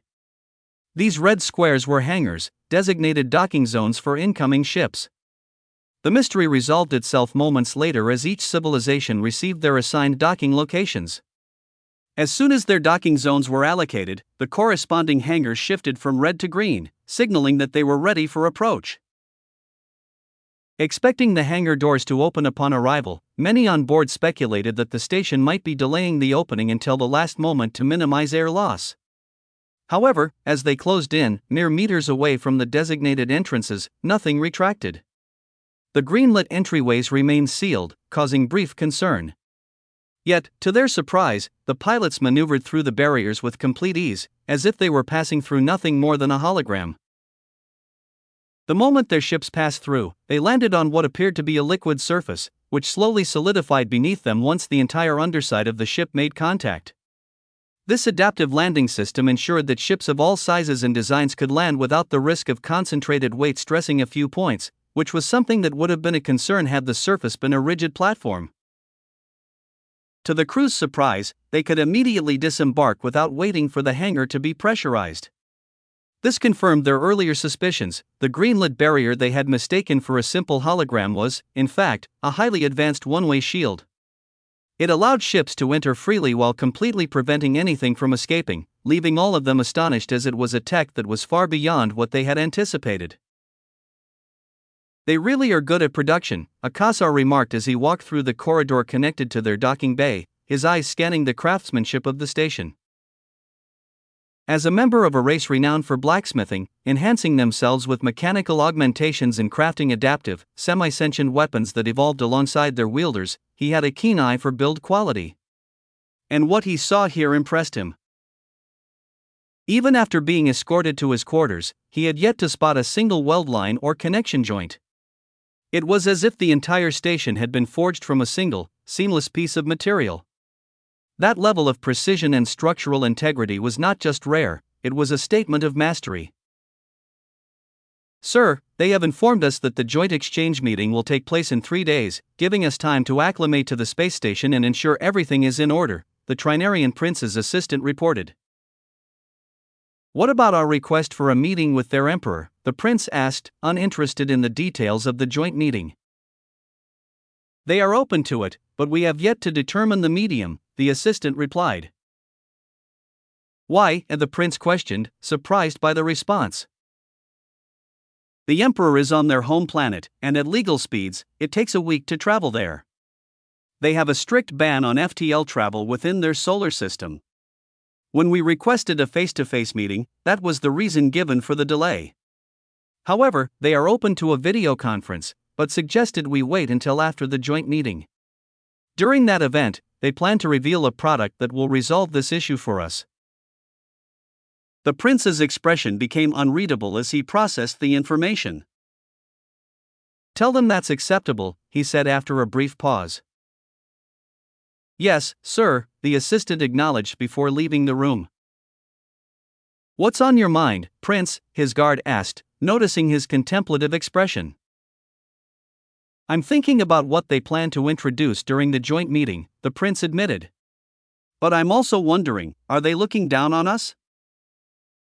The lightspeed limit is likely a result of them locking down their space," the guard suggested, offering a rational explanation.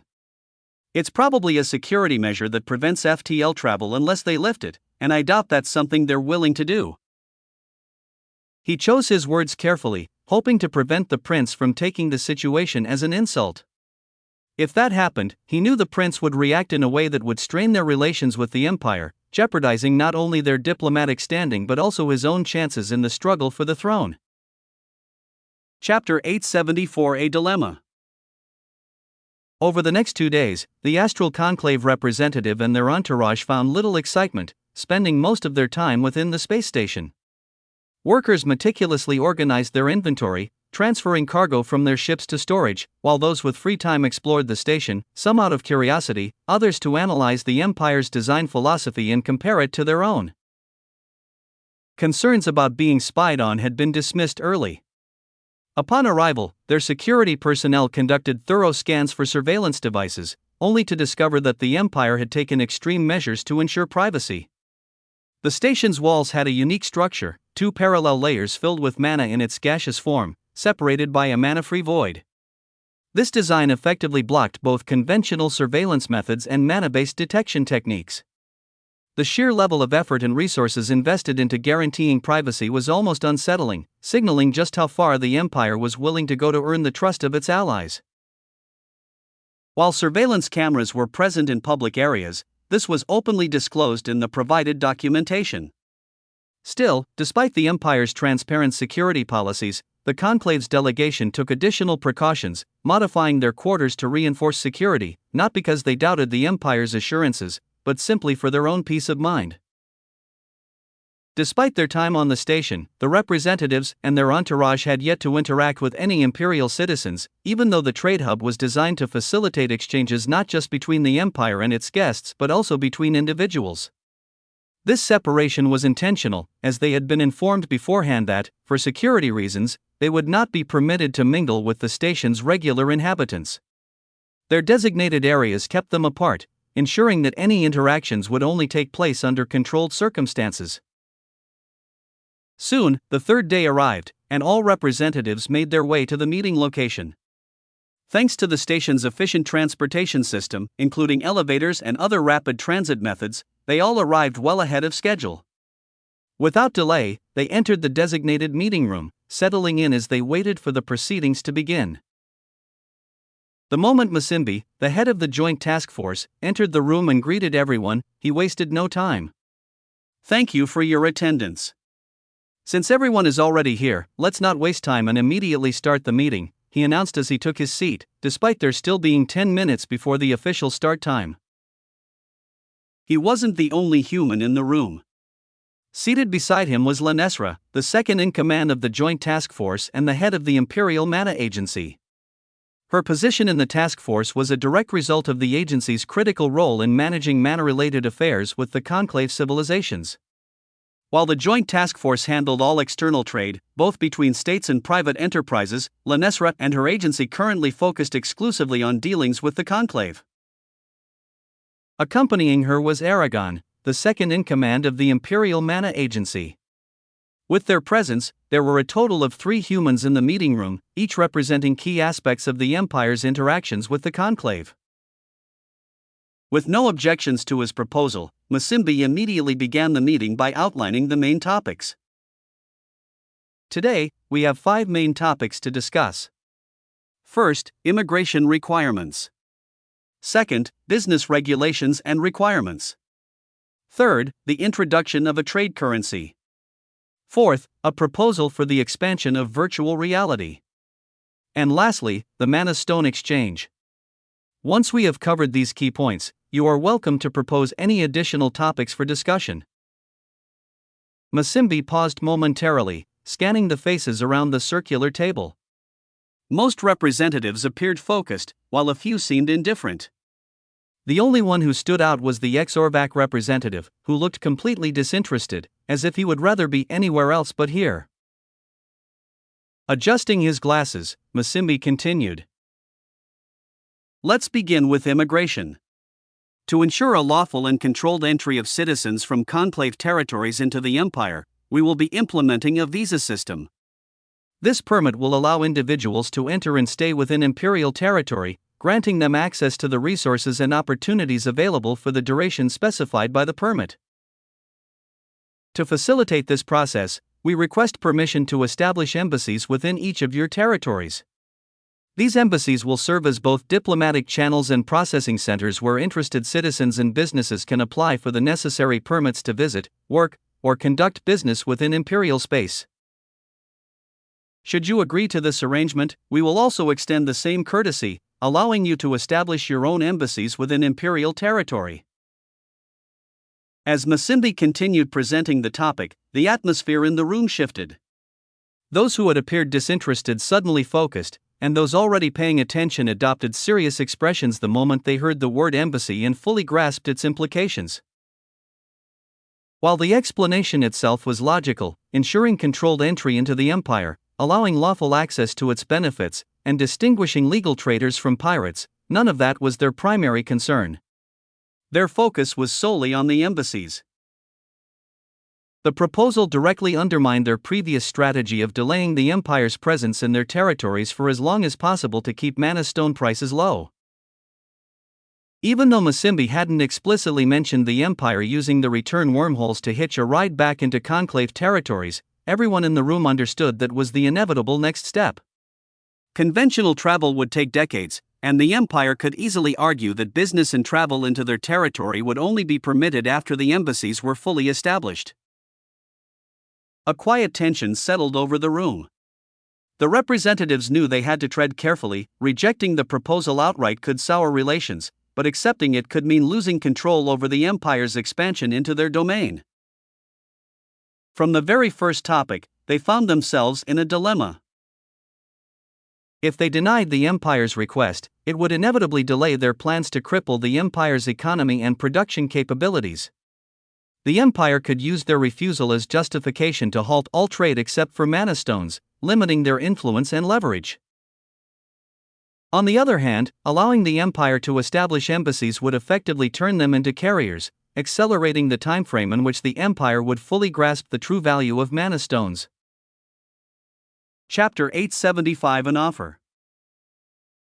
Although the suggestion is good, unfortunately, I cannot make a decision on this matter. I will need to report back to my government so they can decide before I can provide a conclusive response, said the Ilara representative the moment Masimbi concluded the introduction and explanation of the first agenda. The same goes for me, added the Valtharin representative. As if a dam had broken, nearly every other representative echoed similar statements, citing the need to consult their respective governments before making any commitments. Only a few, including the ex-Orvac representative, remained silent. Masimbi, unfazed by the predictable response, simply nodded. Then we will postpone this agenda until you receive decisions from your leadership. He didn't even wait for the silent ones to speak, already anticipating that they, too, would say the same. With everyone either nodding in agreement or remaining passive, Masimbi wasted no time and moved on to the next topic on the agenda: business regulations and requirements. Since this agenda focused on the rules the empire would enforce within its own territory, it was more of an informational briefing rather than a request for cooperation. The regulations outlined the necessary requirements businesses would have to follow when operating within imperial space. Masimbi also made it clear that while the empire was open to negotiations either with individual representatives or as a collective, it retained the right to adjust these rules based on evolving circumstances. Unlike the previous topic, he didn't open the floor for immediate responses. He understood that the representatives would need time to review the regulations before they could negotiate or draft their own rules in response. Moving seamlessly to the next agenda, he stated, regarding the third topic, currency. All business transactions with the empire will be conducted using the imperial currency, the Earth New Dollar, which is backed by and can be exchanged for mana stones at their determined value. The moment mana stones were mentioned, every non-imperial representative in the room perked up, their attention sharpening instantly. Currently, the civilizations were constrained by their mana stone quotas, with no means of increasing their allocations other than petitioning the empire for an increase, something the empire did not seem inclined to approve or increase by a large amount. However, with this announcement, it appeared the empire had just handed them a way to bypass that limitation. The quota itself had already been reduced slightly due to the necessity of sharing a portion of their already scarce mana stones with the Trinarians, who had willingly sacrificed an increase in their own quota to prevent the Empire from gaining access to their knowledge of spatial abilities. Masimbi continued, delivering his statement exactly as it had been presented during the last Joint Task Force meeting. Currently, the exchange rate has been set at 100 END per low-quality mana stone, 1000 END for a medium-quality mana stone, and 10,000 END for a high-quality mana stone. For the time being, and for the next year, the exchange rate will remain fixed at these values before gradually transitioning to a floating exchange rate. This transition will be managed at the discretion of the Bank of the Universe and will require the Emperor's approval.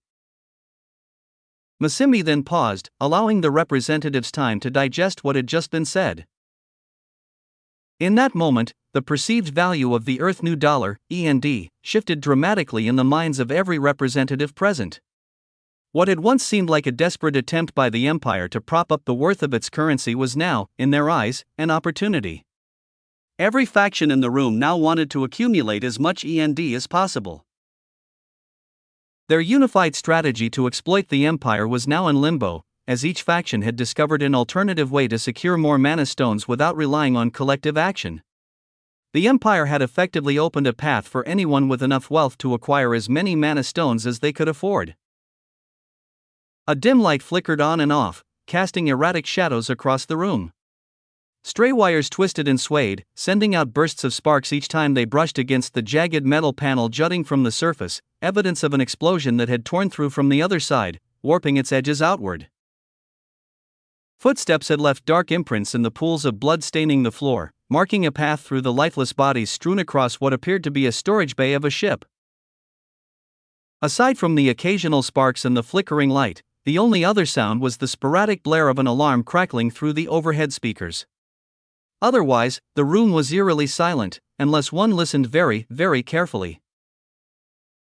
A faint, shallow breathing sound, so weak it seemed ready to fade at any moment, could be detected by anyone with sensors sensitive enough to filter through the louder noises in the room.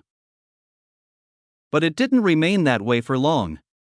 With each passing second, the breath grew stronger, as if the individual was clawing his way back to consciousness. A deep, shuddering inhale broke the silence, followed by a fit of coughing. The individual struggled to suppress it, but his body refused to comply. Each heaving cough rattled through the room, gradually losing intensity until, finally, they ceased. The room fell back into its eerie stillness, once again dominated by the intermittent sparks and flickering light. Time stretched on, 10 minutes, 20, 30, before, at last, a new movement disturbed the silence. Clang! A body tumbled from the top of a small mound of corpses, hitting the floor with a sickening thud. From the opening it left behind, a bloodied hand emerged, trembling as it clawed for purchase. Arg! A strained cry of struggle echoed through the storage bay as the person beneath the pile fought to free himself. Inch by inch, with agonizing effort, he dragged himself out, finally collapsing onto the cold metal floor. His breaths came in ragged gasps, his body drenched in red, whether from his own wounds or the blood of the fallen was impossible to tell. Slowly, he crawled toward the nearest wall, pressing his back against it for support. His chest rose and fell in deep, shuddering breaths as his mind caught up to the horror around him. And then, as his gaze swept over the countless lifeless bodies strewn across the room, more than 100 of them, his vision blurred. A single tear traced down his cheek. Then another. Until, finally, the dam broke, and silent sobs shook his blood-streaked frame. Quaspo, Evoker, Lyrian, the man whispered hoarsely, his voice cracking with every utterance as he stared at the bloodied, lifeless forms of his wife, his mother, and his son, all tangled together amidst the sea of fallen bodies. No matter how many times he called their names, there was no answer. There would never be an answer again. The weight of grief pressed down on him, threatening to suffocate the last remnants of his will. His throat burned as he continued to call their names, his neck aching from the strain, but it was all he had left, his only tether to the world. But the energy that had surged through him moments ago, the desperate will to survive, was now dwindling. His body began to feel heavy, and his vision blurred. His breathing grew shallow, each breath more labored than the last. He could feel his consciousness slipping, his body giving in to the inevitable darkness. Just as his mind was about to succumb to the void, something appeared before him. Do you want revenge? Yes, no. A strange, glowing screen floated in the air in front of him as if suspended by some invisible force. The words on it were simple, yet they hit him with the weight of 1,000 storms. It hovered there, waiting, as if the universe itself was offering him a choice. A way out. A way to make those responsible for this atrocity pay. The decision was his alone. Chapter 876 Dresner. He didn't have much time to think. The sudden appearance of the hologram had momentarily halted his descent into unconsciousness, but it was only a brief reprieve. The weight of his injuries and exhaustion soon resumed their pull, forcing him to act quickly. His gaze lingered on the lifeless forms of his family, their bloodied bodies forever frozen in time. He had nothing left. No reason to hesitate.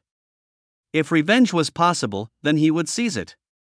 And if this was nothing more than a hallucination, then so be it, at least he would soon be reunited with them. Summoning the last embers of strength in his battered body, he lifted his trembling, blood-stained hand and pressed, yes. The moment his finger made contact, the darkness claimed him entirely. Yet, he was still aware. I'm pretty sure I lost consciousness, so why am I still here? The thought echoed through his mind as he found himself suspended in a void, weightless and without pain, yet utterly disconnected from any sensation. It was as if he were floating in an endless, empty abyss. Is this what dying feels like? Time became meaningless in this place, and with no external stimuli, his mind turned inward. The memories of the massacre played on repeat, growing more vivid with every cycle. Each second stretched into eternity, amplifying his agony 100-fold. Desperation took hold. He tried to move, to feel something, anything, but his body did not respond. Panic clawed at his mind as he struggled against the nothingness. If he remained here any longer, he would lose himself entirely. He froze in place, his struggle against the void forgotten as something finally happened. Words, glowing in an eerie blue hue, materialized before him, both frightening and relieving. At last, something was happening. Initializing. System boot sequence engaged. The words paid no mind to his existence, appearing with mechanical precision as if following a preordained script. Scanning host neural pathways. Establishing synaptic link. Optimizing cognitive bandwidth. Data transfer protocol stabilized. Uploading foundational system architecture, 100%. The process continued, line after line, filling the void with cascading information. 5 minutes passed, each second stretching into eternity. Then, just as suddenly as they had appeared, the words vanished, replaced by a single, massive line of glowing green text. System online. Minutes passed, but nothing changed. The glowing text remained, motionless and unyielding. 5 minutes stretched into 10, then 20.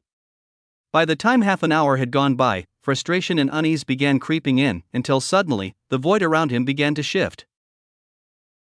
The surrounding darkness fragmented, dissolving into streaks of white that rapidly formed into solid walls. It was as if the scene was being rendered in real time, constructing itself before his very eyes. Within moments, he was no longer floating in emptiness but seated in an opulent, reclining chair inside what appeared to be a cozy resting room. Still reeling from the sudden change, he barely had time to take in his new surroundings before something even stranger happened. A small, glowing lifeform materialized out of nowhere and flew straight toward him. "Welcome to the system's home," it announced. The unexpected voice nearly made his heart leap out of his chest. Instinctively, he scrambled off the chair, stumbling backward and using it as cover. What are you?" he demanded, his breath unsteady.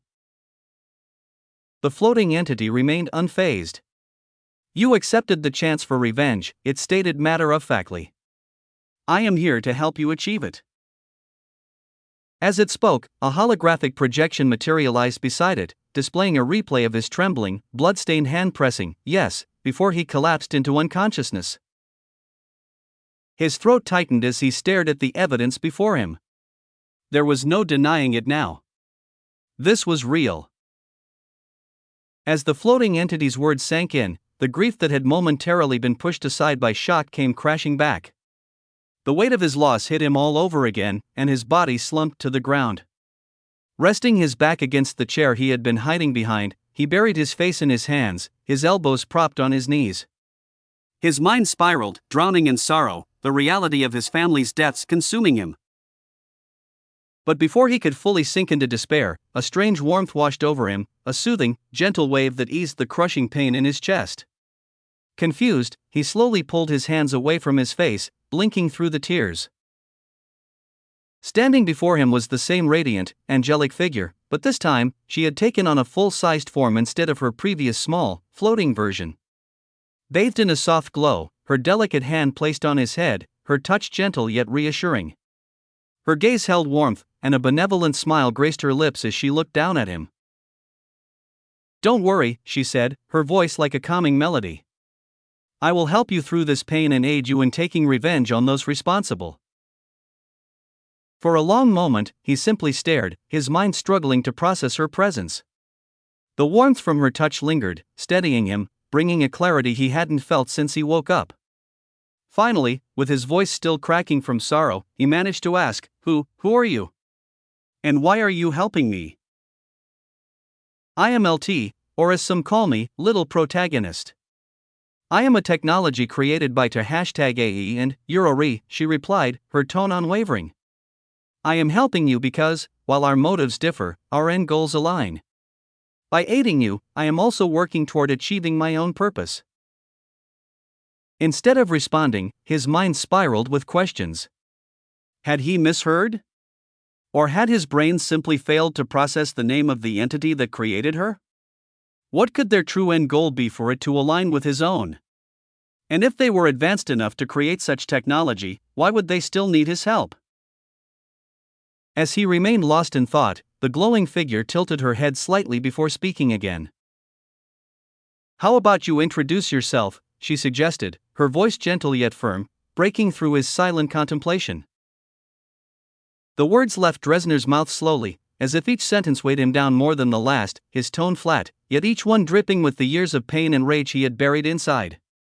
"My name is Dresner," he began, his voice barely above a whisper. "I'm a refugee from a civilization too weak to earn its place in the conclave. We were either forced into indentured servitude or full-on slavery. After the previous master's death, we were supposed to be set free, but the family who owned us tried to drag us back into their chains. We managed to escape by stealing one of their ships, a decommissioned model. But 6 months into our journey, pirates found us. We had nothing left. No resources, no weapons, as they'd been stripped in preparation for the ship's decommissioning." He paused, taking a shaky breath, the memories still fresh in his mind. "When they boarded, we thought they would sell us like they did with other slaves. But instead, they just started killing us. Massacring us. No mercy." His words faltered for a moment as his voice tightened with suppressed fury. Every fiber of his being seemed to pulse with the anger he had barely managed to control and prevent himself from breaking down completely.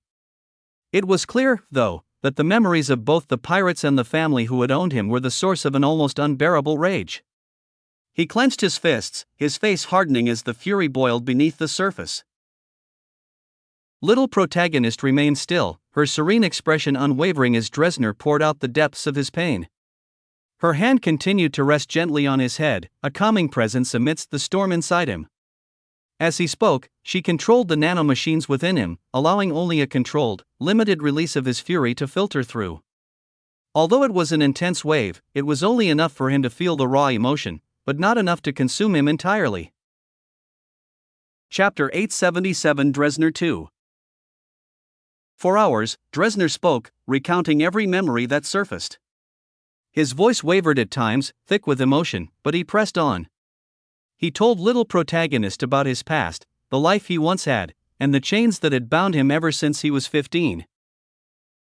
His civilization had lost a brutal war against a neighboring power, and the terms of surrender had been merciless. Anyone who had played a role in the war, whether as a soldier, a medic, a logistics officer, or even a mere clerk in the government, was stripped of their freedom. Families of these individuals were not spared either. Some were forced into indentured servitude, while others, like Dresner and his mother, were outright sold as slaves. His father, being a valiant general who had fought to the very end and perished on the battlefield, sealed their fate. Yet fortune intervened, as Dresner and his mother found themselves purchased together by a single owner. For 30 years, Dresner had known nothing but servitude. He had grown accustomed to the weight of chains, to the reality that his existence belonged to another. Then, one day, his path intertwined with hers, his wife, a woman whose fate had been just as cruelly dictated by war. She, too, was the daughter of a fallen soldier and had been purchased by the same master who owned Dresner.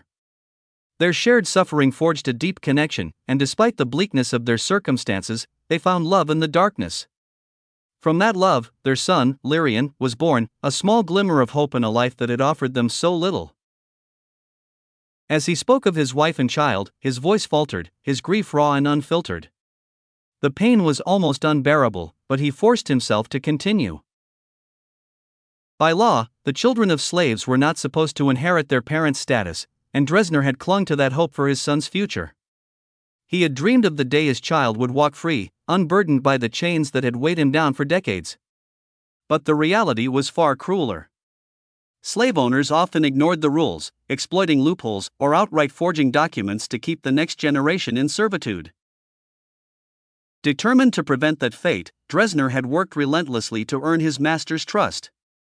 It was the only path available to him, the only way to gain even the slightest influence. If he could become valuable enough, indispensable even, then perhaps he could ensure his son's freedom. His efforts bore fruit. Their master came to trust him deeply, so much so that he included Dresner and his family in his will, granting them their long-awaited freedom. But trust meant knowledge, and knowledge was dangerous.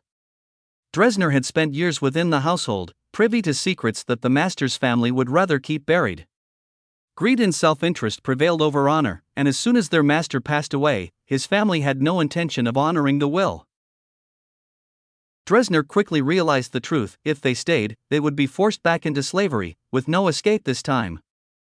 And so, he began to plan. He couldn't do it alone. He reached out to others, fellow slaves and indentured servants whom he had come to trust over his 40 years of servitude. Together, they devised a plan, carefully orchestrating their escape. But fate was unkind.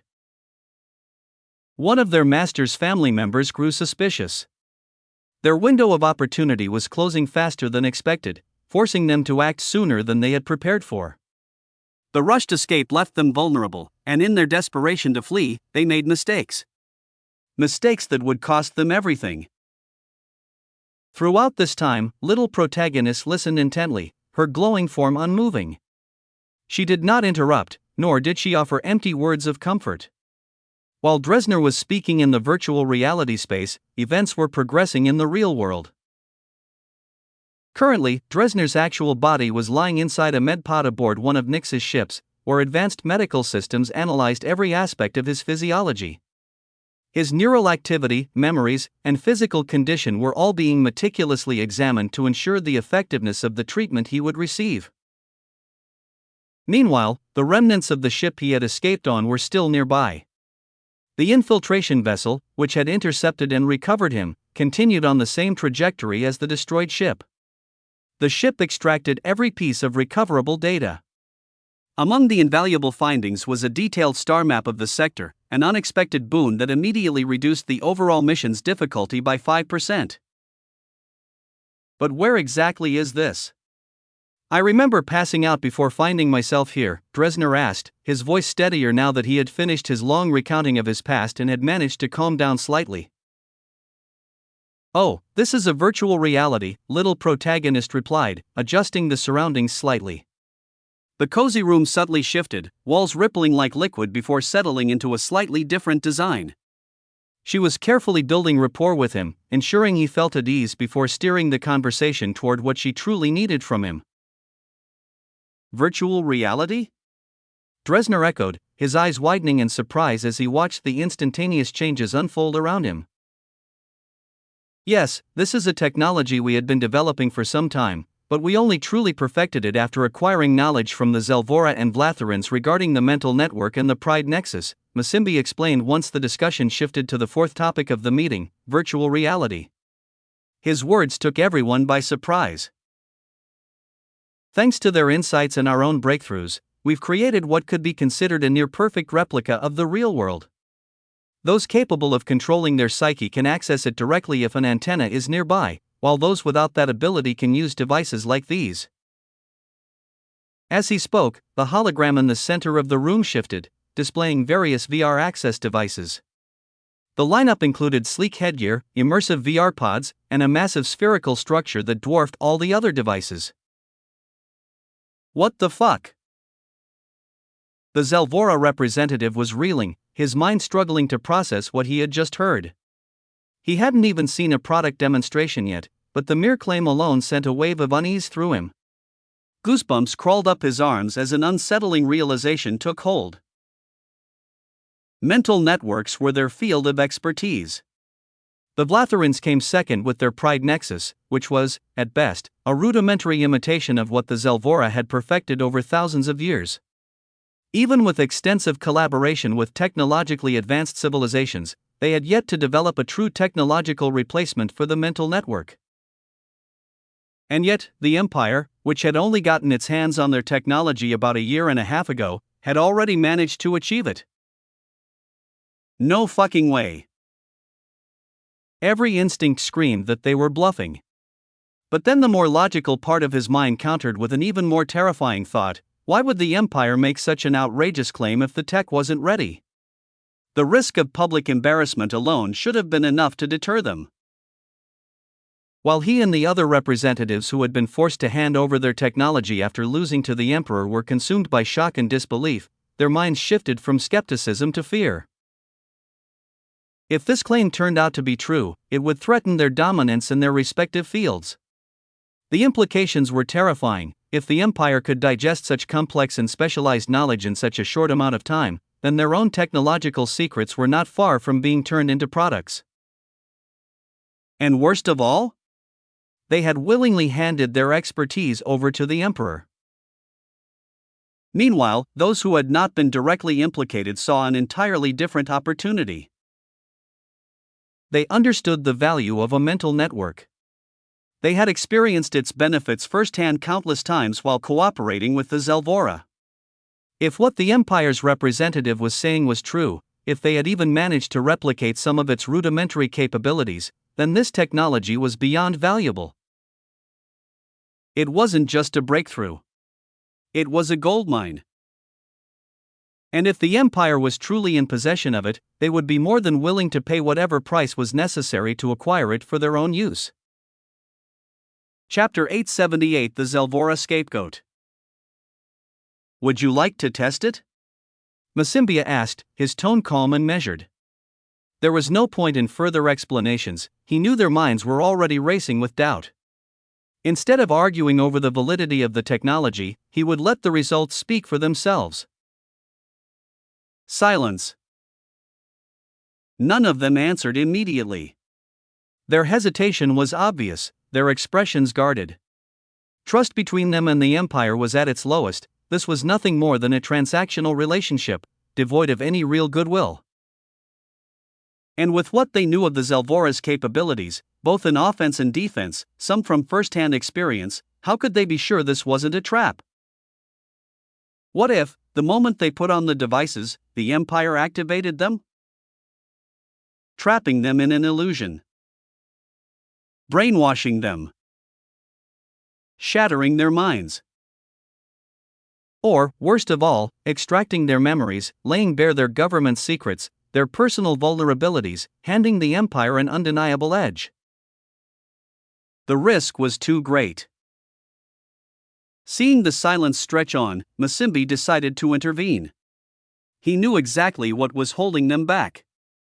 Turning to the Zelvora representative, he said, as a member of a civilization well versed in mental abilities, would you like to use your own powers to determine whether there's any danger?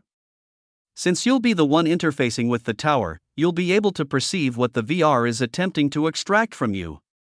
In return, you can determine if this virtual reality system poses any risks. His words seemed to have an effect. The Zelvora representative hesitated only briefly before giving a slow nod of acknowledgement. The other representatives exchanged glances, silently agreeing. If anyone could detect potential threats, it would be the Zelvora. Their civilization was known for its trustworthiness. If he vouched for the system's safety, they could rely on his judgment. Still, to be absolutely certain, they could have him swear a mana oath to verify his findings. That would remove all doubt. With the decision made, the Zelvora representative was provided with detailed instructions on how to use his psionic abilities to interface with the virtual reality tower stationed within the trade hub. It was already active, accessible within certain frequencies, he only had to reach out and connect. The Zelvora representative closed his eyes, focusing as he searched for the tower's signal. It took mere moments. Unsurprisingly, the frequency was easy to locate. Without hesitation, he sent out a pulse, just as instructed, initiating the connection. The tower responded instantly by sending a probe toward him. Remaining vigilant, he allowed it access, carefully monitoring its behavior. The probe skimmed across his mana, gathering rudimentary data through an intricate process of data scraping. Within moments, the tower had compiled a full, momentary analysis of his physical form. Then, before he could fully process the transition, the tower attempted to pull him in. His senses flared in recognition. This was a mental network. Understanding its nature immediately, he chose not to resist. "Oh my God," Kravith muttered, his voice barely above a whisper. He was floating in a vast void, endless, silent. There was light, but no discernible source, an eerie illumination that allowed him to see his own hands as he instinctively raised them. He moved slightly, testing his control, but everywhere he turned, there was only darkness stretching infinitely. Then, a sudden shift. A brilliant blue light flared into existence, sweeping over his body in a rapid scan. Before he could react, a mirrored version of himself materialized before him, a perfect reflection. He studied it carefully, searching for discrepancies, and there were none. Every detail was flawless, down to the smallest imperfection on his skin.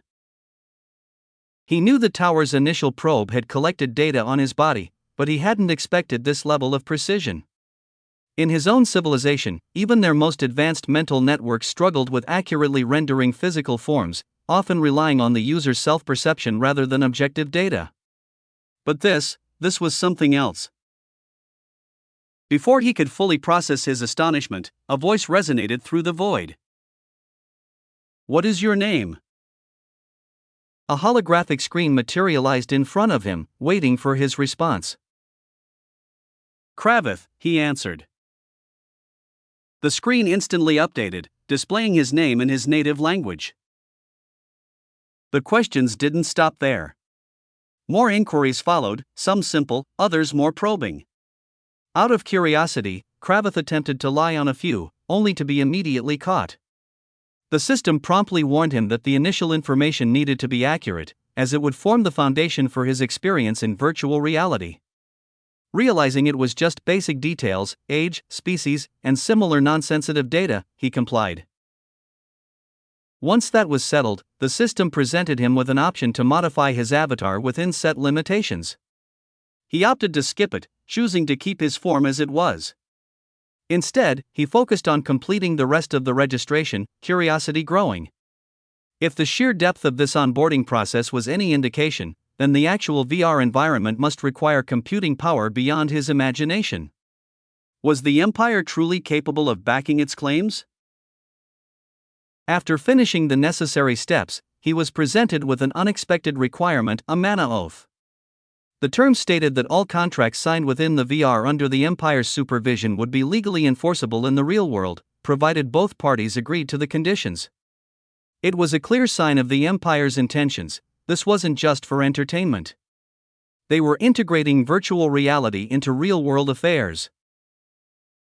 Before he could decide whether to accept, a notification appeared, and the requirement vanished. It has been determined that you are currently assessing the VR at the request of the Imperial Government representative. Hence, for this session, the mana oath requirement has been waived. A new, smaller hologram replaced it. Would you like to log in? Yes, no. Without hesitation, Kravith selected yes. His surroundings rippled and distorted, then, in the blink of an eye, he found himself standing in the middle of a street. Shock was written all over Kravith's face as he took slow, deliberate steps toward a nearby bench. With each step, his mind raced, analyzing everything around him. As soon as he sat down, he closed his eyes, focusing all his mental abilities to detect any flaws in the world he found himself in. Yet, nothing. No matter how much he scrutinized his surroundings, everything felt real. Had he not been actively monitoring the communication link between himself and the tower, he wouldn't have even realized he was inside a virtual reality system. From the moment he connected, the tower had taken over all processing, requiring no further input from him, just like breathing. He exhaled slowly, trying to steady himself. The sheer scale of this world wasn't what unsettled him. He had seen mental networks this vast before. But those had only been possible within their own star systems, where every participant contributed their mental energy to expand and refine the shared experience.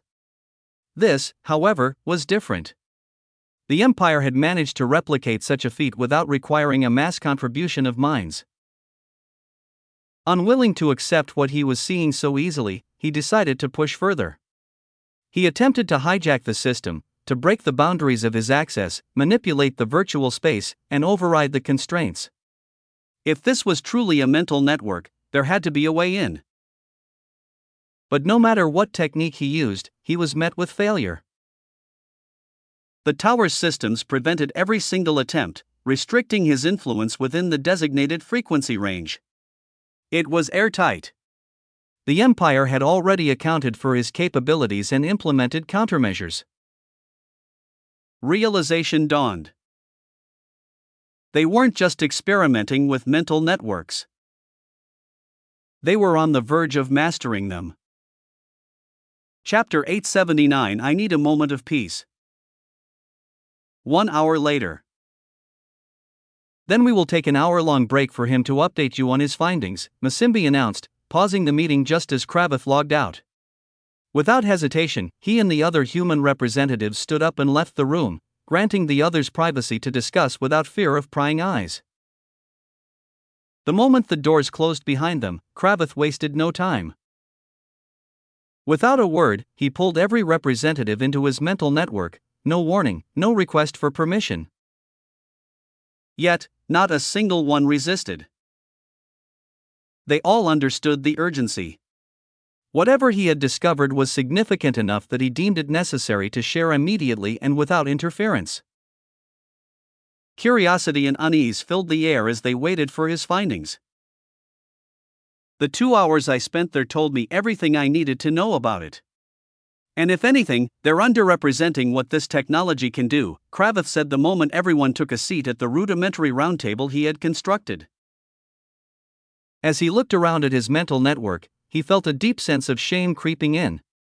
Compared to what the Empire had built, his own abilities felt crude, no different from a child's drawings placed beside the work of a master artist. If not for the necessity of debriefing the others, he would have avoided using his mental network altogether for the next few days, needing time to process, to come to terms with what he had just experienced. But he wasn't afforded that luxury. "What do you mean, 2 hours?" the Valtharin representative asked, frowning. "Was the network that bad at allowing you to perceive time? Because from our perspective, you only spent 1 hour inside." Kravith blinked. "No, I spent 2 hours." He cut himself off, his mind stalling as a chilling realization hit him. His heart pounded in his chest. "Wait, what do you mean I only spent an hour in there?" You were in for exactly 1 hour, the Valthurin representative reiterated. No more, no less. His gaze darkened with suspicion. Are you sure this network didn't tamper with your mind? Kravith's expression froze as his mind raced to process what he had just heard. No. That's impossible, he muttered, more to himself than to the others. You're saying I only spent an hour in there, he repeated, his voice strained. Yes, the Valthurin representative confirmed, his gaze narrowing with concern. You entered, and exactly 1 hour later, you logged out. No more, no less. Kravith's fingers curled into a fist as he struggled to reconcile the information. 2 hours. He was absolutely certain. He had spent 2 whole hours inside that virtual reality, exploring, analyzing, and testing its limits. And yet, only an hour had passed here? His mind immediately jumped to the only possibility. Time dilation. His breath hitched. They had cracked time dilation in a virtual environment? His gut twisted. If the Empire had truly perfected such an advanced temporal compression system, not just crude acceleration, like what some mental networks could achieve through distributed consciousness, but a seamless, imperceptible extension of time itself within their virtual reality, so flawlessly that even he, an expert in mental networks, hadn't noticed the discrepancy until it was pointed out, then everything had just changed. Is everything fine? Asked the Valthurin representative. Instead of responding, Kravith remained utterly still, his eyes vacant, devoid of their usual sharpness. His mental network trembled, a brief but violent shudder that sent a wave of unease through everyone present. A silence fell over the group. They all knew what that meant. A mental network only destabilized like that when its creator was in despair or had been hit with such a profound shock that their subconscious momentarily failed to sustain it. Something had happened. Something about time. Most of the representatives, sensing the gravity of the situation, chose to wait, giving Kravith the space to recollect himself. But the ex-Orvac representative had no such patience. Are you going to tell us, or are you just wasting our time? He snapped, unimpressed by Kravith's silence. Still, Kravith said nothing. Instead, he raised a hand, and the space around them shifted. A memory walk. Without a word, he pulled everyone into the experience, immersing them in his first-hand perspective. If they wanted to understand, if they truly wanted to grasp what he had just gone through, then they would have to live it. And, in the process, it would buy him the time he needed to process what he had just learned. An hour later, Masimbi and his entourage made their way back to the meeting room as planned. However, the moment they stepped inside, they were met with the sight of all the representatives sitting silently with their eyes shut. Without a word, they turned on their heels and left, realizing that the representatives were far from finished. I told you they'd need more than an hour to process everything, Masimbi remarked, glancing at Lanesra as they walked back toward the canteen. Can't argue with that, Lanesra admitted. If it were me, I'd have asked for an official postponement of the remaining agenda items. Something like this warrants an in-depth discussion, not just a rushed attempt to rehash everything in the moment. Time passed as they continued their conversation. An hour turned into 2, then 3. Yet, no one called them back. By the 4th hour, Masimbi made the call himself. A formal notice was sent to all representatives. The meeting was postponed until tomorrow, giving them the time they needed to fully digest the implications of what they had learned. Before leaving, Masimbi ensured that each representative was provided with a headgear unit, allowing them to personally experience the VR during the break if they so wished.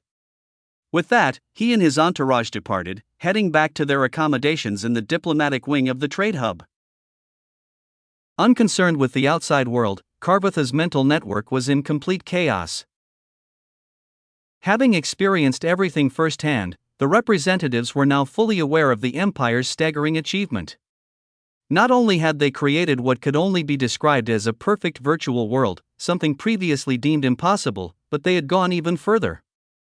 They had successfully implemented time dilation within their public mental network, allowing for a 2-to-1 time ratio accessible to anyone. This was something that neither of the two known mental network-capable civilizations had ever achieved at this advanced level.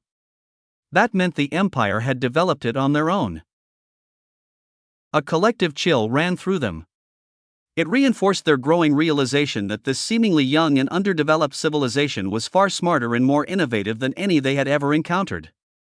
Despite gaining free access to space only a few decades ago, the moment they broke free from their planetary constraints, it was as if an invisible barrier had been lifted. They had immediately started creating mind-shattering technology, such as the black hole bomb, a feat that even the Conclave civilization had yet to accomplish. The implications were staggering. Even more concerning was the Empire's statement that the knowledge they had acquired from others had allowed them to perfect this technology. That meant they already had it in some form before, just in an imperfect state. This, in turn, led to another disturbing hypothesis, one that had long been debated among them. Could it be that the robotic soldiers they had fought in the war weren't actually robots at all?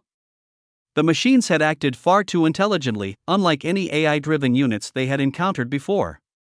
But if the Empire had this tech on their hands, then the answer became clear: those robots were being controlled by soldiers in real time. Time dilation, fuck, we need this, the Ural Coalition representative muttered, voicing what everyone was already thinking. The potential applications were world-breaking. In his 2 hours inside the VR, Carveth had performed numerous tests, searching for any discrepancies between it and reality.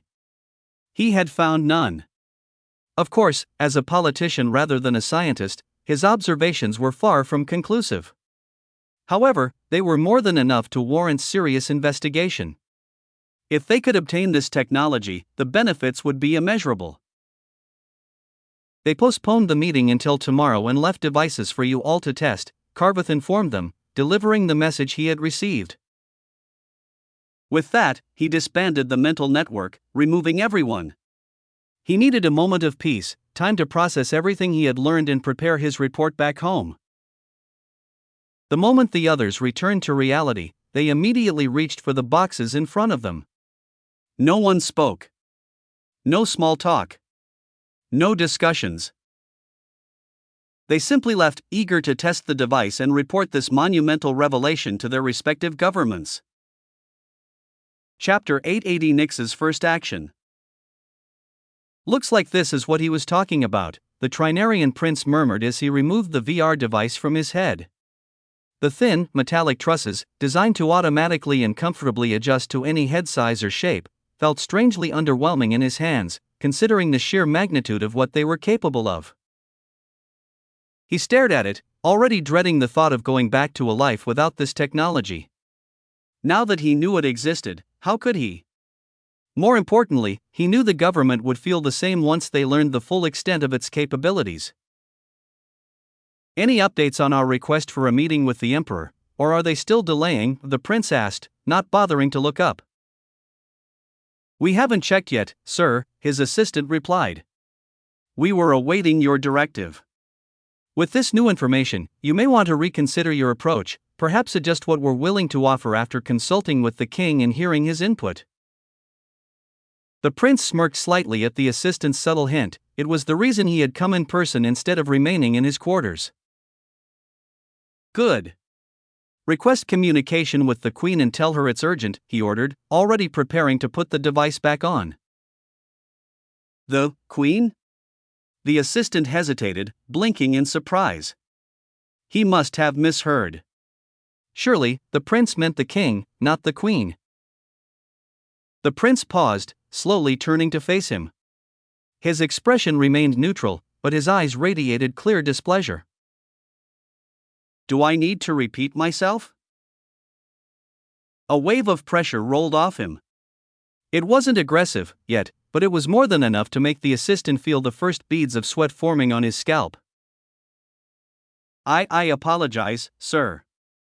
I'll contact the Queen immediately. The assistant bowed deeply, his voice tense with urgency. Without wasting another second, he turned and exited the room, quickly, but carefully enough to avoid being perceived as disrespectful. Once only he and his guard remained in the room, the prince turned to face his escort. The guard's curiosity about the device was obvious, though he made no attempt to try it himself. The prince ignored this hesitation and promptly put the headset back on. There was no time to waste dwelling on how addictive the technology had already proven to be. The guard studied him as he sank into a deep, trance-like state. Normally, expecting to have a meeting with the queen, the prince would be preparing for his conversation with the queen, reviewing potential discussion points and refining his strategy. Yet now? Nothing. No hesitation, no planning, he had simply dove back in, completely uncaring about any necessary preparation. The guard shook his head. Just what the hell is inside that device? The prince was far from the only one affected. Across the trade hub, every representative who had tried the VR was experiencing the same disruptive shift in their priorities.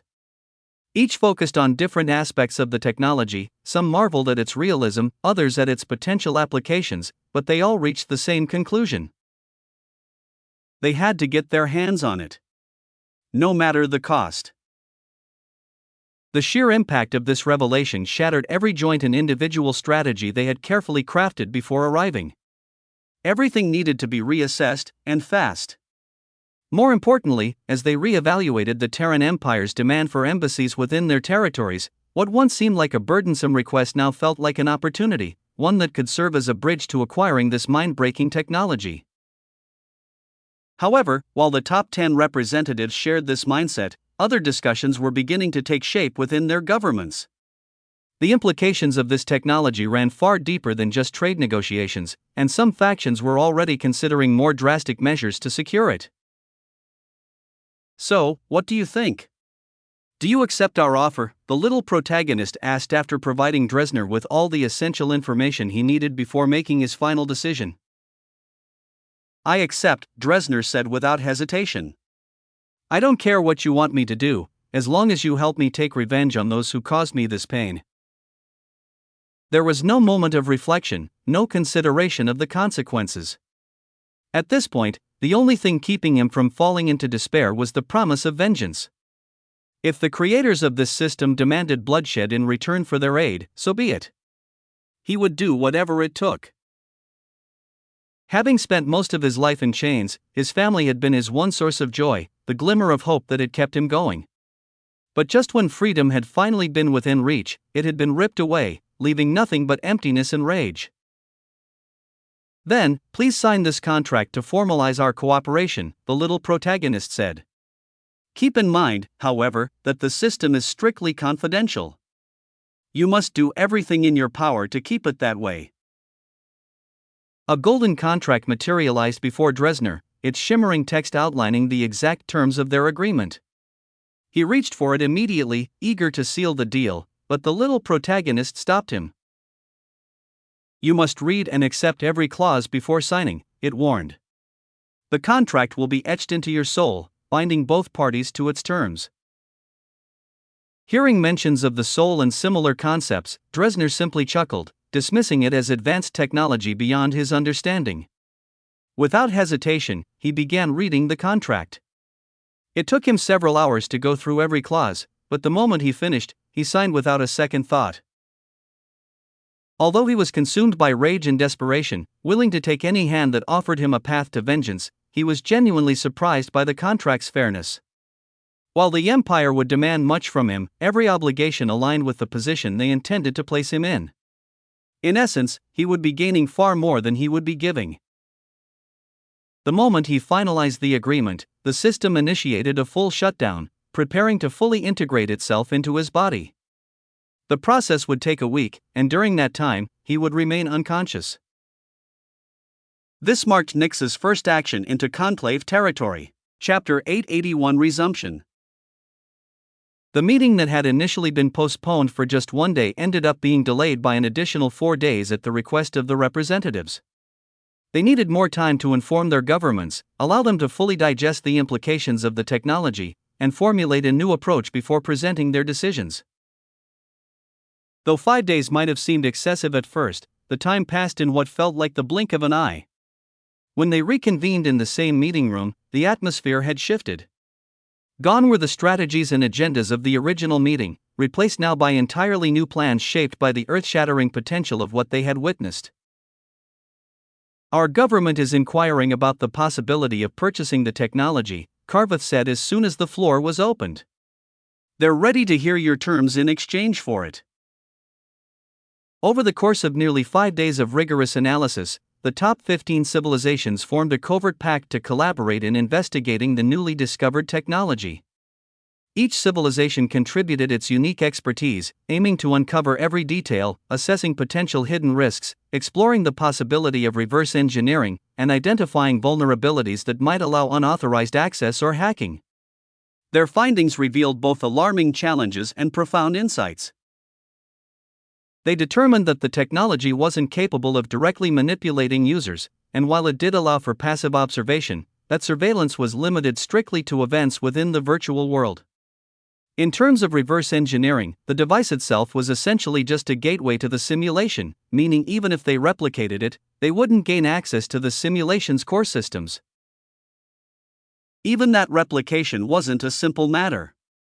A handful of components were built using what could only be described as black box technology, systems they could see but couldn't fully understand, let alone recreate.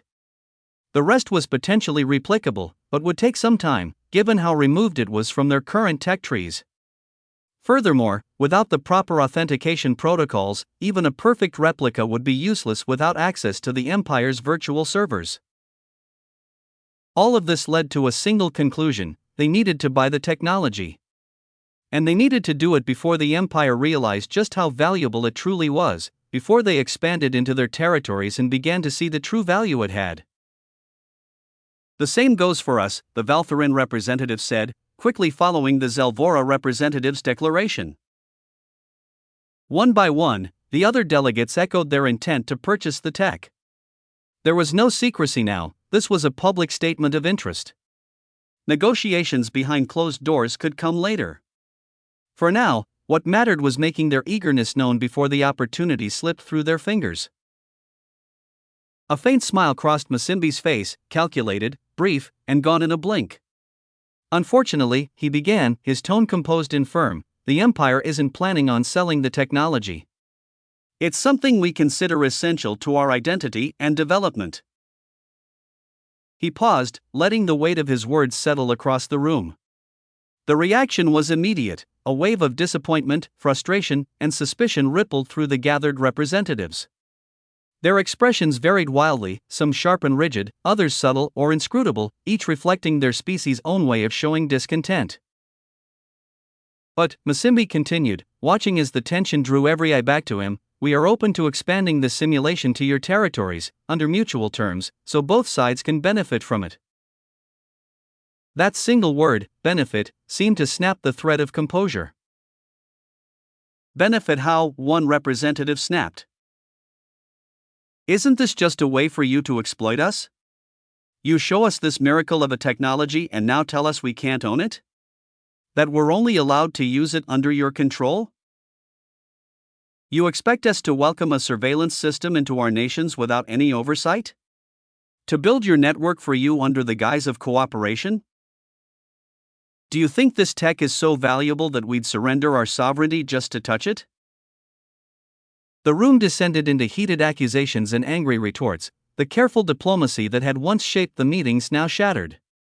Representatives, who had just days ago formed pacts of cooperation in private, were now unified again, this time in vocal resistance. I'm pretty sure I said both sides would benefit if you allow us to expand it, Masimbi said, his voice calm but firm, even as a chill crawled up his spine under the weight of the pressure exuding from the furious representatives. He didn't wait for them to regain control of the floor, he pressed on immediately. To sustain the VR network, we require towers, communication relays, essentially. Each star system would need a minimum of 4 for redundancy. Then there's the matter of the VR headgear.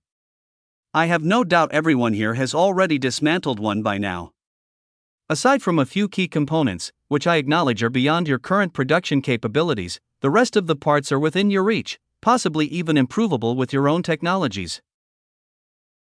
We will provide the components you can't produce, and you'll handle the rest, whether by manufacturing them yourselves or opening the door for your corporations to step in.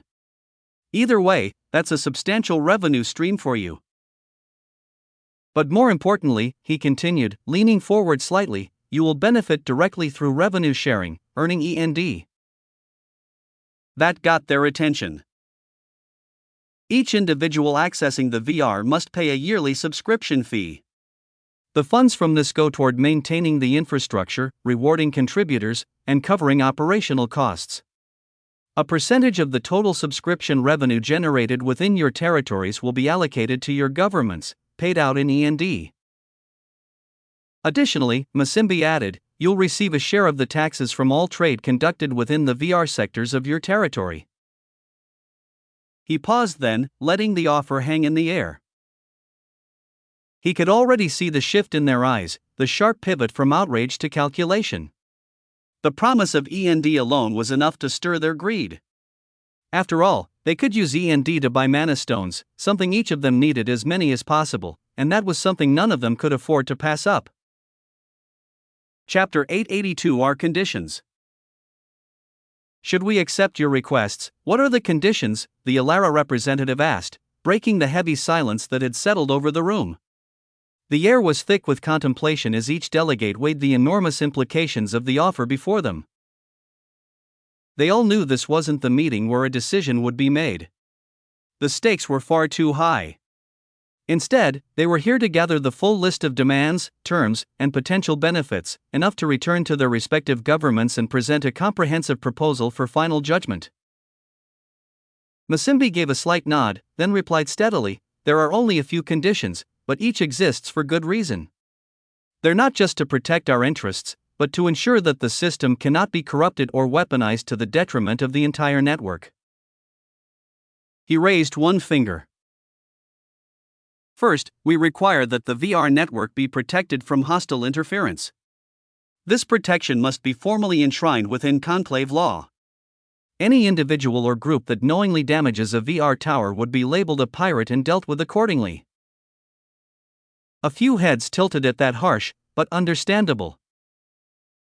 In return, Masimbi continued, every civilization that votes on this resolution, regardless of whether it passes, will receive compensation. If the resolution passes, those who voted in favor will receive a 20% discount on all mana stones purchased with E&D. If it fails, those same nations will have their mana stone quotas tripled for the next 5 years. He let that hang in the air for a breath before moving on. Second, we need VR network coverage across all conclave territories within 5 years, allowing universal access. In return, the Empire commits to supplying 200% of the mana stones required to meet the wormhole's demands for this endeavor, with half serving as compensation for your efforts. When they heard his third condition, they all took a deep breath, stunned by the Empire flexing its wealth. Before anyone could interrupt, he raised another finger. Third, any agreement signed and notarized within VR will be legally binding in both Terran and Conclave territories. And for each enforcement carried out by a local government, a payout will be issued as compensation. He then addressed pricing. While you're free to set any price for your VR devices, we ask that each civilization offer a basic model priced at production cost. We will subsidize those units ourselves to ensure widespread adoption. While you're free to set any price for your VR devices, we ask that each civilization offer a basic model priced at production cost. We will subsidize those units ourselves to ensure widespread adoption. Then he spread his hands slightly, concluding. These are our core conditions. We are open to counteroffers or additions, but the final agreements, whether negotiated individually or collectively, will not stray far from these foundations. Once we reach an agreement, we will immediately begin implementation. When he finished, the room fell into silence again. It wasn't lost on anyone that the Empire was using both carrot and stick with surgical precision and doing so with complete transparency. But the carrot was too tempting to dismiss outright. In a conclave where mana stones meant influence, power, and progress, what Masimbi offered could redefine the future of their civilizations. After a brief discussion, the topic was temporarily set aside, shifting the focus to the exchange of mana stones. These needed to be swiftly transported back to their respective nations, as the mana stones could be dispatched ahead of time, while the representatives stayed to finalize and agree upon the VR-related deliberations. Yes, that's what they want from us, Mother. I told you not to call me that during official communications. Do you want your brothers to use it against you? But Mom, who else is even watching these calls besides us? I'm pretty sure they talk the same way with their mothers too, so what difference does it make? The difference is that their mothers have the backing of powerful factions in the government. They can get away with things I can't, and you know that. I know, but, he paused, then sighed in resignation. Fine. Your Majesty, do you think you could convince His Majesty to support expanding the VR system into our territories? I can try. But you know your father. He's not one to be persuaded just because I say something should be done.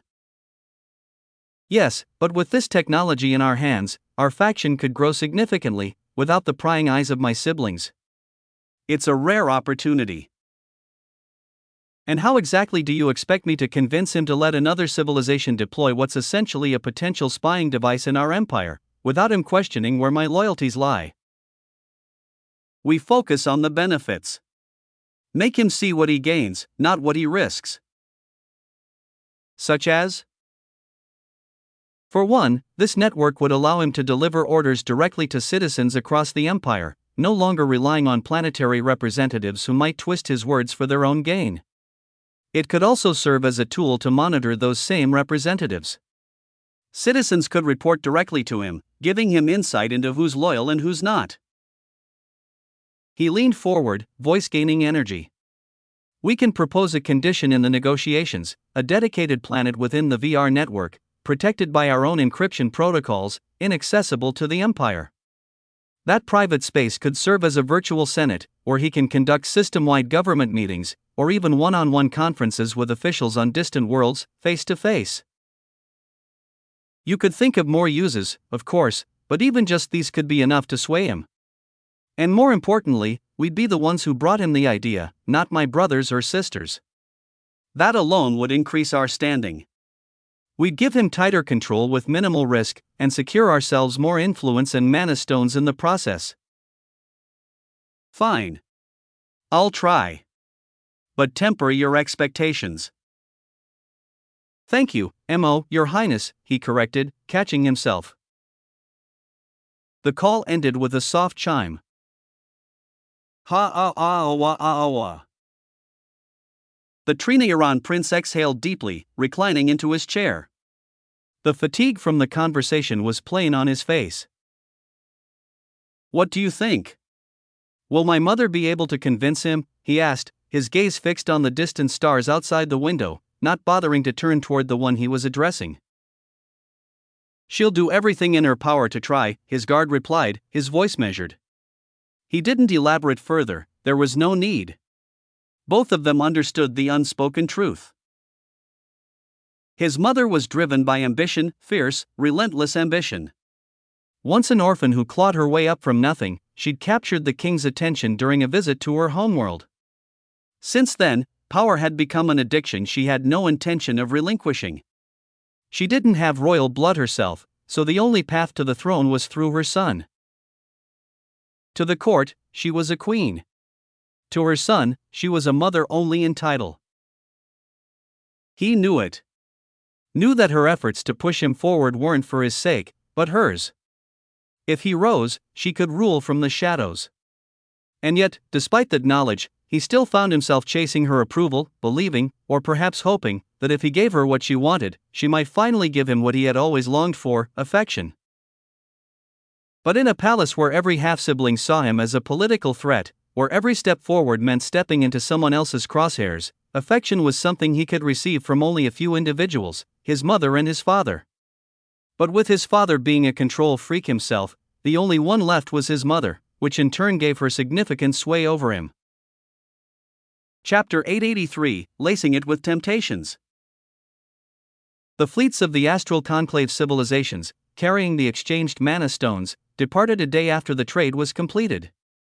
This time, the process was far smoother than before, as the exchange had taken place inside the trade hub itself. Their representatives, along with their close entourages, remained behind, unsure when their negotiations with the empire would conclude, but aware that the importance of the talks warranted their continued presence. While discussions around the VR network had stalled, pending approval from their respective governments. During this period, the empire requested individual meetings with each representative to discuss separate matters. Now that VR access was granted, those who accepted the invitation found themselves summoned to private virtual meeting rooms, far from the watchful eyes of other representatives. This allowed each nation to negotiate without the risk of backlash from the top 10 civilizations, who might otherwise view one-on-one meetings with suspicion. Forgive me for holding this meeting in VR instead of in person. We wanted to avoid unnecessary scrutiny, said Youssef, head of the Ministry of the Exterior, extending a hand toward the representative of one of the bottom 50 civilizations. This setting suits us as well, replied the representative, raising his elongated finger toward Youssef as they shook hands, adapting for the obvious difference in hand size. Despite being from one of the lower-ranked civilizations among those present, his civilization still held considerable sway within the conclave. They were one of the 50 that had mastered wormhole technology, and their military was large enough to intimidate those below them in rank. Now, with a reliable supply of mana stones flowing from the empire, they had become even more formidable. Previously, the cost of operating a wormhole was enough to cripple a nation's economy, limiting its use to theory more than practice. But with mana stone access secured, several civilizations had already begun activating wormholes, catching their rivals off guard. In fact, some had used them to launch limited operations against neighbors who had long assumed the wormhole tech wouldn't be used out of financial caution. These early maneuvers served as warnings. The balance of power had shifted. After a brief small talk, which didn't last long due to limited cultural familiarity, they got to the heart of the meeting. We requested this meeting to bring forth a proposal that would benefit both of us, Youssef said, his expression calm and sincere. But before we proceed, and to ensure that neither of us uses this meeting to harm the other, let's first sign an NDA. A contract materialized in front of the representative. After the initial demo period of VR access ended, all representatives were required to complete the formal login process, which included swearing a mana oath that any contract signed within VR would be bound by that oath. Every representative, including the one before Youssef, had complied. The representative carefully reviewed the clauses, then signed without hesitation or emotion. The terms were fair, ensuring the meeting's secrecy and protecting the content even if word of it somehow leaked. Our proposal is simple, Youssef continued. We want to expand the distribution scope of our current arrangement and turn it into a long-term business model that continues even after the full VR rollout or functions independently, even if the VR agreement doesn't go through. The representative's face remained neutral. What part of it specifically? The wormholes, Youssef said. We want to propose a joint venture to create semi-permanent wormhole lanes. These would shorten travel times between key star systems, connecting regions that would otherwise remain isolated due to long transit durations. This would allow your civilization to further integrate, simulate, and diversify your economy. As he spoke, a star cluster map appeared between them. Circular markers formed near each star system, followed by lines connecting them. Miniature ships moved through these virtual lanes, entering one circle and emerging from another, visually demonstrating the proposed concept. The representative raised an eyebrow slightly at the display, but said nothing. Youssef remained silent as well, giving him the time and space to consider the offer. Inside the representative's mind, a storm of thoughts raged. He fully grasped the implications of what Youssef had just proposed. If such a system could be realized, it would revolutionize their civilization's development. No longer would each star system need to be self-sufficient or waste resources duplicating industries just to avoid the long and costly transportation delays. Specialization could flourish with each system focusing on what it did best, connected by stable, efficient wormhole lanes. After a long minute of silence, he finally spoke. Although your proposal is something I would like to accept without hesitation, he said, shaking his head with a hint of regret, unfortunately, it's not something we can agree to, even if we wanted to. He paused before elaborating. As a condition for being granted access to wormhole technology by the Trianrians, we were bound by strict limitations. We are forbidden from sharing or transferring the technology, under threat of retaliation both from the mana oath we swore and from the Conclave itself. Despite giving a negative response, the representative's eyes remained fixed on the holographic display between them. It was clear he didn't want to reject the offer, he simply had no choice. What was being proposed could greatly strengthen his civilization, and having to walk away from it weighed heavily on him. Just as he began to prepare to leave, his posture already carrying the heaviness of disappointment, Yusef spoke up with a calm smile. If that's your only concern, then there may be no problem at all. The representative didn't move, but his expression tightened. I don't think there are any loopholes in that agreement to exploit, he said cautiously. And even if there were, I wouldn't be the one to test them. Others have tried before, and the retaliation they received was not something anyone wants to experience.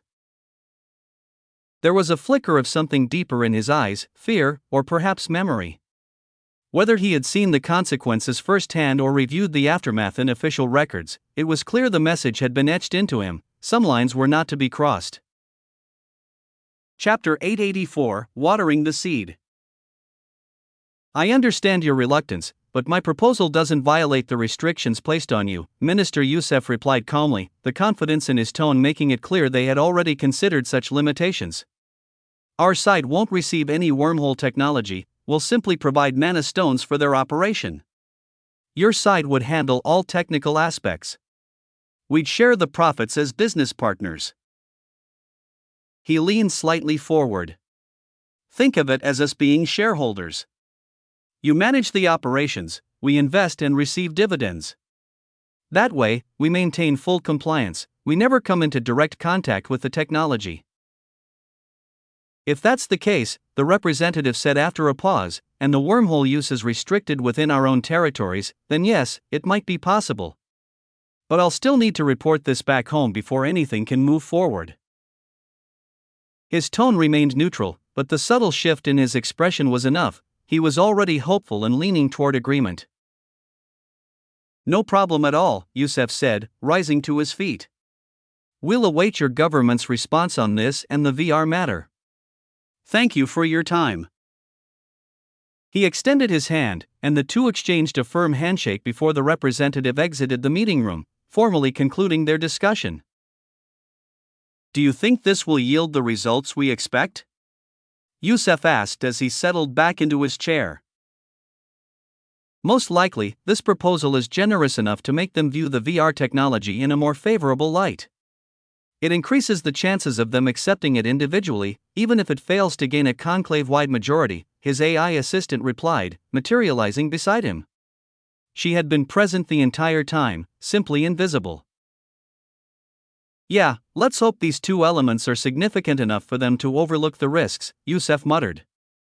He understood clearly, if the Empire didn't take proactive steps to increase the appeal of the VR technology, it would be difficult to overcome the wariness surrounding its potential threats. If VR remained as a means of shortening communication distances and doubling available time, those alone might be considered valuable enough to secure approval. Still, the risk of rejection was high. But when paired with the wormhole proposal, a real-world equivalent of shortening the distances between star systems, it might be just enough to tip the scales. Together, these technologies have the potential to unify and transform previously isolated economies, spurring massive growth and revitalization across all sectors. Governments, too, would benefit from being able to assert territorial control and respond to crises far more swiftly. What used to take months or years could now be done in days or weeks, fast enough to intercept pirates or quell rebellions before they had time to entrench or escape. Sir, the next representative has accepted our meeting request, his assistant informed him. Bring him in, Yusef said, rising from his seat. A practiced smile formed on his face as the new representative materialized. He extended his hand, his tone warm but measured. Forgive me for having the meeting take place in VR instead of the real world, just a precaution to avoid prying eyes. He spoke as if it were his first meeting of the day, knowing full well it wouldn't be his last. Every representative at the trade hub had received the same invitation. While the Empire was focused on ensuring the conclave accepted the VR technology, somewhere far away, in silence and isolation, a different seed of the Empire was being watered. PSSSTT. A soft hiss of gas escaped as the medpod, sealed tightly for over a week, finally opened. The man inside remained still for a few moments, the faint mist dissipating around him before his eyes slowly blinked open. Then, with a quiet inhale, he sat upright. "There's really no trace of any of my previous injuries," he murmured, staring at his hands, once bloodied and scarred from years of slavery and the recent attack, now smooth and unblemished, not even a shadow of a callus left. "Welcome back, Dresner," a familiar voice chimed softly. Little protagonist materialized in her usual miniature form, her projection hovering just above his eye level like a guardian spirit. Seeing her brought an involuntary smile to his face. "Thank you," he replied, reaching out instinctively, but his hand passed right through her, a gentle reminder that she existed only as a projection in his neural interface. Looking around, everything in the med bay seemed pristine, like it had just been manufactured. Yet there was something in the layout that gave him a strange sense of familiarity, as if he had used this ship for decades. Then it hit him. His eyes widened. Without another word, he quickly dressed, donning a spacesuit with practiced ease. He made his way to the ship's airlock and stepped out into the larger hangar. His breath caught in his throat. It was his ship. Or rather, what remained of it. The silence of the hangar was absolute, the kind only space could provide. Dresner hesitated for a long moment, his gloved hands clenching slightly before he exhaled and moved forward.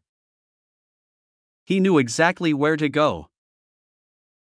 Each time he came across a body, he stopped, gently picking it up and carrying it to the open space at the center of the hangar. One by one, with reverence and solemnity, he laid them down. His friends. His crewmates. His family. The ones who didn't survive.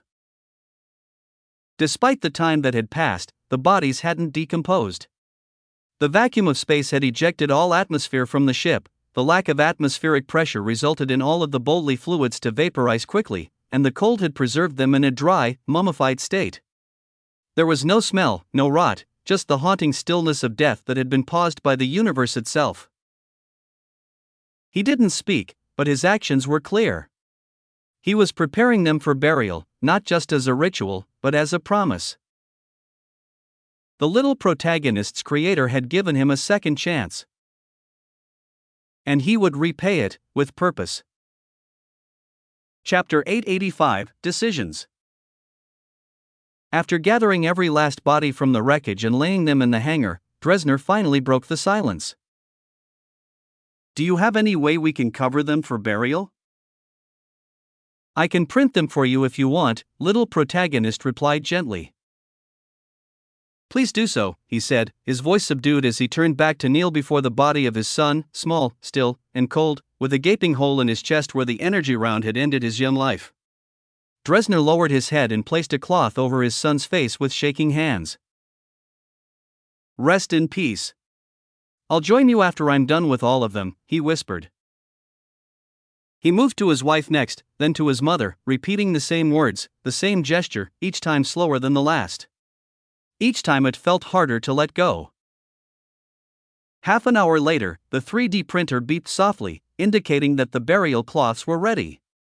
One by one, he wrapped the bodies in the printed covers, each fold done with reverence and care. The process was slow, painful. 6 hours passed before the last body was finally enshrouded.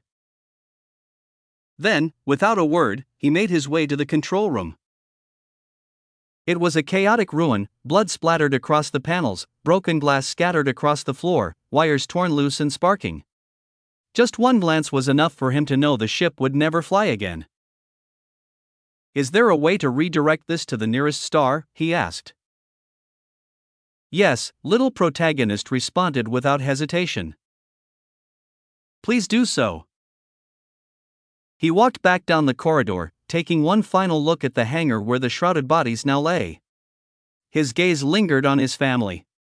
Then he turned away, boarding the new ship through the very same gaping breach in the hangar wall that had been ripped open during the attack.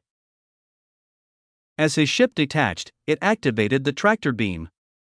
Slowly, it pulled the ruined vessel, now a drifting coffin, into a new course. With a final pulse, the beam disengaged, sending it on a path straight toward a lonely star in an uninhabitable, planetless system.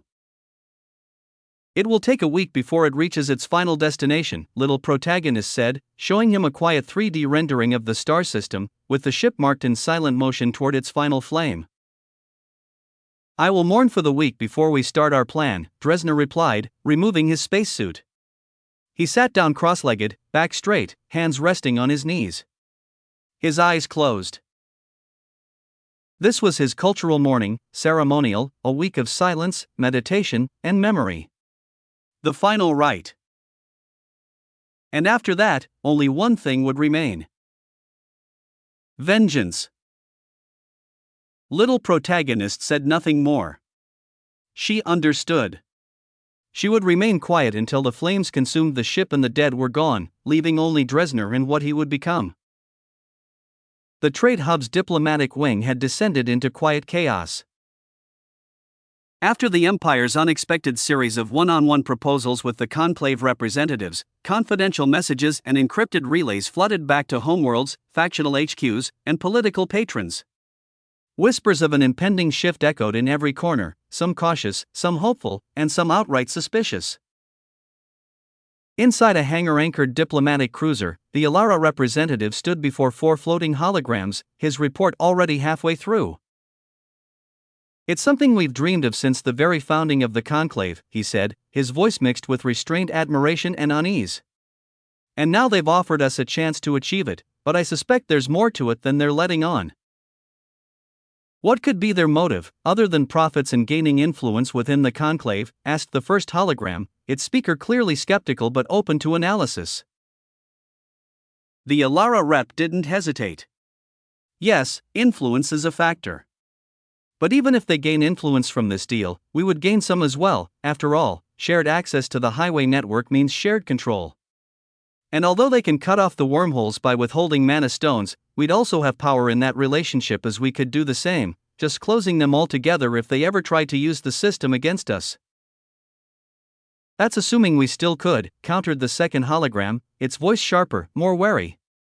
Once those wormhole highways are built and functional, once our economies adapt to instant logistics and our sectors reorganize around that infrastructure, how do you propose we shut it down without collapsing everything we've grown dependent on? There was silence for a beat as the words settled. It wouldn't just be a transportation network, Hologram 2 continued. It would become the veins of our civilization.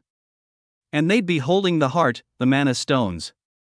Once that happens, every threat, every suggestion, every nudge from their side wouldn't be politics, it would be an economic ultimatum. We wouldn't be equals. We'd be entangled. The Alara representative narrowed his eyes slightly. If we don't take it, someone else will. That's a fact. And that was the real source of the turmoil. The Empire had wisely approached every side individually, letting them stew not just in analysis, but in the fear of being left behind. I think you're looking at this from a very negative point of view, Hologram 4 said, cutting in before the mood could drop even further. His unexpected interjection immediately drew everyone's attention. What makes you say that? Hologram 2 asked, his tone laced with dissatisfaction. It almost sounded like he thought Hologram 4 was being naively optimistic. You're approaching this from the perspective of a powerful conclave civilization with hundreds of star systems under its command and fleets to match, 4 replied calmly. You're not considering the view from a civilization that only has a single star system. He paused, giving the others a moment to digest his words. When no one spoke, he continued. They're afraid, he said. Afraid that once we get our hands on this technology, we'll come back later with fleets that can crush them. The only way for them to secure their future is to make our relationship mutually beneficial, to a point where the idea of attacking them becomes too risky and counterproductive. That's why they brought out their most cutting-edge technologies and offered to implement them in our territories. All we need to do is erect towers. He leaned in slightly. Then, they follow it up with an even bigger offer: joint control of a wormhole business. And let's be honest, it's arguably more beneficial to us than to them. They're ensuring their survival by tying our interests to theirs. Seen from that angle, their intentions become clear. Hologram 4 continued outlining his reasoning in detail, sounding as though he had inside information about the Empire, even though he had yet to set foot within its territory. When Hologram 4 finally finished, the arguments between 2 and 4 began. Throughout this back and forth, the largest projection, Hologram 3, remained silent. Watching. Listening. And after a short back and forth, 3 finally spoke. Enough.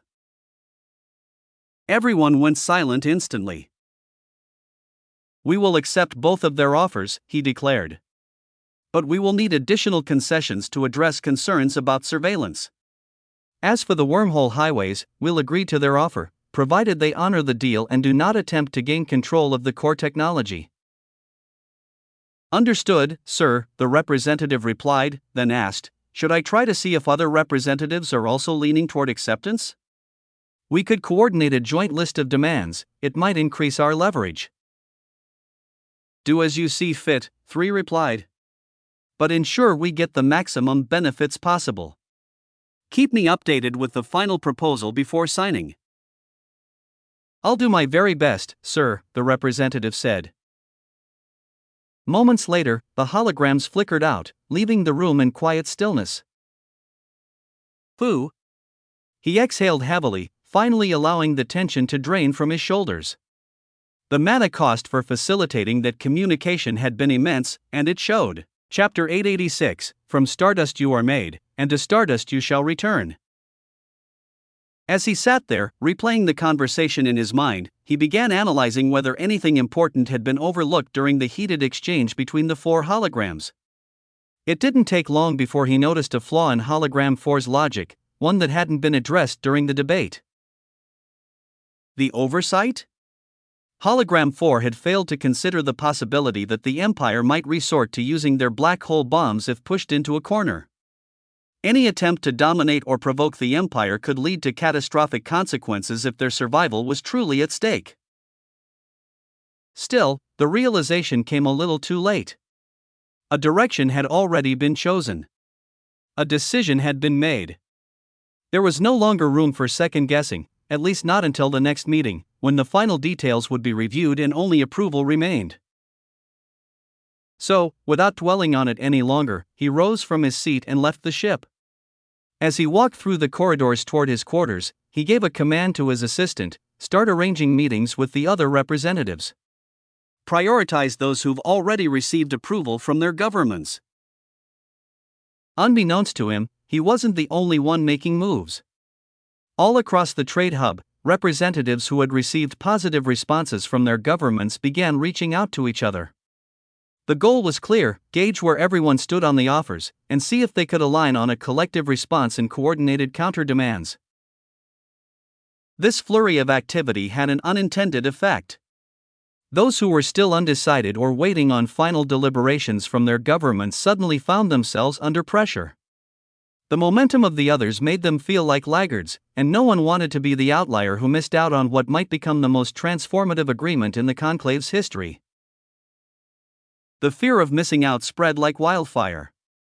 Some began to suspect that this may have been the Empire's plan all along, to use the secrecy of the VR negotiations to fragment the initial reactions, then allow peer pressure to push the hesitant into compliance. Within the week, every representative had received some form of approval from their governments, either through genuine support or through political necessity born of FOMO. Along with these approvals came lists of conditions and inclusions they wanted added to the final agreement. To consolidate their collective terms, the representatives began hosting long, intricate meetings inside the Trinarian representatives' mental network. But as they did, many of them found themselves missing the VR space they had experienced. The mental network was efficient, but it lacked the startling realism and emotional presence that the Empire's virtual environment had delivered. We need to secure ourselves from surveillance, unfair profit cuts, and other threats, but before anything else, we must first agree on the rules, regulations, and profit-sharing structure for the wormholes that will be connecting our different civilizations' territories, one representative said firmly, cutting through the growing chaos in the meeting room. We need to resolve our interconnected issues and move forward with a unified stance before we start making demands of the Empire. His voice was an attempt to bring order to the increasingly disorganized meeting, where each representative had begun pushing their own agenda, blending internal and external concerns. No one wanted to be left out, knowing that missing even a single point could mean long-term losses for their faction. But barely a second passed after he finished speaking. It was as if his words had been cast into the void. The meeting room immediately descended back into the same chaotic noise, as if nothing had been said at all. This was just one of the many challenges they faced. The outcomes of these meetings would directly determine their future profits, leaving no one willing to back down. As a result, the first hour of the meeting had been far from productive, with little progress made and no clear direction established. It wasn't until the Trianrian representative threatened to disband the mental network that any sense of direction was restored. The threat struck a nerve. Losing access to the mental network would mean being forced to negotiate in person, a move that risked drawing the Empire's attention. The fear of exposure was enough to bring structure back to the meeting, at least for the moment. "From Stardust you are made, and to Stardust you shall return," Dresner said quietly as he watched the footage from the long-range observation apparatus. The ship, now a coffin carrying all the dead, was consumed in flame as it entered the star's atmosphere. What remained of it was soon vaporized against the stellar surface, reduced to nothing. He blinked one last time before rising from the seat he had not left for 7 days, the length of mourning determined by how long it would take the vessel to reach the star and complete its final rite. For Dresner, it had been 7 days of silence, of grief, of remembering. "So," he asked, voice steady now, "what is our next course of action?" "We need to find an inhabited planet, ship, space station, or anything. Something with access to an updated database. Your ship only contained the bare minimum, with all sensitive data removed beforehand. The attack didn't help either. All we recovered was a partially corrupted star map and a few other bits of data," the little protagonist replied, her tone clipped, her frustration contained. Well, the ship was being decommissioned. "It's not surprising there wasn't much left to begin with," Dresner said, rubbing his neck absently. His own knowledge of current affairs was barely useful. He had been a slave, cut off from the world for too long. Interstellar communication was expensive, with mana costs rising exponentially with distance. Only the important had access. He hadn't been important. "The information from you, while helpful, can't guide us for long, not when we can't return to your planet. For now, we'll head toward the closest known star system. It's 2 light-years away. At maximum speed, the trip will take 3 months," she said as a map materialized in front of him, displaying their trajectory and destination. "Any chance the pirates are headed there too?" "Without knowing their motive for attacking you, it's hard to predict their course.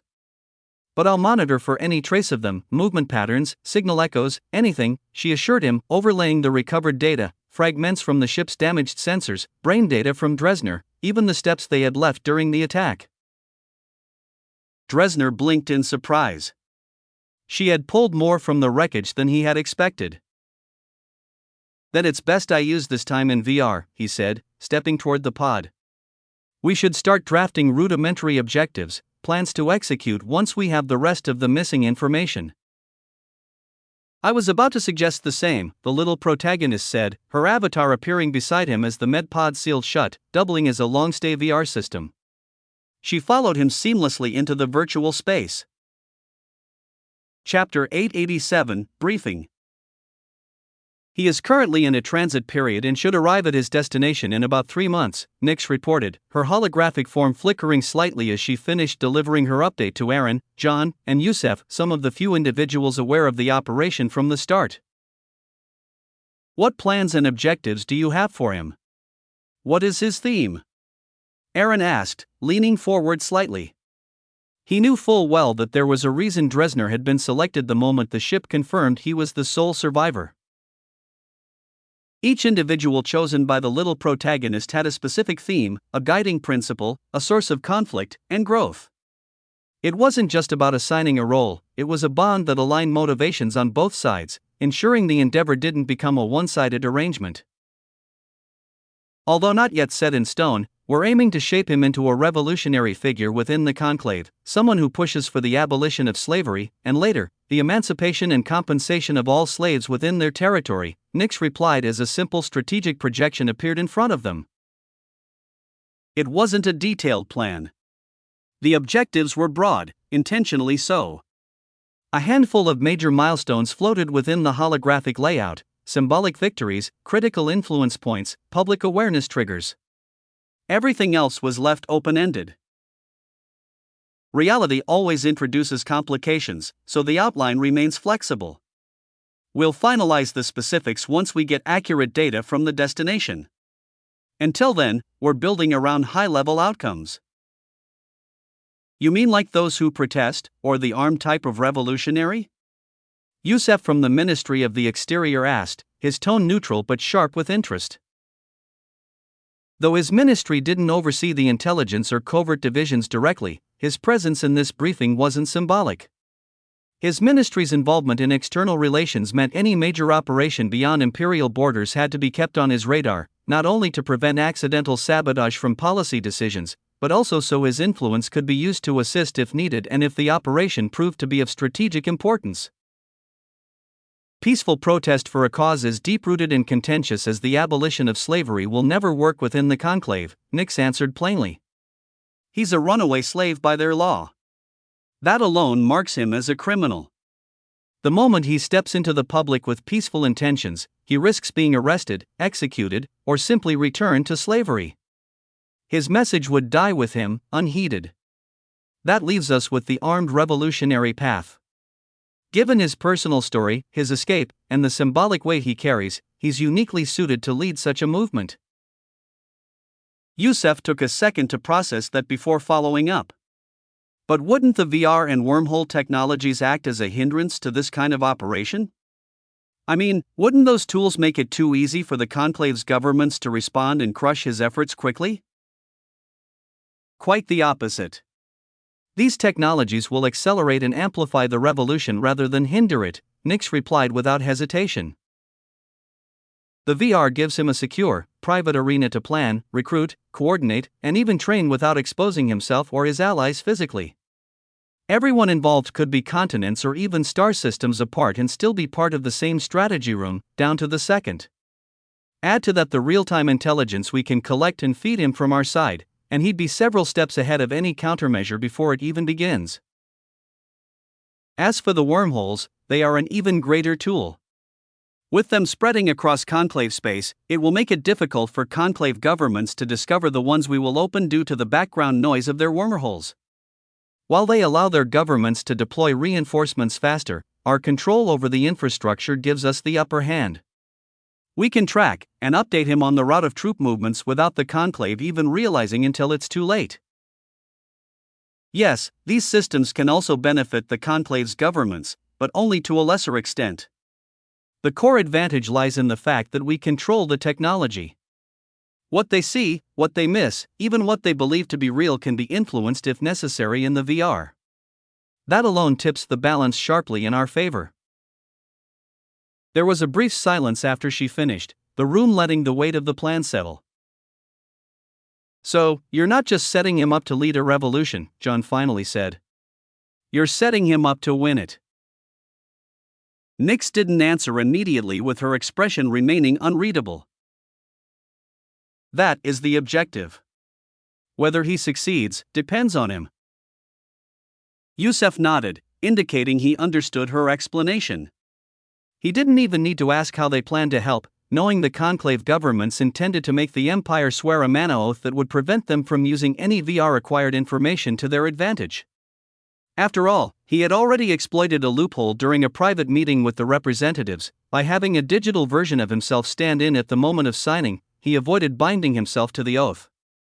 Once the process was complete, he returned, effectively bypassing the Mana's enforcement without facing any consequences.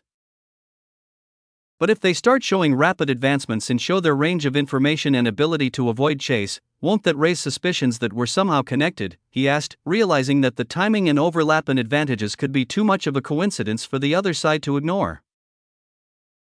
We can avoid that by having him start his operations before VR is introduced. That way, there's already a record of his existence and activity, which gives us plausible deniability. If they push further, we can simply claim it's a manufactured excuse. Besides, it'll take at least 5 years before wormholes and VR towers are fully deployed across all Conclave territories. That gives him plenty of time to establish a name for himself. Throughout the exchange, Aaron remained silent, simply listening to the back and forth of questions and explanations. He already knew the answers to most of them. After all, he was the one who had suggested the plans, with Nyx and her agency doing the rest of the deep planing. Everything seems to have been carefully considered, he finally said, his tone calm. But first, we need the Conclave to accept the VR. Otherwise, we'll have to rethink everything from the ground up. He knew full well that they had already taken every possible measure to ensure its acceptance. Now, all that remained was to wait for the Conclave's final decision. Chapter 888, Interrogation. 3 months later. From the silence of space, a single ship could be seen descending into the atmosphere of a large, grayish planet, aligning itself with the traffic heading toward the largest port on the surface. It joined one of the 7 tightly regulated lanes, each filled with ships maintaining a few hundred meters of distance, moving in perfect coordination. As the ship drew closer to the planet's main port, a breathtaking scene unfolded. Tens of thousands of vessels parked in a massive, truss-frame layered structure. Nearly 100,000 ships were arranged within an enormous open rectangular bay, organized in tiers to maximize space efficiency. Unlike most interstellar ports, there was no immigration checkpoint for this vessel. It glided forward unhindered, heading straight for its assigned docking bay within the colossal truss-frame structure. The moment it entered, a web of scanners activated, sweeping across the hull. Every detail was instantly analyzed and cross-referenced with the central database for anything flagged or suspicious. The ship continued on, unimpeded, until it reached its precise docking location. Its landing gears deployed smoothly, connecting with docking clamps that extended upward in anticipation. With a mechanical click, the gears and clamps interlocked, forming a secure seal that could only be released with deliberate disengagement. 10 seconds passed. Then, the ship's hatch hissed open. A burst of chilled mist spilled into the air as the cabin's atmosphere met the port's ambient environment. Through the fog stepped a tall figure, 6.5 feet in height, with smooth blue skin and eyes that shimmered with faint bioluminescence. Their hair, a cascade of fine metallic strands, was braided neatly, catching the light as they moved. The moment he stepped out with a bag slung over his shoulder, even with a respiratory mask covering half his face, every passerby in the bustling port seemed to pause. Conversations faltered. Heads turned. Whispers spread like wildfire as the tall, blue-skinned figure moved with silent confidence across the platform. A free Varellan? I've never seen one in my life, murmured a short, red-skinned individual, barely reaching 1.75 meters compared to the towering man. I didn't think any of them escaped after the surrender, his companion replied, not even bothering to lower his voice. The Hurai made sure every last one was either enslaved or bound to lifetime servitude. You think he's one of those who ran and made it all the way here? Doubt it. Look at his ship. It's a Laramade, brand new. If he was on the run, we'd have heard about it. And the Hurai would have chased him to the edge of the galaxy. Doesn't look like a slave doing errands either. This place doesn't have anything unique worth the trip. While they and others speculated, the buzz of conversation only grew louder until one of the armed port workers broke through the onlookers and approached the figure. Name and purpose of your visit, the worker asked, eyeing him with thinly veiled suspicion. Dresner, he replied calmly, casting his gaze downward to meet the shorter man's eyes.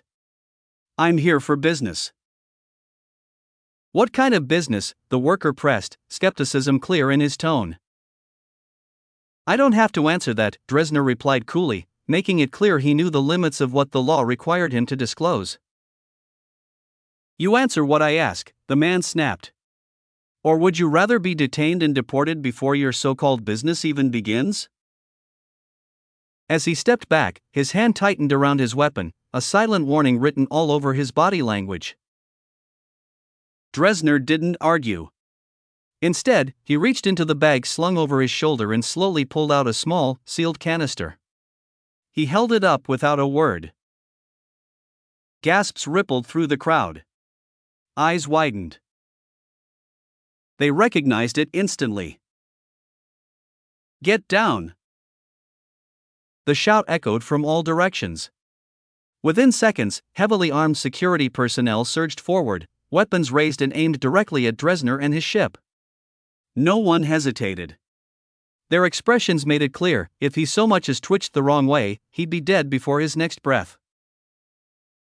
Understanding the gravity of the situation, Dresner gently placed the bag with the canister on the ground and slowly got down on his knees, hands where they could be seen. The guards rushed in, tackled and restrained him with swift efficiency, then began escorting him toward the holding area. As they passed through the crowded port, onlookers stepped aside in silence. Not one person interfered. Everyone knew better. Half an hour later. You think you're tough enough to stay silent if we really want to make you talk? The interrogator growled, slamming the table hard enough to make it shake. Dresner didn't flinch. As I said, I'll only speak when someone of relevant authority is present. The interrogator sneered. Then maybe it's time to show you we're not just playing nice. He drew a knife and held it threateningly near the chain linking Dresner's cuffs to the table, clearly telegraphing his next move. You'd be wise not to do something you'll regret, Dresner warned, his voice calm, but his eyes told a different story. The faint bioluminescent glow intensified, nearly doubling in brightness. It was a silent promise of consequences. The interrogator hesitated for a split second, visibly unnerved, but pressed on anyway. With a sharp motion, he stabbed the knife into the table between Dresner's restrained hands, narrowly missing the right thumb. Then, without a word, he slapped Dresner hard across the face, splitting his lip. Blood welled, but Dresner didn't react. He merely closed his eyes as if to dismiss the entire event. Outside the interrogation room. Any word from the higher-ups? The interrogator asked after shutting the door behind him. Nothing yet, the officer replied with a scowl. But you're just going to let him disrespect you like that? There's no need to rush, the interrogator said, his tone dark with anticipation. Once we get clearance, I'll have plenty of time to teach him some manners. Count me in, the officer muttered, both of them heading toward the break room, leaving Dresner alone in the dimly lit chamber. Any progress? Dresner asked, currently in the VR space. Not yet. Breaking through their systems without tripping alarms takes time. We need to be delicate, replied little protagonist, her tone calm. She projected live footage onto a hologram in front of him, showing officers combing through his ship. They were meticulously inspecting and collecting the stored mana canisters, scanning every inch of the interior, and had already connected to the mainframe to extract data logs for analysis. They're thorough, Dresner commented, watching them work with professional precision. They have to be. This planet's far from their central government, and shipments of mana stones from official channels are years away. Then you show up with a fresh supply, no declared source, no history of trade. Of course, they're trying to trace your route. They're hoping your ship's logs will give them a lead. As she spoke, a new alert appeared, one that made her pause mid-sentence.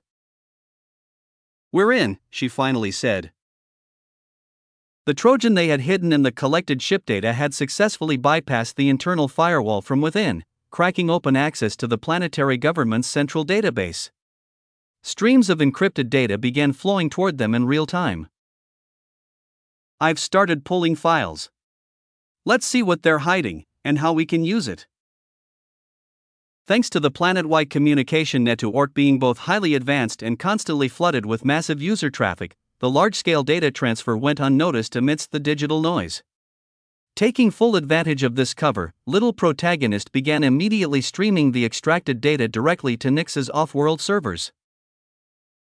Storing the information on the ship wasn't an option, not just because of limited storage capacity, but also due to the risk it posed. The data was too sensitive, and she lacked the processing power on board to categorize and analyze it quickly enough without putting strain on the ship's systems or risking mental backlash to Dresner. Chapter 889, Negotiating a Deal. Bam! The interrogation room door burst open as a formation of guards marched in, splitting off with practiced precision. Each moved to a corner of the room, securing their positions, while two remained at the entrance, stepping aside and standing at attention to allow passage. Dresner didn't flinch. His eyes stayed closed, his expression calm, as if the sudden intrusion meant nothing to him. A man in richly adorned garments entered, his posture regal, each step deliberate. Authority radiated from his very presence. He took the seat across from Dresner without a word. A tense silence followed before Dresner finally opened his eyes and said, "I greet your excellency," in a tone of respectful acknowledgement. The man before him was the planetary leader, the most powerful individual on this world, whose distance from the central government gave him near sovereign control. Let's begin with introductions. Who are you? The man asked. As your officers have already reported, my name is Dresner. I'm here on business. That's all that should matter, he replied calmly. And what proof do we have that you're not just a pirate trying to offload stolen goods? We need real answers. Dresner smirked slightly. And what if I am? If there's no record of me in your databases, then by your laws, I've committed no crime here. Besides, shouldn't the value of what I brought be enough to make my origins irrelevant? He wasn't wrong. Long-distance data transfers between star systems were expensive, especially those involving personal records or criminal histories. Unless someone was a major threat, the cost to flag and pursue them wasn't justified. Petty criminals with means could simply vanish into another system, free of consequence. Identification systems weren't much better. The conclave-wide DNA ID system stored only basic encoded data. Full profiles were kept locally on planets a person had visited, meaning gaps in information were common. Where did you get the mana canisters? The leader asked, ignoring Dresner's bait and moving to the real question. Dresner noted the shift. If the canisters were stolen, it would have triggered alerts across nearby star systems. The absence of such alerts only reinforced his position. That's a business secret, he said flatly. I'm not about to give up my supplier just so you can undercut me.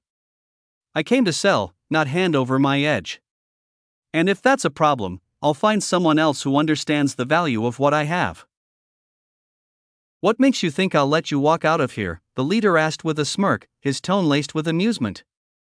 I could just keep you locked up and take the mana canisters for myself. He didn't bother to hide the fact that he was seriously considering it. It was, after all, a tempting deal. But Dresner didn't answer. Instead, he lowered his head and began to chuckle. At first, it was soft, shoulders shaking slightly. But the laughter grew, louder and more uncontrolled, until he was clutching his stomach, gasping for air between fits of laughter. You really think, he managed between wheezes, that what I brought is all I have? That I came here without insurance? He paused, catching his breath, before continuing. You'd throw away a source that could provide a steady stream of mana canisters for the handful I brought today? Are you really that foolish?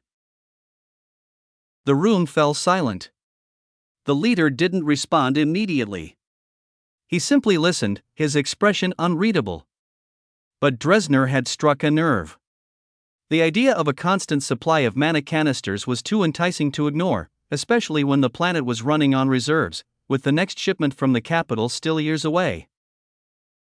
So you're claiming you can supply mana canisters regularly, if we were to enter a business arrangement? The leader asked, maintaining a composed exterior, though a flicker of excitement betrayed him. If we're not interfered with, receive a fair price, and our terms are respected, then yes, Dresner replied, fully composed again, the laughter gone, replaced by calm assurance. The leader leaned back in his chair, weighing the situation. Maybe Dresner was bluffing. Maybe this was just a ploy to avoid captivity. But even if that were the case, they'd still walk away with the canisters in hand, and that alone was worth the risk. All right, the leader said at last, adjusting his posture to project authority, let's hear your terms and your price. Nothing outrageous, Dresner began, glancing sideways. First, I want to beat that guy. He pointed toward the interrogator who had punched him earlier, the same man who had threatened him with a knife before being silently removed it a few minutes before the leader arrived. The interrogator now stood stiffly in the corner, eyes fixed forward. Second, Dresner continued, I want the authority to purchase any slave I want on this planet, regardless of their current owner. And finally, I want the right to buy anything produced here at the base production cost. He said it casually, as if he were asking for nothing more than a drink of water. The interrogator's face turned pale the moment he heard Dresner include beating him as part of the deal. Of all the demands, that was the one he never saw coming. His stomach sank, knowing that if the leader agreed, there'd be no way out. He silently prayed for the deal to fall through or for the talks to be delayed, just long enough to somehow convince Dresner to drop that condition. A moment of silence stretched across the room before the leader finally spoke. The beating, he said thoughtfully, is possible, but I can't just hand a man over for punishment without giving him a chance to defend himself. So I'll accept that condition on one term, he must agree to it, and he has the right to fight back. He gestured toward the interrogator as he spoke. The pale-faced man, upon hearing those words, suddenly lit up with. He believed himself more than capable of handling Dresner in a fight, maybe even enjoying the opportunity to return the earlier insult with interest. As for the matter of the slaves, the leader continued, I can accommodate that under my authority. However, purchases of slaves not already on the market will come with a premium to compensate their current owners. He shifted in his seat again before addressing the final point. Regarding goods produced on this planet, you may buy government-produced items at base production cost. For privately owned goods, I can authorize a discount, but it will be capped once it amounts to 10% of our total trade value. Dresner took a moment to consider the offer. It wasn't exactly what he'd asked for, but it was close, surprisingly close. Pushing for more right now, while he still lacked leverage, might backfire. The leader could just as easily walk away or have him tortured for information. That's acceptable, Dresner finally said, giving a slight nod. It was a solid deal. Close enough to what he'd wanted, and far better than what most would have expected in his position. Then we have an agreement, Dresner said, raising his chained hands toward the leader for a handshake. The leader glanced at the restraints, then at Dresner, but didn't extend his hand. We'll shake on it once the agreement is written and secured, he replied coolly, turning away. Without another word, he stood and walked out of the room, unwilling to dirty himself by touching Dresner's unwashed hands. Chapter 890, KGHH. Bam! Kawak! Whoa! Crack! KGHH. Bam! Kawak! Whoa! Crack! Arg! A pained scream rang out, cutting through the brutal symphony of fists landing, bones cracking, and flesh being pounded inside the practice room of the Enforcement Forces building. The one on the receiving end was the interrogator, now unconscious, sprawled on the floor, his chest rising and falling in sharp, uneven breaths, a result of his internal injuries making it difficult for him to breathe. Ha! Dresner stood above him, the only one still on his feet in the ring. He exhaled deeply, a satisfied grin tugging at the corners of his lips. His knuckles were smeared with blood, but none of it was his. Medics rushed in, kneeling beside the fallen man as they started performing emergency first aid before quickly loading him onto a stretcher and carrying him out. He had walked into this fight with arrogant confidence, expecting to be the one dishing out punishment, only to leave broken and beaten, a harsh lesson written across his battered body. "Now we can move on to trade," Dresner said casually, walking over to a bench where a towel and water bottle had been placed. He addressed the planet leader's servant, who was already approaching him. "Yes, sir," the servant replied, handing over a rectangular device resembling a polished block of metal. "This contains a full list of slaves currently on the planet, as well as all available goods. Government-made and privately produced items are separated into two categories. You may choose as you wish, and I'll see to the procurement." Dresner wiped the sweat from his face, took the device, and tapped the activation button. 3 holograms were projected into the air, one listing the slaves, and the other 2 showing products categorized by source. He eyed the hologram coldly, then turned to the servant. "Is your name on here?" he asked, pointing at the slave list. "I'm not a slave, sir," the servant answered, his tone carefully neutral, but the faint trace of disgust in his voice betrayed how offended he felt at even being associated with that status. As a member of the planet leader's inner staff, he saw himself as among the elite and would not have come near Dresner were it not for direct orders. Dresner gave no response to the servant's subtle displeasure. Instead, he turned back to the floating holograms and began making selections from all 3 lists. With each tap, the remaining credit count displayed at the corner of the projection ticked steadily downward. The number on the hologram represented the local currency, a system implemented across the conclave to prevent wealthy individuals from destabilizing poorer economies. Instead of using the civilization's main currency directly, visitors were required to exchange it for the local equivalent. The exchange rate floated based on demand, acting as an economic buffer. The more someone exchanged, the more expensive it became, effectively discouraging aggressive market domination and keeping local economies intact. Less than 10 minutes into browsing, Dresner had already spent nearly all of it, over 90% of his earnings from the mana canisters, gone. With the amount nearing zero, he finally stopped. "This is all the buying I'm going to do." "When will they be ready?" he asked, handing the device back to the servant. He reviewed the list carefully before replying, "They will be delivered to you in a week's time." "Is there anything else you need help with?" "No." "You can leave," he replied, grabbing his hydration liquid and taking a long drink. Draping a towel over his shoulder, he gathered his things and headed toward the exit. His next destination, the hotel. Now we wait, he thought, his mind turning to the next phase of the plan. Everything he could do for now had been completed, all in line with the strategy laid out by the little protagonist, who had already analyzed the key data and calculated the optimal course of action. "You are being followed," came the calm voice of the little protagonist as Dresner stepped into the public transportation pod bound for the hotel. "I expected it," he murmured, not bothering to look back. On his interface, the AI displayed a CCTV feed of the transport interior, the suspected follower already highlighted. Alongside the image, a detailed profile began to unfold, pulled straight from the database thanks to the little protagonist's continued access. While Dresner was on his way back, the list of his purchases had already reached the planet's leader. After a quick review, nothing stood out as suspicious. Most of the items were standard, except for the large plot of land in an isolated location and an unusually high volume of construction materials. It was clear Dresner planned to build a residence from scratch rather than purchase one outright, a decision that reassured the leader. It suggested a long-term commitment and an intention to continue trade, which aligned well with their interests. "Keep watching him, but don't let him catch on," the leader said, approving the slave list without issue. He raised an eyebrow at one peculiar detail. Dresner had not only purchased individuals who were useful but had also bought their families along with them. A small chuckle escaped him.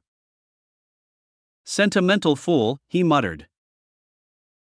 "Yes, sir," the servant replied, bowing before leaving to relay the orders. Now alone in his office, the leader leaned back into his chair, his expression calm and contemplative. "No matter how well you hide it, I'll find out who your supplier is, and when I do, we'll see how long that smirk lasts," he said softly, a thin smile curling on his lips. "Until then, enjoy thinking you have power," before he closed his eyes, letting silence settle in as he began to rest. Time, after all, was something he had plenty of. And while the leader slept peacefully, unaware, ripples of discontent spread quietly across the upper circles of society. Their trusted slaves and skilled workers, some of whom they had relied on for years, were being taken away without warning. The transactions had been forced through under the leader's authority, leaving them no room to refuse or negotiate. Others received curt notifications that their pending orders for materials or services had been delayed, reassigned to someone else under the leader's directive. A few even found their land abruptly repossessed and granted to an unknown outsider. There were no explanations, no apologies, just cold, official commands from the top, together with payment for the things taken from them. Though none dared voice their outrage openly, the bitter taste of humiliation lingered. The leader's power kept them quiet, for now. But among the silence, something began to fester. In more than a few hearts, the seed of resentment had been planted. Chapter 891, Confirmation. Starting tomorrow, we will begin providing the mana stones for the creation of the first semi-permanent wormholes and assembling the planning committee. We will spend a year in VR accelerated time to finalize the plans based on the maps you must submit within the week, Mazmibai said, addressing the conclave representatives. With those words, the long-standing negotiations had finally concluded, leaving only the implementation ahead. For the past 3 months, the Empire had been locked in tense negotiations with the Coalition, an alliance consisting of representatives who had finally agreed to accept the wormhole and VR technologies, deeming their benefits too significant to ignore despite the potential risks. At the start, the Coalition's demands were aggressive. They pushed for control over VR sectors that mirrored their civilization's territories, and for a larger share of the profits from both the VR system and the proposed wormhole highway network. However, the Empire stood firm, insisting on full control and sole authority over revenue distribution. This led to a stalemate, during which the Coalition representatives tried to pressure the Empire by hinting at a possible withdrawal from the agreement. Their threats, however, were met with silence. Realizing the Empire would not yield, they adjusted their approach. Instead, they requested a VR star system for each civilization, encrypted and isolated, under their full control, to serve as operational hubs for their respective governments. The Empire agreed, under the condition that the civilizations would fund the creation and maintenance of those sectors themselves. As a further compromise, the Empire permitted each civilization to appoint one representative to the VR Council. These representatives would serve as liaisons, offering suggestions and voicing requests from their people, though the final decision on all matters would still rest solely with the Empire. Once both sides settled on these key terms, they finalized the agreement, including minor additions such as the scope of information governments could request from the VR Council and the procedures for doing so, and more.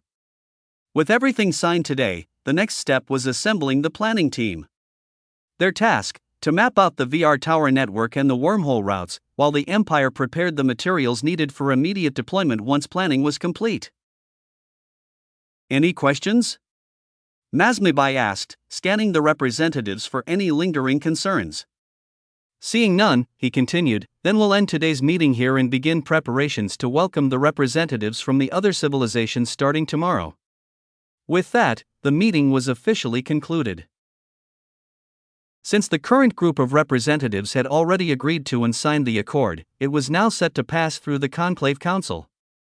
This would expand the scope of cooperation beyond the current 50 civilizations, those who already possessed wormhole technology and had already been in contact with the Empire, to include all 73 remaining members. The result, full participation from all 123 civilizations in the conclave. To facilitate this, the planning team would be expanded to include representatives from each civilization. The transport of these new participants would be handled by the current wormhole-capable members, with the Empire covering the entire cost. This arrangement was both a gesture of goodwill and a strategic move to streamline the planning and speed up the eventual deployment of the project. Once this is done, I'm going to need a very long vacation, Mazmibai said while stretching, now that only he and his entourage remained in the room. That vacation's still a few years away, Lenesra said with a chuckle, well aware that the 3 months of negotiation had only been the beginning. The real work was just starting. Which is exactly why we need to start thinking about it now, he replied, grinning. It's the only thing that'll keep us going through what's coming. As they walked to the exit of the room now that everyone else had already left a while ago, planning to go and report the conclusions to the government before having a long-needed rest. Finally, I can start earning SP again, Aaron said with a smile as the confirmation about the negotiations' conclusions arrived, and the plan was officially moving forward. There was no turning back now, only the final steps before implementation. The SP we'll earn once the entire conclave is connected should make things far easier than they are now, Nova said. She understood the scale of what was coming. This was an untouched market, a fresh influx of users who had never interacted with any of their systems. Just like the first launch of Bugzapper, each new user would generate significantly more SP, possibly enough to fast-track their development by centuries, if not millennia, depending on how wisely the points were spent. I can't wait, Aaron said, his mind drifting to the absurd options buried within the system. Even if SP weren't part of the equation, access to the VR network alone was enough to give him a near unparalleled understanding of the conclave, far beyond anything their own analysts could hope to achieve. And while certain sectors would be encrypted for exclusive government use, that was a minor inconvenience. Me too, sir, Nova replied. She was just as eager. Having already sifted through everything the Empire had to offer, she was hungry for the fresh flood of data this expansion would bring. But that excitement came with its own logistical nightmare: storage. The Empire was already nearing its limit. Should we get started, too? Aaron said, opening his eyes. Currently, he was floating in the quiet of space, suspended in a void lit only by a distant sun. Ahead of him stretched a vast field of asteroids, millions of them, varying in size and shape. Together, their mass approached nearly 2% of Earth's, roughly equivalent to the Moon. Yet they drifted in stable isolation, held in place by gravity plating and finely tuned tractor beams, never colliding or coalescing. Aaron focused on his task. He was creating a rune with intent, one that would form a massive circular-shaped shield around the entire asteroid field once deployed. Chapter 892, Construction. Once the runic intent was fully imbued, Aaron activated the rune. It had already been charged with enough mana to allow it to expand and cover the entire asteroid field. Executing such an operation while the representatives were still present in the trade hub would normally have been considered a significant risk. However, that risk had already been accounted for. During the asteroid collection phase, the field had been strategically placed in a position where the sun lay directly between it and the trade hub. The sun's brightness, in both the visual and mana spectrums, combined with the sheer difference in scale between the star and the asteroid field, rendered the operation invisible to the conclave's passive sensors. Switching to active scans or extending sensor coverage into the solar system would have been a breach of agreement, an act that could be interpreted as preparation for a hostile move and provoke a swift, forceful response. It didn't take long for the shield to finish deploying, enclosing every asteroid within its vast perimeter. While still connected to the structure through his intent, Aaron shifted the shield from passive mode, where matter could enter and exit freely, to active mode, sealing it completely. He then deactivated all of the gravity plating and tractor beams that had been maintaining the asteroid field's cohesion and preventing collisions. With those supports gone, he began to shrink the shield. As the barrier slowly contracted, the outermost asteroids were the first to be pushed inward. The shield's inward pressure steadily increased, forcing them to collide with one another. Ricocheting debris was quickly redirected and compressed again as the available space dwindled. Over the course of roughly half an hour, the once spacious field was reduced to a dense, interlocked mass. Nearly all the empty space had vanished, save for the unavoidable gaps created by the irregular shapes of the remaining asteroids. The result was the rough skeleton of what would become a massive moon. Although he could have chosen to crush the asteroids together, grinding them down until every last gap was gone, there was no need. The next phase didn't require that level of compression. "You can start," Aaron said calmly. There was no verbal response. Instead, 100 ships shimmered into visibility as their stealth systems disengaged, precautionary measures, despite the extensive planning. Without pause, the ships closed in on the shield, now modified to be one-way passive, allowing entry but preventing anything from escaping. As they reached the perimeter, each ship began releasing massive black spheres, each several hundred meters in diameter. The spheres, using conserved momentum, drifted inward through the thick barrier. Their velocity gradually decreased, a result of Aaron deliberately manipulating the internal resistance of the shield. By the time they reached the inner layer, just meters from the dense asteroid mass, they had nearly come to a stop. Then, silently and without further command, the spheres powered on. They moved forward and magnetized themselves to the nearest asteroid. But instead of crashing or attaching physically, they phased through, sliding in as though the asteroids were made of fluid. A moment later, dense clouds of dust and particles erupted from the contact points. The disintegration had begun. They were atomic printers, now initiating the meticulous breakdown of every asteroid within the shield, atom by atom. "Despite having seen it in the US Universal simulation, I still can't get used to this," Aaron muttered, eyes fixed on the massive hologram floating in front of him. It projected a transparent, real-time visualization of everything happening inside the shield, the paths of the atomic printers, the slowly disintegrating asteroids, and the calculated timeline showing how long it would take to break the atoms apart, months of steady, meticulous work. As the process unfolded, the fragmented atoms would begin to self-sort by mass. Heavier elements would naturally sink toward the center, while the lighter ones drifted outward, forming layers in a pattern that resembled the internal structure of a planet. This natural sorting would later be enhanced by the atomic printers once they completed disassembly and transition to the reconstruction phase. A moon. On the outside, it would be indistinguishable from any natural satellite, dusty, cratered, serene. But underneath, it would house a colossal quantum server, purpose-built to support the coming expansion of the VR system and manage the data influx from the astral conclave. "It's going to be one of our masterpieces," Aaron said, his tone flat but laced with pride. His gaze lingered on the asteroids, still mostly intact for now, lined up like prisoners awaiting transformation, not death, but something that would erase all traces of what they once were.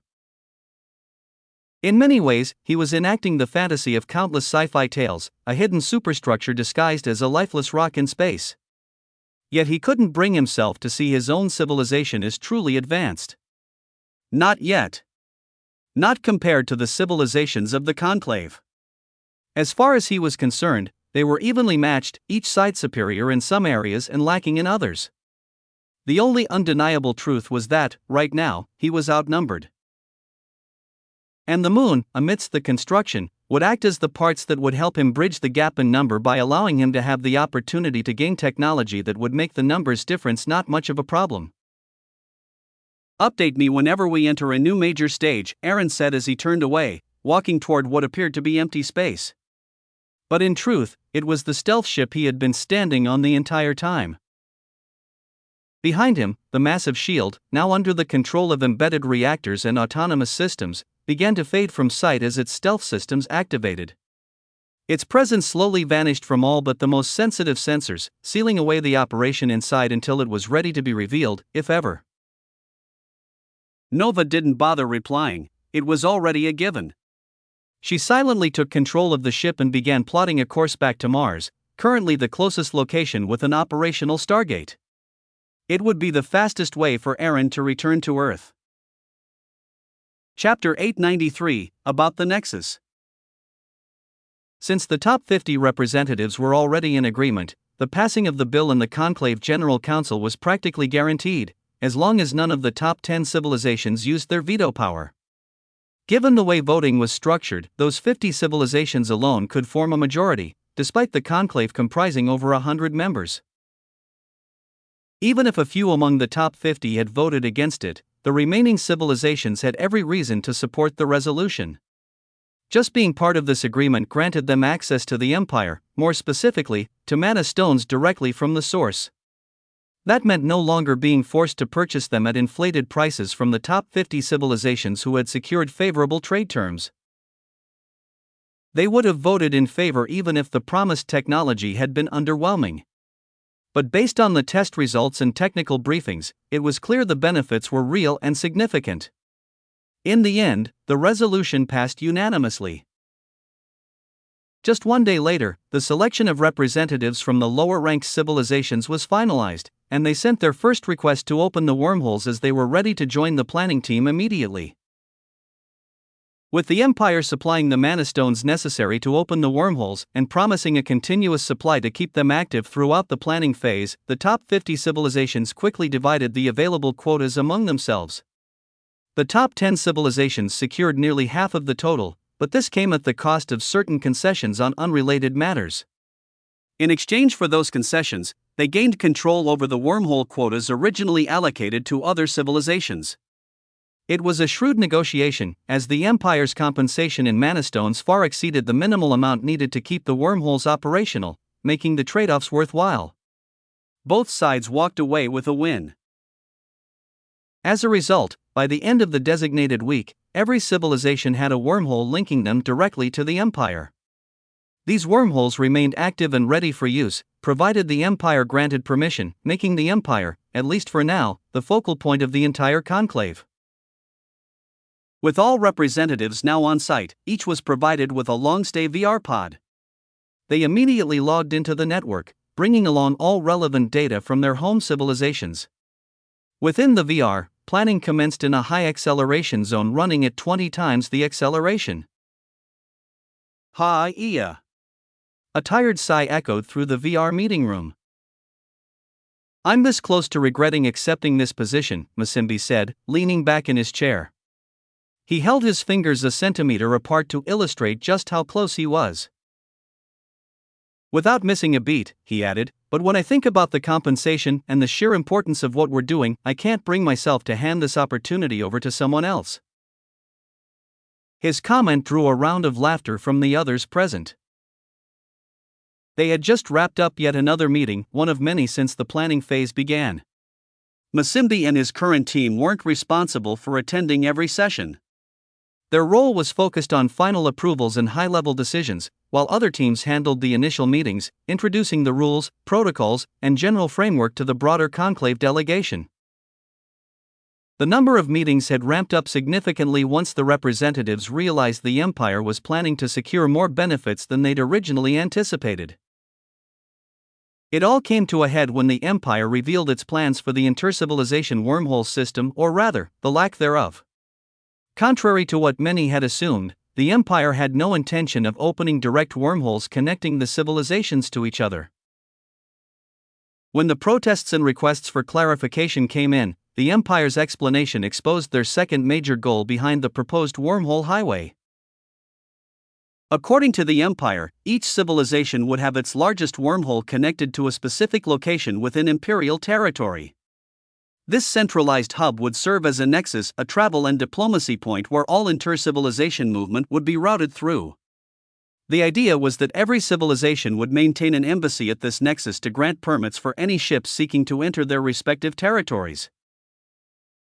The justifications sounded reasonable. Directly connecting all civilizations would require thousands of additional wormholes, an impractical solution. Without direct links, traveling from one civilization to another would involve passing through multiple territories, each requiring permission. A single denial could bring an entire journey to a halt. Centralizing access would eliminate this issue, streamline travel, and reduce political friction. But despite the logic, one fact remained: there was no real need for the Nexus to be in Imperial space, except to give the Empire a strategic advantage. As per the agreement, whoever hosted the wormhole connecting civilizations' territories would hold a degree of default control, and since the Empire had full discretion over the matter, the other civilizations were forced to accept the arrangement, even if they knew the real motive behind it. "When is the next meeting?" he asked once the chuckles faded. "In 20 minutes, Lanesra replied, checking the packed timetable they were following. "Let's stretch our break," he said without hesitation, already forming a time bubble around their VR zone. The acceleration was pushed to 50 times normal speed, turning the mere 20-minute gap into what would feel like several hours, maybe even days. Lanesra raised an eyebrow. "Aren't we taking too many breaks?" she asked, noting it was already their third of the day. He shrugged, already walking toward the growing open space that replaced the meeting room, fields expanding outward as cozy homes began materializing in the simulation. "When you get the luxury of working a few hours and resting more, without it affecting results, why make life harder?" he said over his shoulder. "That 20-minute window outside won't change, whether we rest in here or just sit waiting." With that, he headed into one of the newly formed houses, clearly intending to rest, while the others were free to do whatever they pleased inside the time bubble. Ha-iya. Lanesra sighed as she followed suit, heading toward one of the houses. Since there was no real harm in taking the break, no matter how much time passed inside the bubble, she chose not to argue further. Instead, she planned to use the time productively, settling in and pulling up the notes from the previous meetings. If nothing else, it was a good chance to make sure they weren't missing any subtle implications or buried intentions in the proposals. Even in rest, her mind remained on the task, just at a more comfortable pace. Chapter 894, Phase 1. 6 months later. A full half-year of intensive planning, negotiations, amendments, and rework inside the Conclave's VR, translating to over a decade's worth of accelerated time, finally bore fruit. The final plan, after countless revisions and compromises, had been unanimously accepted by all participating civilizations. Every representative, regardless of their status or influence, walked away satisfied with the outcome, marking a rare moment of total consensus in Conclave history. Yet, during this time, the Empire had not remained idle or overly focused on diplomacy alone. It had worked in parallel, quietly and efficiently, laying the groundwork for the implementation phase. By the time the final plan was ready, the Empire had already amassed a massive stockpile of mana stones, enough to power the creation of the first round of wormholes across the Conclave. Alongside that, thousands of tower stations had been pre-assembled and were ready to deploy. More significantly, the Empire had taken a bold initiative. It would provide basic VR access devices to over half the population in the soon-to-be-connected territories. Free of charge. Absorbing the full cost. This aggressive rollout was designed to break the traditional slow adoption curve, using sheer ubiquity to make the devices indispensable almost overnight.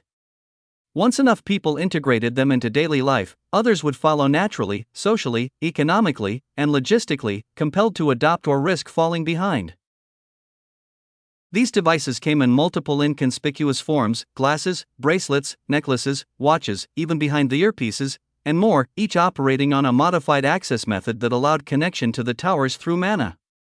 Unlike earlier VR tech, which relied on bulky headgear or proximity hardware like glasses, these sleek accessories worked by enhancing and syncing with the user's mana signature.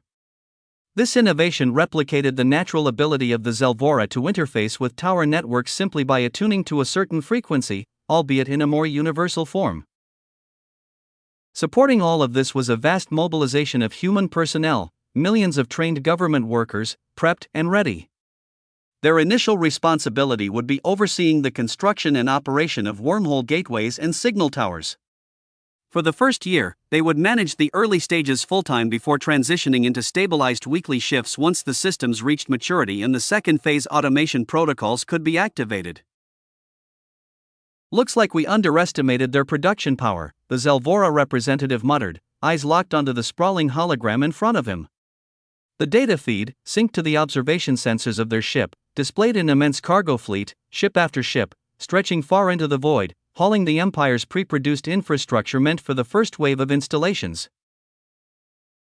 They were currently stationed in a seemingly barren region of space. No nearby stars. No planetary systems. Just the endless silence of the void. The closest star systems were 3 light-years out in each direction, forming a perfect triangle with Earth and Proxima Centauri. The new nexus, what would soon become the core of all intercivilizational travel, sat at the third point, the critical keystone of this grand triangle. Its future connections would link the Empire to the broader astral conclave and redefine travel across known space. When the representatives received the absolute coordinates for this site, the top 50 delegates were stunned. Not because of the location, but because of the how. As far as they were concerned, no one had shared the knowledge of how to derive coordinates usable for wormhole opening, a procedure they were sure no one had provided to the Empire. For a moment, suspicion turned to alarm. Had the Empire somehow cracked Trinarian secrets? That fear dissolved once Masimbi reminded them of a detail most had overlooked or dismissed: Zalthar, the rogue who started the entire chain of events. His ship had been the one that first transmitted coordinates leading to Earth. It stood to reason that the Empire had gained the needed knowledge through conversations, in return for offering improved prison conditions and extracting data from his captured ship. A perfectly reasonable cover story. Logical enough to settle everyone's nerves. If they can produce that many devices in such a short time, and their minds can output this volume of mana stones. The Zalvora rep trailed off, watching the subtle glow of golden mana signature radiating from the cargo fleet. Even from this distance, he felt invigorated by the sheer density of ambient mana in the area, rising simply due to the massive reserves of raw stones aboard those ships. The amount dwarfed even their initial mana stone exchange. The implications were staggering. The Empire's mines weren't just vast, they were deep and rich. Their original plans, carefully crafted, built around keeping the Empire in the dark about the true value of mana stones, had been quietly upended.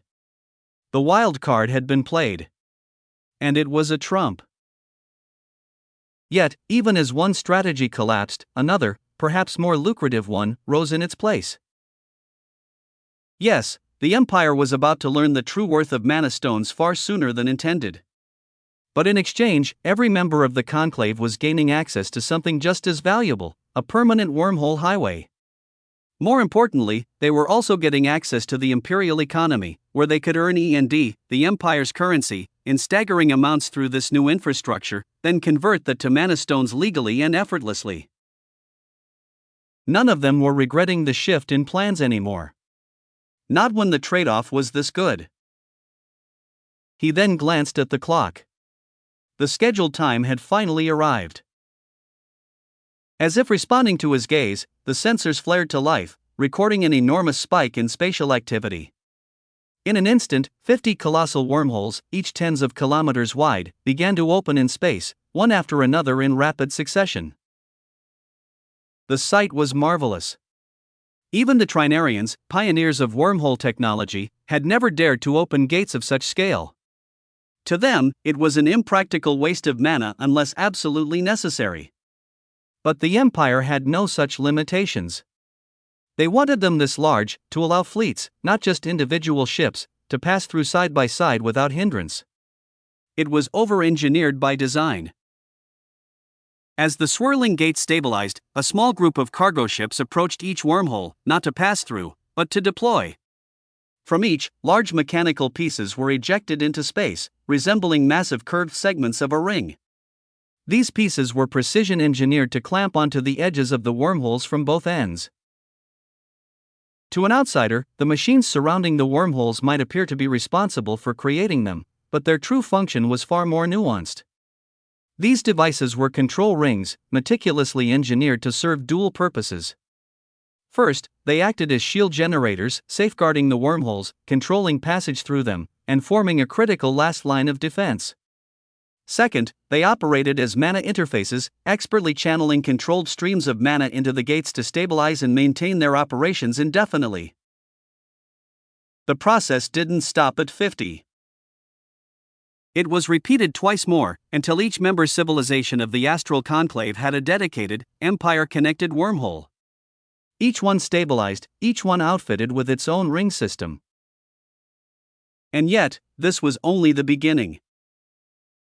The floating wormholes, adorned with luminous structures, now scattered across space like ethereal beacons, would not remain unguarded for long.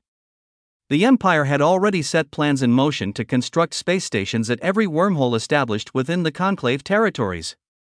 These stations would act as toll and security stations controlling the traffic going through those intranational, within a single nation, wormholes. At the heart of it all would rise the main Nexus station, a colossal megastructure designed to encompass and manage all international wormholes. Towering above the rest, it would serve as the ultimate regulator of interstellar traffic. With the framework established, each civilization's fleet advanced toward its designated gates.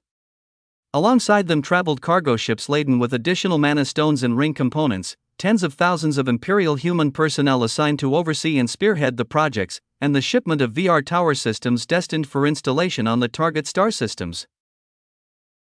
Once ready, they passed through their assigned wormholes, crossing into the territories of the various civilizations, ready to initiate installations on their end.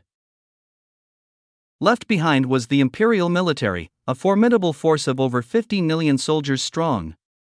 Their mandate was clear: to safeguard the Nexus and swiftly respond to any unauthorized activities emerging from the open wormholes. This was despite the presence of each civilization's own security forces stationed on the other side of their respective wormholes. Redundancy, in this instance, was not considered a flaw, it was deemed an absolute necessity. The plan had finally transitioned from theory to implementation. The first phase was now underway. The goal was to establish wormholes and install VR towers on key star systems. Only once that groundwork was stable would the second phase begin, the construction of the orbital stations, and the expansion of the wormhole highway and VR infrastructure across more regions. The Empire knew what was coming: chaos, upheaval, transformation. And so, the rollout would proceed in stages, allowing each civilization time to adapt to the magnitude of these revolutionary technologies phase by phase. Chapter 895, ARGHHHHHHH. Oh my God, Dresner breathed, his eyes fixed on the 5 colossal wormholes unfolding before him in the distant sky. He had always known that wormhole technology existed within the Astral Conclave, at least in theory. It was the kind of thing whispered about in myths and legends, the stuff of old spacer tales passed down through generations. Most would live and die without ever seeing one. Now, he was seeing 5 at once, opening like rips in reality itself. At first, when he was told about the wormholes, he was afraid. He feared that he would be discovered. But those fears had been quickly put to rest. The little protagonist assured him that those options were already taken into consideration and planned accordingly. What it didn't share, however, was that the Empire had deliberately timed this delivery to coincide with the launch of Phase 1 of their wormhole and VR initiative. The chaos and sensor interference from that grand rollout would provide the perfect cover, ensuring that these wormholes, opened in the Conclave's territory, would go unnoticed. Once stabilized, ships began emerging one after another, slipping through the wormholes like water through a gate. They quickly arranged themselves into a square grid, disciplined and precise.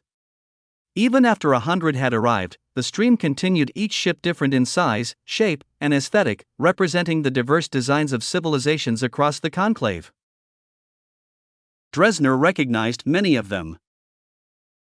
These weren't random models, they were constructed based on data little protagonist had stolen and sent to the Empire months ago.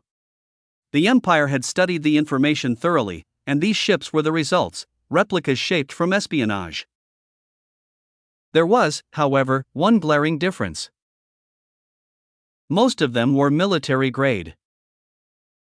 This alone revealed the intentions of the ones who had given him the system. Not that it surprised him. It was exactly the direction he had been steering toward from the beginning. Once the last of the ships had passed through, the wormholes closed, their swirling energy vanishing without a trace. The delivery of gifts was complete. As Dresner scanned the data transmitted by the incoming fleet, he saw the breakdown: 50% military vessels, 20% civilian craft, and 30% cargo ships packed with valuable goods, machines, and resources, everything from mana canisters to automated production modules. Tools for war and earning wealth alike. He exhaled slowly, the weight of it all settling on him. This wasn't just a generous donation, as his sponsors had just invested a fortune in his cause. The firepower and infrastructure they delivered were more than enough to take over a planet. And that was exactly what came next, but first, he had a grudge to settle. "Let's go to their base directly," he said, addressing the little protagonist. Over the past 6 months, he had pieced together their location from data fragments and traces scattered across the planetary network he'd been monitoring. Understood, the little protagonist replied. Without hesitation, it tapped into the ship's central systems and began connecting to the entire fleet. One by one, every vessel came under its control. Orders were issued with each ship given a distinct role to play in the larger operation. Only 100 military ships were selected to accompany them to the pirates' base. The rest scattered to execute their own assigned missions, while the strike force moved with him toward the heart of the enemy. Har. I'll talk, please, just make it stop. A scream tore through the sterile room, desperate and ragged. The screaming man lay on a metal table, with his limbs already severed into small pieces, hands, legs, all burned at the ends to prevent him from bleeding out. The cauterized stumps twitched as he begged for mercy. Dresner stood over him, unfazed. "I told you the first time I asked," he said coldly. "You don't get to answer on your terms. You'll speak when I'm ready to listen." The man sobbed. "Please, I beg you. I'll tell you everything." It was HNC 49T8CC2SNR, but before he could finish, his voice was cut off. His mouth moved, but no sound escaped, muted as if someone had pressed a button. "I said I'm not ready," Dresner replied calmly. With his fingers pressed together in a gesture of sealing lips, he then snapped them once, and in that instant, the man's limbs regenerated. The captive's eyes widened in horror as he saw the laser cutter in Dresner's hand inching closer again. It was time for round 30. He had learned the pattern by now. Dresner would start from the fingers and slowly work his way inward, slicing through flesh and bone with agonizing precision. Once done, the limbs would be restored, and the cycle would begin again. "This one," Dresner said as the laser hummed to life, "is for CYUTO." The name struck the man like a physical blow. CYUTO was one of the escaped slaves, one of the many he and his crew had brutally slaughtered. Now, Dresner was dedicating an entire round of torture to each of the dead. As the cutter made contact, the scream that tore from the man's throat wasn't only from pain, it was from the realization that this could go on for 1,000 rounds or more. Each victim, a round. Each death, a tribute. And there was no escape, not even unconsciousness. Just as his mind began to fray, some unnatural force pulled it back together, reinforcing it so he could feel every moment in full clarity. "You're not alone," Dresner said, almost kindly. "Your fellow pirates will go through the same thing. The only difference is, you're first. Once your turn is over, you'll get to sit back and watch the rest. You might even find peace in knowing you've finished your sentence." He turned and pointed at a nearby wall.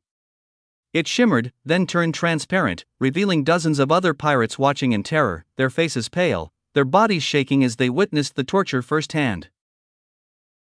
But the man on the table couldn't take it in for long. The searing heat returned to his leg as Dresner began slicing into his knee, cooking the flesh layer by layer, deliberately slow, making sure every part reached a perfect, well-done finish. And the screaming began again. Chapter 896, The Spearhead. "I never signed up for this," thought the man, standing stiffly among a packed crowd inside a sterile, well-lit room. He had joined the pirate crew barely 3 months ago, hoping for a fresh start after giving up on finding peace on his home planet. Now, he found himself waiting in line, waiting for a torture session dedicated to victims he had never even met.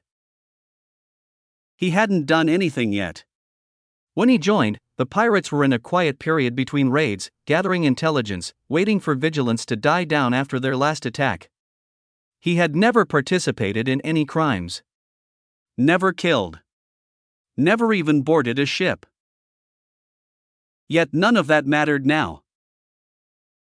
As an enhanced interrogation specialist once said, the most painful part of torture wasn't the torture itself, it was the waiting. The anxiety. The knowledge that pain was coming, but not knowing exactly when. He could feel it, the terror that made his muscles cramp, made his breath catch. His body tried to find a release, and he shook violently, feeling on the verge of soiling himself. Yet, somehow, even that small escape was denied. He could neither piss nor shit. His body betrayed him again, holding it all in, forcing him to stay fully present with his fear. The capture had been a nightmare. The pirates had been vigilant, they knew every government, every military force wanted their heads. They were always ready for a fight. Yet, when the enemy came, it was like their ships were ghosts. No warnings. No alarms. One moment, life on their patched-together base was normal, the next, everything shattered. The fleet had used powerful tractor beams to rip apart the mismatched ships that made up the pirates' base. Rooms, compartments, and anyone not strapped down were thrown into the vacuum of space. But death didn't come quickly. There was no instant freezing, no instant suffocation. Instead, there was an invisible barrier. It kept the air from escaping fully into the void, but stretched it thin, so thin that even those who could still breathe found the oxygen running out, slowly choking them unconscious. Some died instantly from impacts, others, like him, passed out much later. When he woke up, he was here. Placed front row, forced to watch the nightmare unfold. Through the transparent wall, he saw the pirate leader on the other side, lying down, tortured again and again. A man with the power to regenerate bodies was at work, restoring severed limbs only to cut them off again, each round dedicated to a slave or civilian the pirates had murdered. Every round came with an image, sometimes detailed, sometimes vague, of the victim's life. Who they were. How they lived. How they died. It had been over a week. And with every hour that crawled by, his turn crept closer and closer. The terror grew, gnawing at the edges of his sanity. He had nothing to confess, no blood on his hands, but it didn't matter. He was one of them now. And here, guilt wasn't just about what you had done, it was about what you belonged to. And soon, it would be his body on that table. His turn to scream. A year later, in VR time. Inside a massive theater-like building, over 1,000 people sat frozen in absolute silence. If someone entered the hall with their eyes closed, they might have thought it was empty. No breathing sounds, no fidgeting. Even their inhales were so slow and shallow they made no noise, as if the slightest sound might bring death itself crashing down.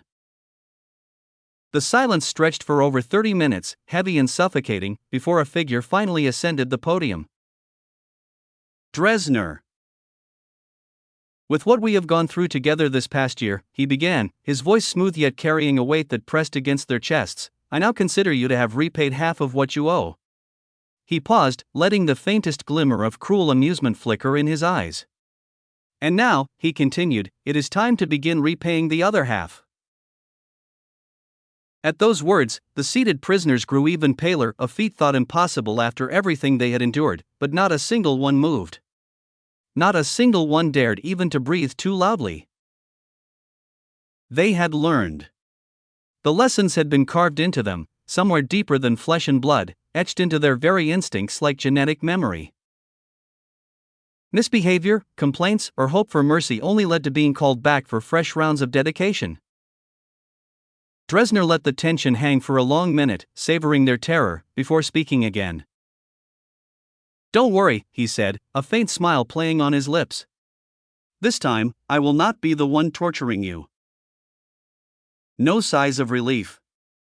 No loosening of muscles. Nothing. He went on, instead, you will atone for your crimes by fighting to liberate the oppressed. You will be my vanguard, soldiers who will free as many as you can, fighting until you either die or are deemed worthy enough to earn your freedom. He scanned the audience lazily before asking the question, already knowing the answer, is anyone against this plan? Would anyone like to be exempted? Silence. Good, he said with a pleased nod. Then we will begin your training immediately. As you are now, you are weak. Unworthy. Hindrances to the cause. And we can't have that, can we?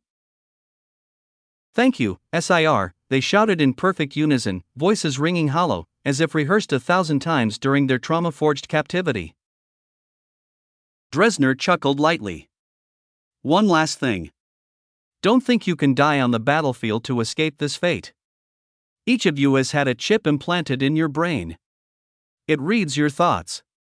Should you attempt self-sabotage, the chip will seize control of you immediately.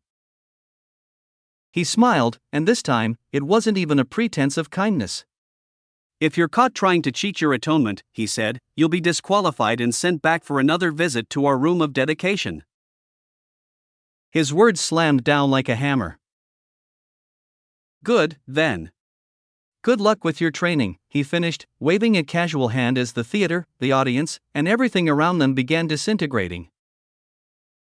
He had not told them they were still trapped inside VR. He preferred to let their imaginations fill in the blanks. Some of the wild theories they had come up with had made even him laugh, brief moments of amusement in a grim task. But soon, there would be no laughter. Only war. Turning away from the fading scene, Dresner opened the hologram interface. How long is the kid's punishment? He asked, remembering the young boy who had been captured alongside the pirates. Unlike the others, the boy had not yet committed atrocities. No raids, no killings, no defilements. Since he has not participated in piracy, rapes, or the torture of captives in their station, the little protagonist AI answered, his punishment is light, 1 year of service in a non-combat role. Afterward, he will be eligible for a memory wipe and a chance to restart his life. The boy's brain scan appeared, his memories and history laid bare. Dresner gave a slow nod. Good enough, he muttered. He closed the hologram with a flick of his hand. Let's get moving. The training can continue during transit. He turned to face the pirate base, still trapped within the shimmering oval shield. But first, let's finish that, he said. The shield began to shrink, compressing everything inside, debris, bodies, and shattered metal, into a dense, sizzling orb. When it reached critical mass, Dresner detonated it. A blinding flash. A molten sphere, glowing ominously, was all that remained, drifting in the void of space. A mystery for future travelers to stumble upon, with no answers and no survivors. Exactly how he wanted it. Chapter 897, Reunion. It had only been 3 days since they came to capture the pirates, but for Dresner, those 3 days had been enough. Enough to spend a full year trapped with them in VR. Enough to end all of his grievances, or at least, that's what he thought, until he started reviewing the pirates' extracted brain data. Among the information collected were the locations of hidden loot, stashed money, and, more importantly, data about the pirates' employers, the ones who hired them for specific, targeted attacks. And it was among that data that Dresner found the answer to the question that had gnawed at him the most: was the attack on them just bad luck? The answer was a resounding no. The attack hadn't been random. It hadn't been a case of being at the wrong place at the wrong time. The pirates had been hired to kill them by the very family of their former master. Specifically, by the new leader who had taken over. They hadn't just been given the assignment, they had even been provided with their ship's transponder codes to easily track and ambush them. As for why the order had been for death instead of capture, the pirates hadn't been told. But Dresner didn't need their guesses. It was obvious. Insurance. What good were rebellious slaves who had already escaped once?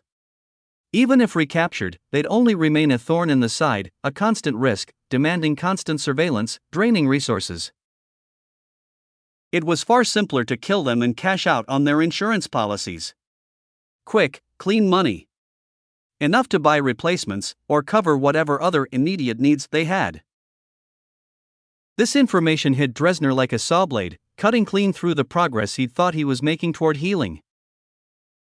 All that pain. All that rage.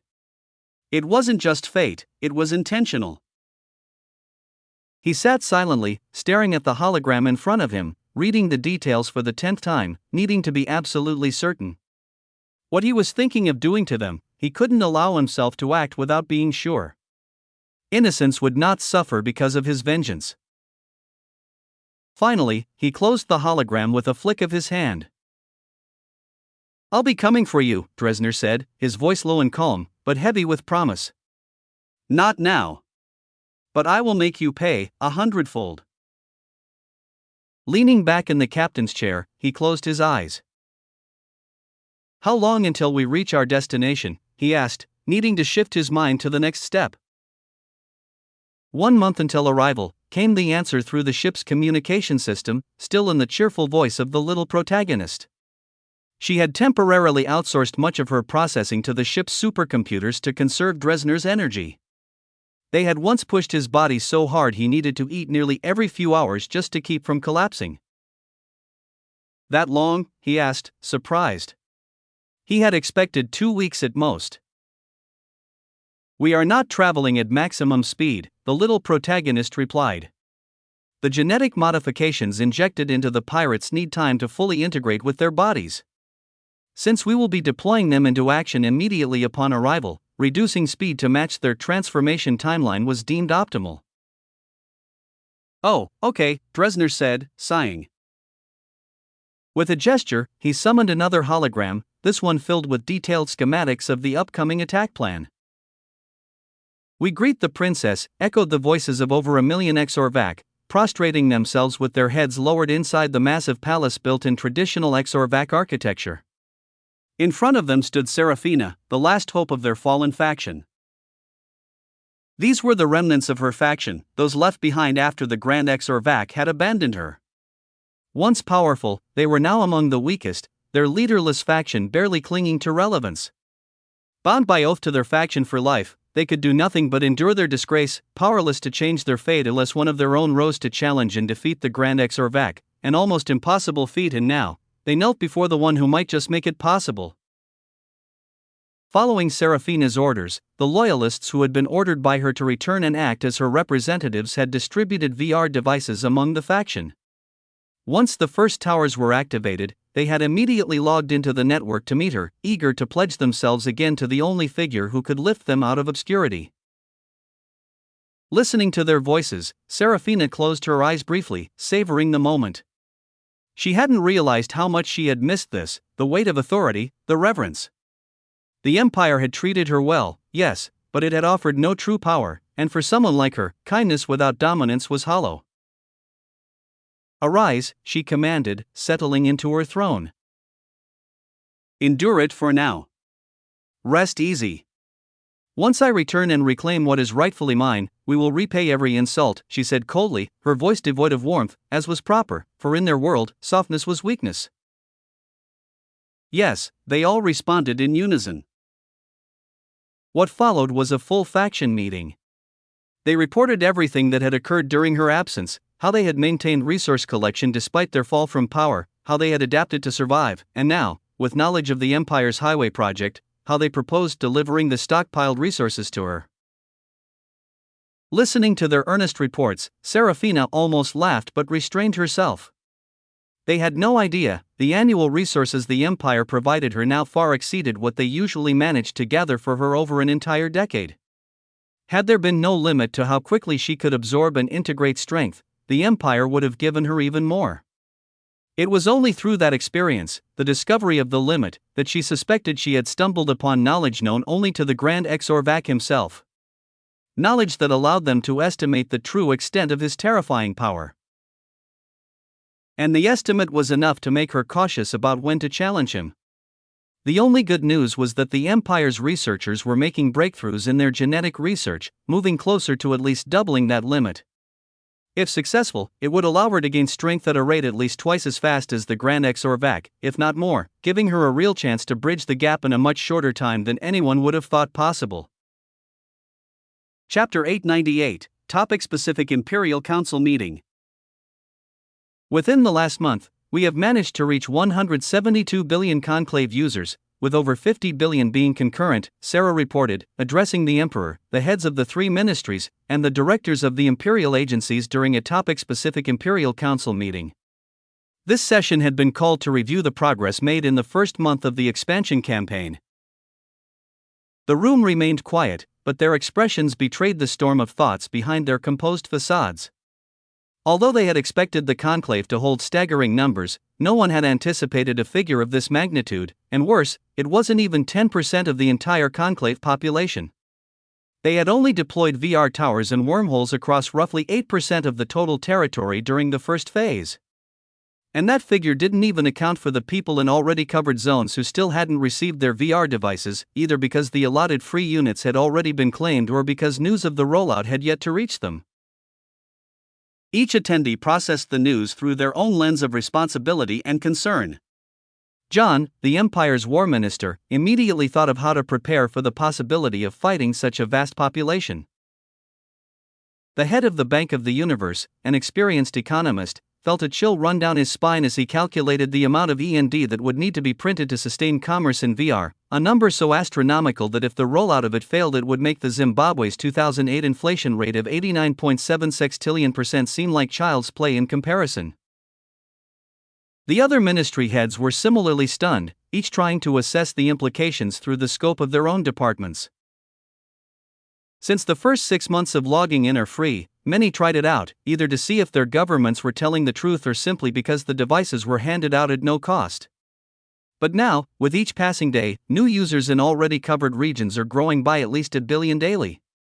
It's starting to become a part of their everyday lives, Sarah continued, addressing the Imperial Council. She pointed to the adaptive measures taken to optimize user experience. Using the data we've gathered, we've started tailoring tutorials to match each civilization's cultural context and cognitive patterns. The results have been positive. The average tutorial time has already dropped from 1 hour to just 30 minutes. With further refinements, we expect it to stabilize at around 10 minutes in the near future. She listed other developments as well. We've integrated local languages and slangs into the universal translator. The VR device's scanners are providing real-time data within a 200-meter radius, allowing us to fine-tune planetary maps. We're also identifying local cultural interests to incorporate into regional events in preparation for the future rollout of the integration with the real-world economy. But not all the updates were positive. With the hyperrealism of the system and the lack of initial restrictions, some treated the VR like a lawless land. At least 300 million users have already been banned, many for attempting to use the platform for torture or extortion, exploiting the VR's resistance to permanent death. Others were slave owners using it to punish their slaves without physically damaging them, or trying to profit by forcing them to sell themselves in VR while preserving their value in the real world. And then there were those with old grudges, unable to kill each other in reality. They attempted to do it in the VR, and not even in sanctioned arenas. Sarah paused, rubbing her temples.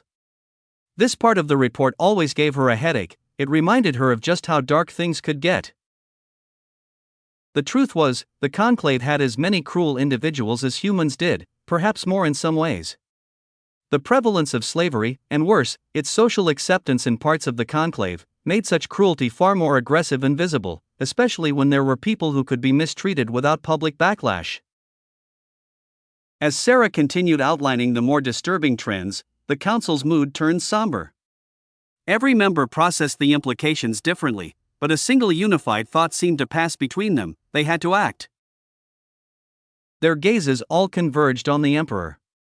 His expression remained calm and unreadable. So too were the faces of the ministry heads, as though they knew something the others didn't. The room stayed silent for a long moment after Sarah's report ended, the atmosphere heavy with the weight of what had been said. Then, the Emperor slowly leaned forward, his hands clasped in front of him on the table.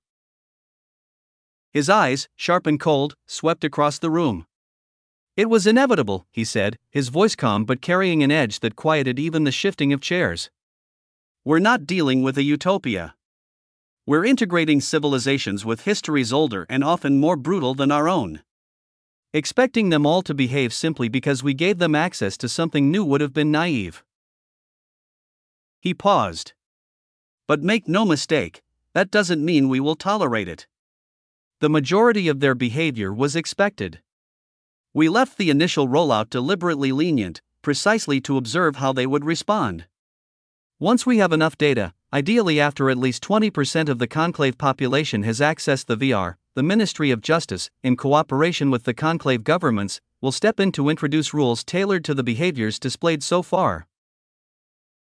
Until then, all violators of the basic rules will simply be banned. Once the VR-wide regulations are implemented, they'll be allowed a second out of 3 total chances before facing a permanent ban. The head of the Ministry of Justice gave a firm nod, indicating he had been informed and that preparations were already underway. When he was done with his response, Aaron offered her words of thanks, acknowledging that she was currently doing the work that would normally fall under government oversight. But because GAIA Technologies had been tasked with managing and stewarding the VR system, which the government was indefinitely leasing from them, it made her effectively the second most important person in the eyes of the conclave's leadership. She was followed by the head of the Imperial Transportation Agency, responsible for the implementation and oversight of the wormhole highway component of the plan. At this moment, all transportation through the wormholes consists of either government military vessels or logistics ships related to Phase 1. So far, there is no civilian movement to report. He paused briefly. That said, we had to eliminate a few pirate groups that attempted to seize control of one of the newer wormholes opened far from the capital star system. Fortunately, it was resolved with no casualties on our side. He adjusted his posture and continued, his tone serious and professional, though internally, he could barely contain his pride. Based on current projections, we expect to cover at least 20% of all conclave territories within the next 2 months. After that, we will initiate a temporary pause to evaluate the technology's impact and adjust our strategy for the next phase accordingly. His report was short, mostly because the wormholes were not yet available to the public, but he treated it with the gravity he believed it deserved. And why wouldn't he? Out of nowhere, his once overlooked agency was now poised to become one of the most powerful in the empire, second only to the Internet Agency, working with GAIA Technologies on the VR infrastructure, and a few others riding the wave of expansion. Chapter 899, Graduation. At ease, gentlemen, Dresner said, his gaze sweeping over the group of former pirates, now standing in disciplined attention like seasoned soldiers with years of experience. In just 1 month of intense training, they had transformed. The first real-world week had been entirely theoretical, an immersive and assimilative crash course to fill the gaping holes in their knowledge. As former pirates, most of them had only received the bare minimum education necessary to survive in society. This time, they learned more than just literacy or basic navigation. They learned systems, ethics, tactics, the value of structure, and more. Only after their minds were tempered did the physical training begin. It escalated quickly, growing in intensity until they were finally thrust into the trial by fire, a series of immersive mock scenarios crafted using real-time geographic and cultural data harvested through the VR systems. These simulations reflected the environments, military doctrines, and societal quirks of dozens of civilizations, all updated constantly through the conversations and behaviors recorded inside VR. They didn't just survive, they passed with good evaluations. The scoring system accounted for racial and cultural strengths, assigning roles to best fit their capabilities and minimize weaknesses. Each graduate was placed where they could thrive rather than fail. Now, at Dresner's command, the 10 formations, each a 12x12 grid, shifted subtly. Feet moved to shoulder-width stance, and hands slid behind backs, fingers interlocked in perfect unison. I am very pleased, Dresner began, his voice resonating through the training grounds, that all of you have graduated with flying colors. It shows your dedication to atoning for your past sins, and that makes me proud. At the mention of atonement, the formation tensed for a fraction of a second. The memory of their punishment still lingered, not as trauma, but as a sharp-edged reminder of what this man was capable of. And yet, not a single one of them harbored anger or hatred toward him. During their recovery and training, they had come to understand the nature of their crimes, and that the consequences were not cruelty, but accountability. Instead of a death sentence, they had been given a second chance. A chance to redeem themselves. To serve. To live better. Whether they admitted it aloud or not, most felt a deep, strange gratitude toward the man who had broken them just enough to rebuild them. In our culture, Dresner continued, those who graduate from military training receive a gift in recognition of their effort. I like this tradition. He paused briefly, letting anticipation rise. Your gift is freedom. His words caused all of the soldiers to nearly speak and ask if he was still messing with them, but luckily, they held themselves back. Not full freedom, he clarified. From now on, you will be treated as soldiers. Nothing more. Nothing less. Your freedom will be that of a soldier, bound by duty, but not by chains. So long as you do not betray me, I will never again subject you to the punishment I gave when I captured you. From this day on, the mistakes you make will be judged by military law, not personal wrath. He gave them a moment to process this shift, then concluded with a final note of practicality. And as soldiers, you now receive privileges, salary, scheduled vacations, support for your families, and more. You are no longer pirates, you are personnel of the Liberation Military. The longer he spoke, the brighter the expressions of the new soldiers became. Although they still didn't know much about Dresner, there was one thing they had come to believe with certainty: he was a man of his word. So far, he had kept every promise he made. Unaware, and without even the faintest suspicion that they had been subtly brainwashed, they found their trust in him steadily growing. Bit by bit, that trust was transforming into genuine faith, guiding them along the path of atonement. Unbothered by what was going through their minds, Dresner continued. Although I would have liked to give you a longer vacation, the most I can offer is a single day of rest in the real world. You may spend it however you wish. If you want to contact your families on other planets that are not yet connected to the public VR, you may do so, so long as those planets have a mana-powered long-distance communication node. You don't need to worry about the high cost, either, as long as you don't talk about anything related to us. He paused slightly before adding, for those who have no one to contact, or whose families are in unreachable areas, you may instead spend your time in the public VR.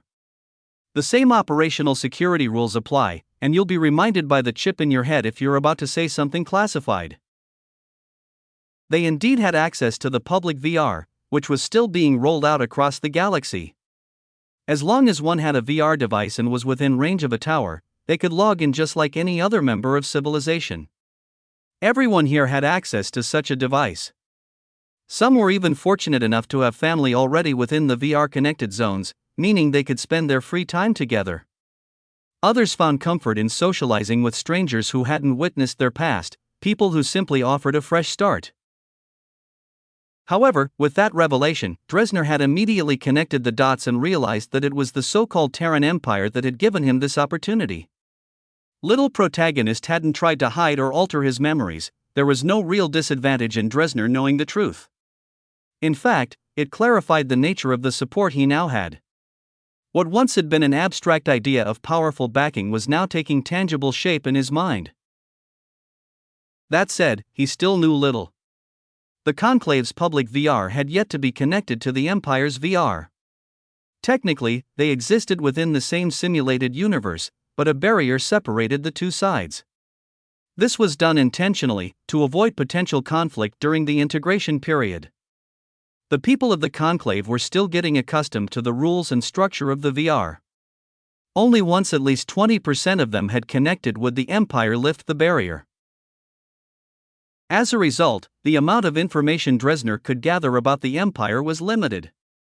Little protagonist had made it clear, he was free to seek out knowledge on his own, but she would not spoon-feed him.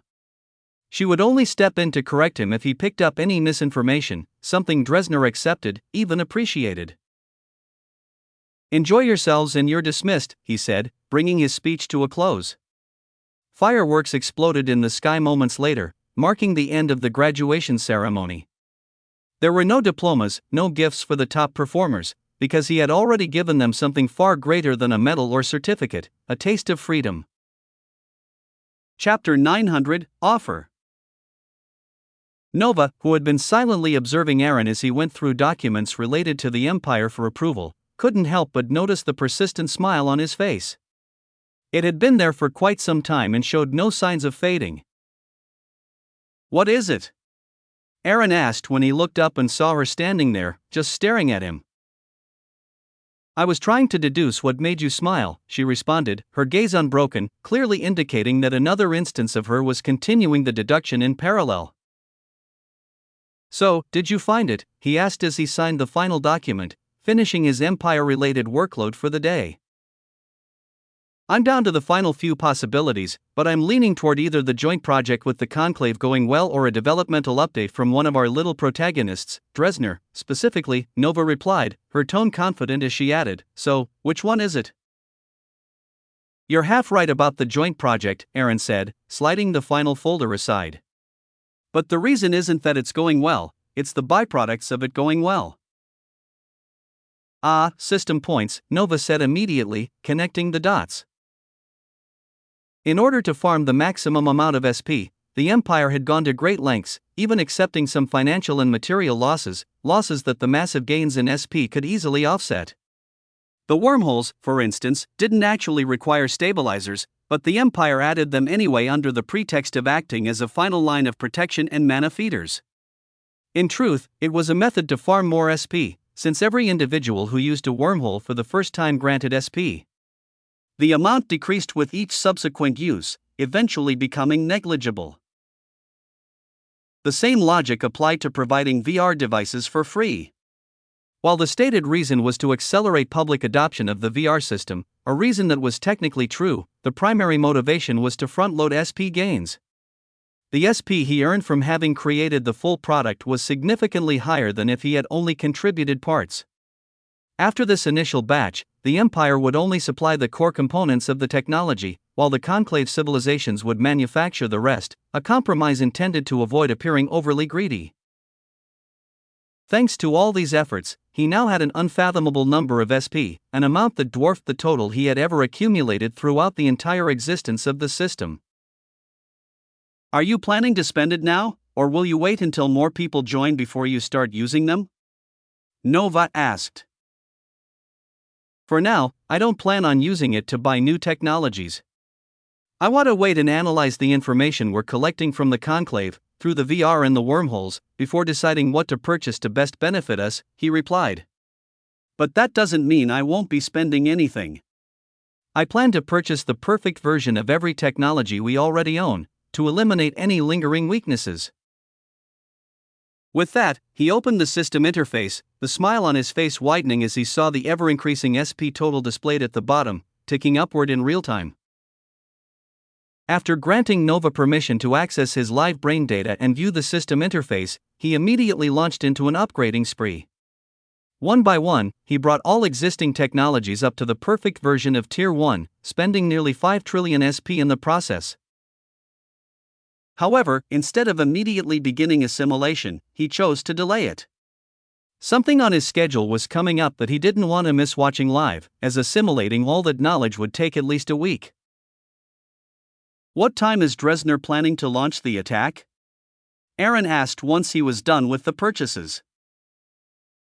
"In 3 hours. He plans to first attempt a takeover without the use of force.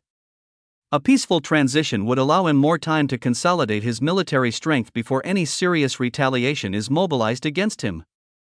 If he's forced to act violently, that consolidation window will be drastically reduced," Nova explained, presenting the details from the report sent by the little protagonist. As Aaron reviewed the plan, Nova asked, "But aren't you going to have a conversation with him?" "Not now.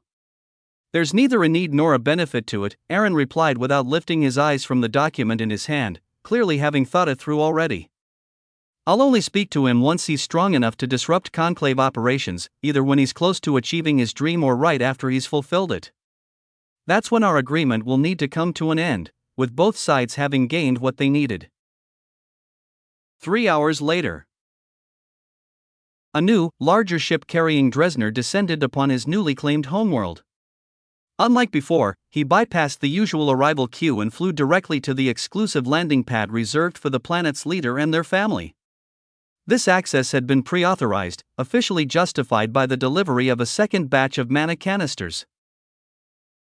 There was no ceremonial reception. As soon as the ship landed and underwent a standard weapons inspection, a shuttle whisked Dresner away to the leader's residence.